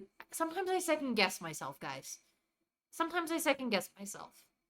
And I'm like, is that right? Does he look weird? I don't know. I don't know anymore. I don't know anything. You tend to go Lord Farquhar on your nobles. Fair enough. Fair enough. All right. So we'll say that's, right, we were going to name him Benedict. To keep on theme, we've been giving them all B names, because why not? Because we started with Bertram, and then we named his wife, Brigida, and then we were like, well, maybe all the kids have B names too. So now we have Barnaba, Beatrice, Blanche, and now Benedict. And we've got 2 more kids to go. Yes, he's a very healthy, noble boy. You're running out of ones that are common in 14th century England. Fair enough. I mean, we can go into the more common names too. But yeah, for B names, we're running out. So we might have to dip into some of the other letters here for the last 2 kids. You have some uncommon ones. Also fair. I mean, the nobility, they might have. They might have. All right. Let's figure out how old. Now, this was the youngest we were going to go for age, because that would have put his mother at 40 when he was born. And in this time period, I really, like, that was an unlikely to survive birth anyway. So we're going to go back and redo the full range, which we put as 14 to 37, given the age of the parents. And see where the next kid falls in the range. 16. So we have 33, 19, 18, 16, 14. So 16. Is it a boy or a girl? 1 for boy, 2 for girl. It's another girl! Oh my gosh, no wonder they kept trying for kids. All the others that survived were girls. Young lad Benedict here is the only hope for his family. Another girl. A 16-year-old girl. Alright. 16. Doran. We could do, like, Bridget, because it wasn't very, like, it wasn't very uncommon for kids to be named after their parents, even among girls. And so if her mother's name is Brigida, it wouldn't be that unusual for her name to be Bridget.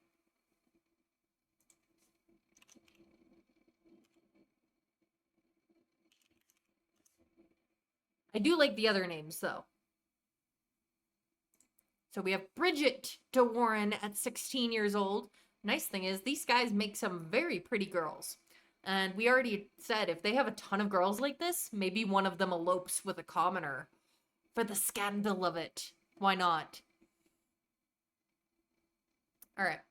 We're gonna make... Cancel. There we go. Alright. Genetics, another daughter. Another daughter. And it's not like they... Yes, there is Saint Bridget as well, yes. Bridget's Cross and all that.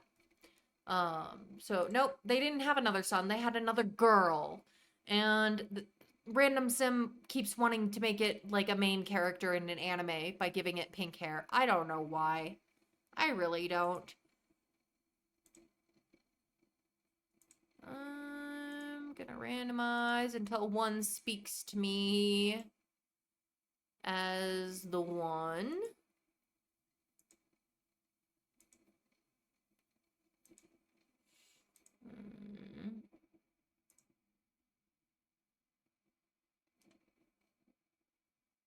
I like her face, but obviously we have to get rid of the anime hair. I like anime, but we're not in that genre. It's the wrong genre.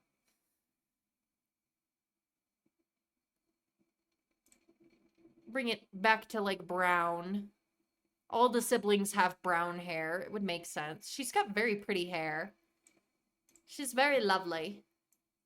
Very lovely. Do the same dress we've been giving the sisters.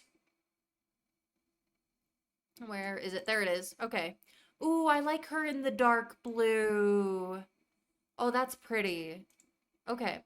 Yes, we want to keep her. This is Bridget, who is 16.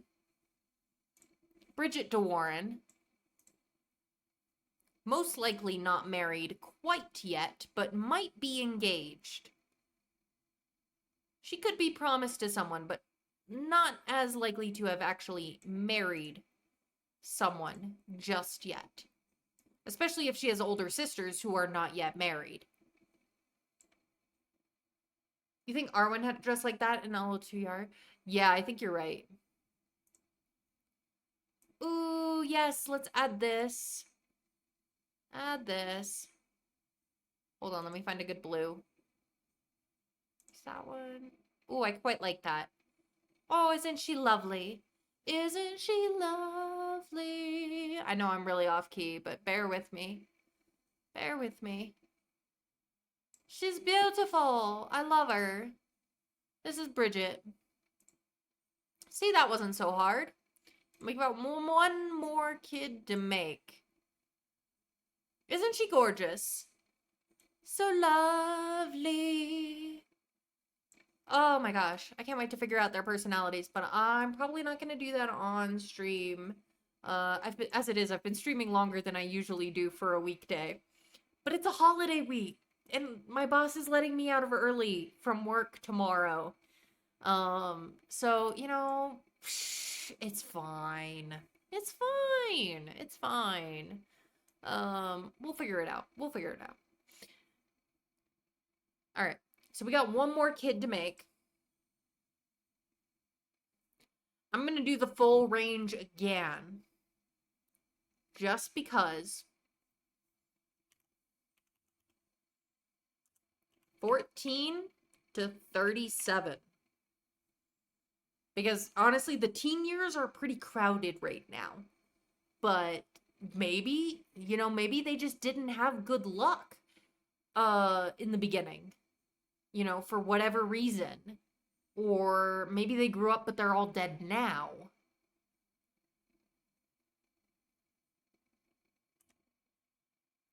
Oh my gosh, it's a twin. It's a freaking twin. Who was 18? Who was the 18-year-old? That was Blanche. Blanche is 18. Blanche is 18. Man, they really had a tough time. Poor Barnaba is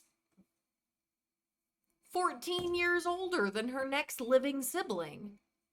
Now the question is this a male twin or a female twin? I mean, I technically could say one was born in, like, January and one was born in, like, October or November. Like, that's possible. The Irish twin scenario is possible. But it's more exciting if it's twins, in my opinion. I think it's more exciting if they're twins. I hope you guys agree. Now, is it a boy twin or a girl twin? One for boy, two for girl.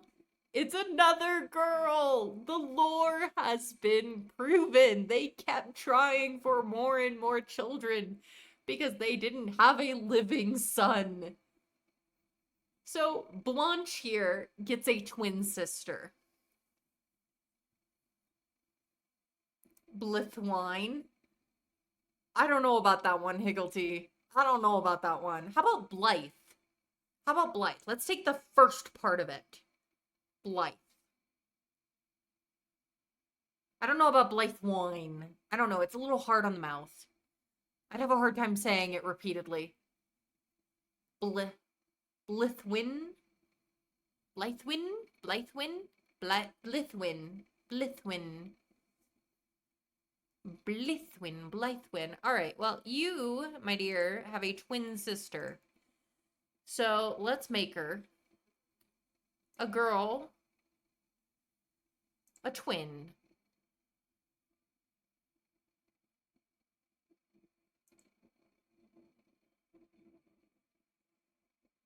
Blith. Oh, Bethany, that's a good one.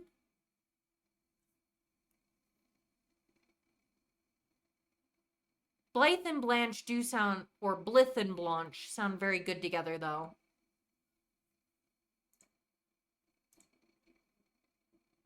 Hold on. Let's give the customary nobles thin eyebrows. Long eye sound is better. Yeah, long eye sound is better. Blythe. Blythe. Blythe and Blanche.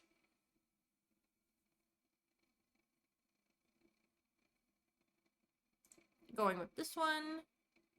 Sisters. But yeah, the lore has been proven. They kept having kids. Because they didn't have, like, the sons that they did have kept dying in childhood. So they had to keep trying. They're only one boy. And it's the youngest child. And I didn't do that on purpose. That was all the random number generator. One son. And it is 14-year-old Benedict. So our lore has proven true. The lore has been proven. And he still has time to die. Thanks for pointing that out, Nez. You're very right. You are very right. Until the game randomly kills him. Yeah, and then the De Warren's name dies out.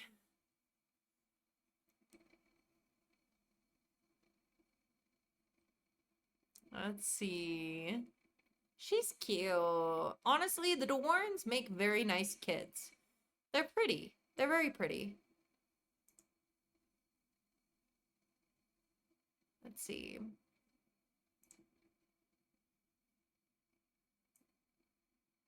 If their male heir dies, they have to divide the inheritance among the girls. Yep. 5 daughters. And they have to divide it. That was normal custom at this point. Yeah. No, that makes sense.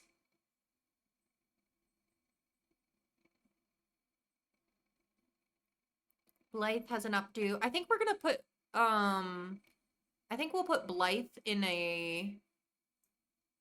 The textures on that one are a little off. Hold on. No. Let's see. Or a daughter has a child out of wedlock and they raise him as their own. Also possible. I'll have to continue the lore later, though. Because I'm going to finish up Blythe here. And then I'm probably going to end stream, see if we can find anybody to raid out. I'm not usually streaming this late, so I don't know if I'm going to know anybody who's on right now. It also makes it more likely that one of the girls is supposed to be a nun. That is also true. That is also true.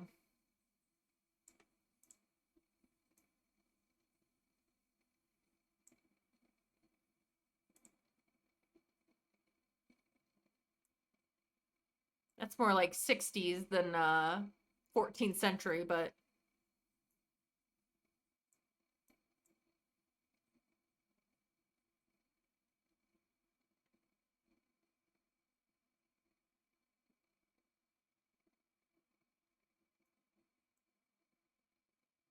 Ooh, the scandals you can't wait to see. Maybe she can hook up with your clerical boy and they can run and get away together. That's true. That's true. Because Everard ended up with both my spiritual trait and my in the generous trait. So we were like, well, maybe he's on the path to join the church. Um, if family obligation doesn't tie him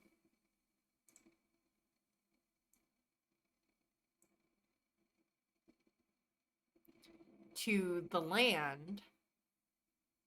But he's too pretty not to have babies. He is too pretty to have not have babies.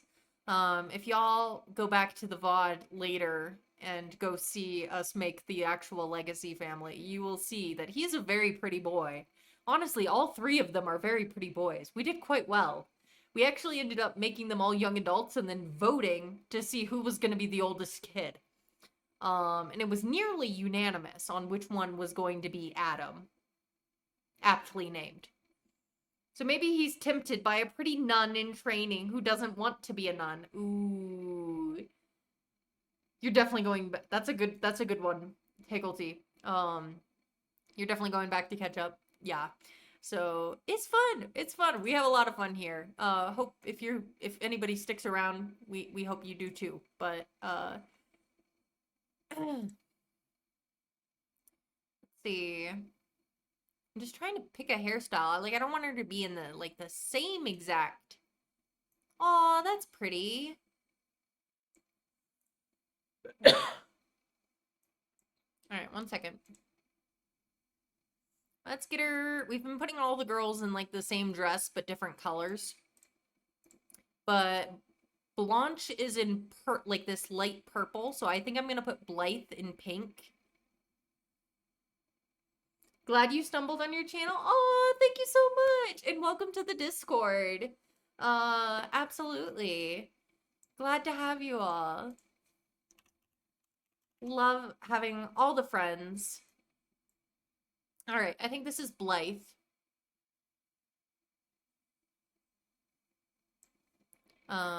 She's 16. She doesn't have to have her. Sorry, she's 18, but we don't know that she's married yet. But with that many girls, at least one is going to be a nun. We could make it be the youngest daughter. The youngest daughter is 16, which is only 1 year older than Everard. Everard is 15. So, there could be something there between Bridget and Everard, possibly. We could probably work something there. I do have a monastery built in our save file. Monastery / abbey, it's a big enough lot. We could have them in sections. Like the nun section and the brothers section. To do some scandalous side play with Everard. There is an order that did that. I know. There was one, it's actually covered a little bit in Pentiment. But yeah, alright, I think that's Blythe. Blythe de Warren, who is 18.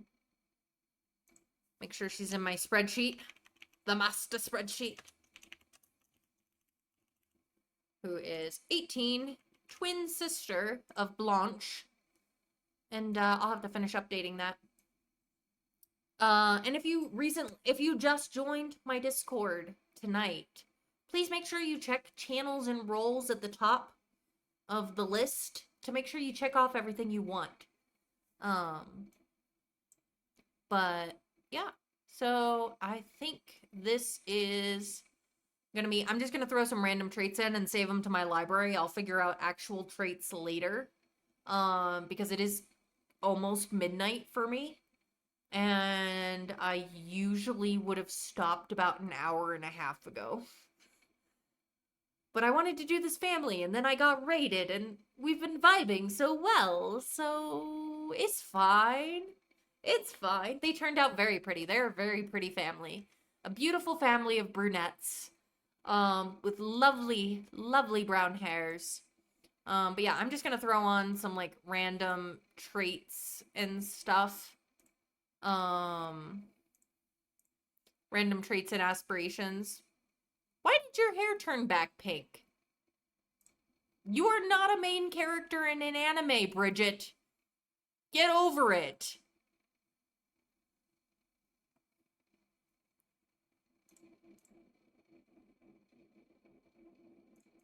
Try that again. Actually, Foodie Clumsy is cute. I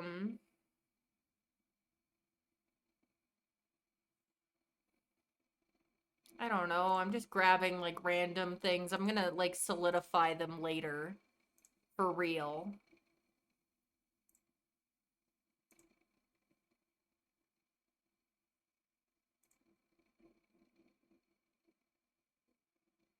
Let's see.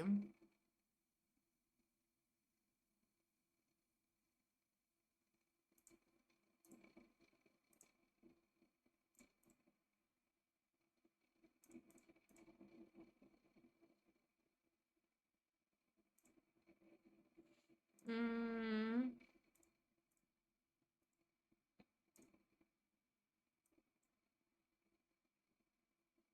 Beatrice.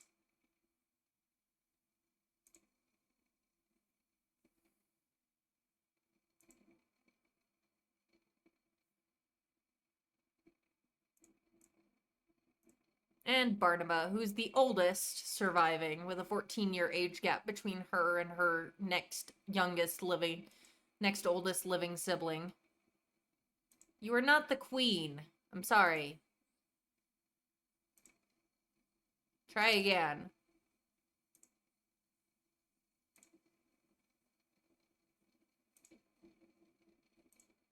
I don't know, give me something reasonable before I save it. I know I'm gonna change them later, but still.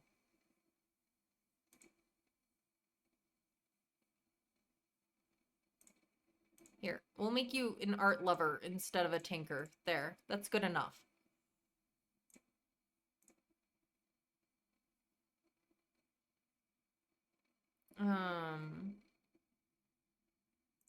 Actually, I could make you a music lover. Where's that? There it is. Because nobles actually got to learn things like that. Alright, let's grab some random traits. Oh, he got PTSD on that go. We'll see if we keep that. We'll see. Barnaba should probably be married. Yeah, no. She's gonna end up separated off into her own household with children. For sure. Clearly, if they tried so long for a boy, they clearly want a successful lineage. So, let's see. That's not the worst. Okay. We'll just save them for now to my library. All the girls and the one boy. PTSD from Scottish wars, maybe? Perhaps. Perhaps. PTSD from being under Edward the First court, perhaps. To find us somebody we can raid, because I actually do need to go to sleep. As much as I don't want the night to end, because it's been a lot of fun, as always. I do need to get us some sleep. Because I do work tomorrow, even if not like the whole day. Let's see. I know exactly one person who is playing The Sims right now. They are a good bean. It has been at least a few weeks since I raided them. So I think we're gonna go say hi to Tragic Glamour.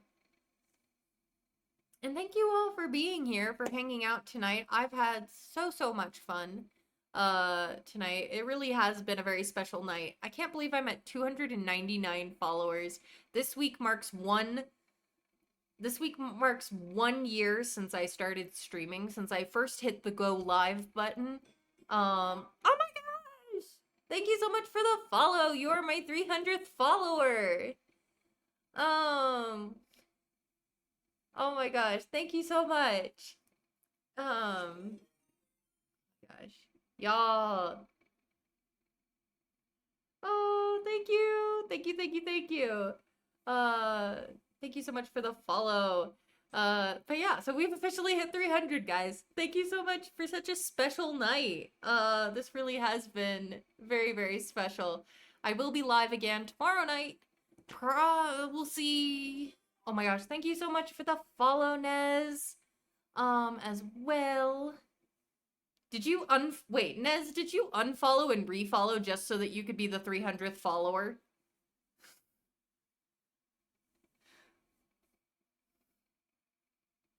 No. Okay, well thank you for the follow, because I've seen you before, so I wasn't sure. Okay, now the number updated. Well, thank you. Thank you, thank you. Um, but yeah, all right. We need to raid out because I need to go to sleep. Unfortunately, I will be streaming tomorrow night, doing some medieval building, mostly, probably. And and then we have got Ultimate Decades starting on Saturday.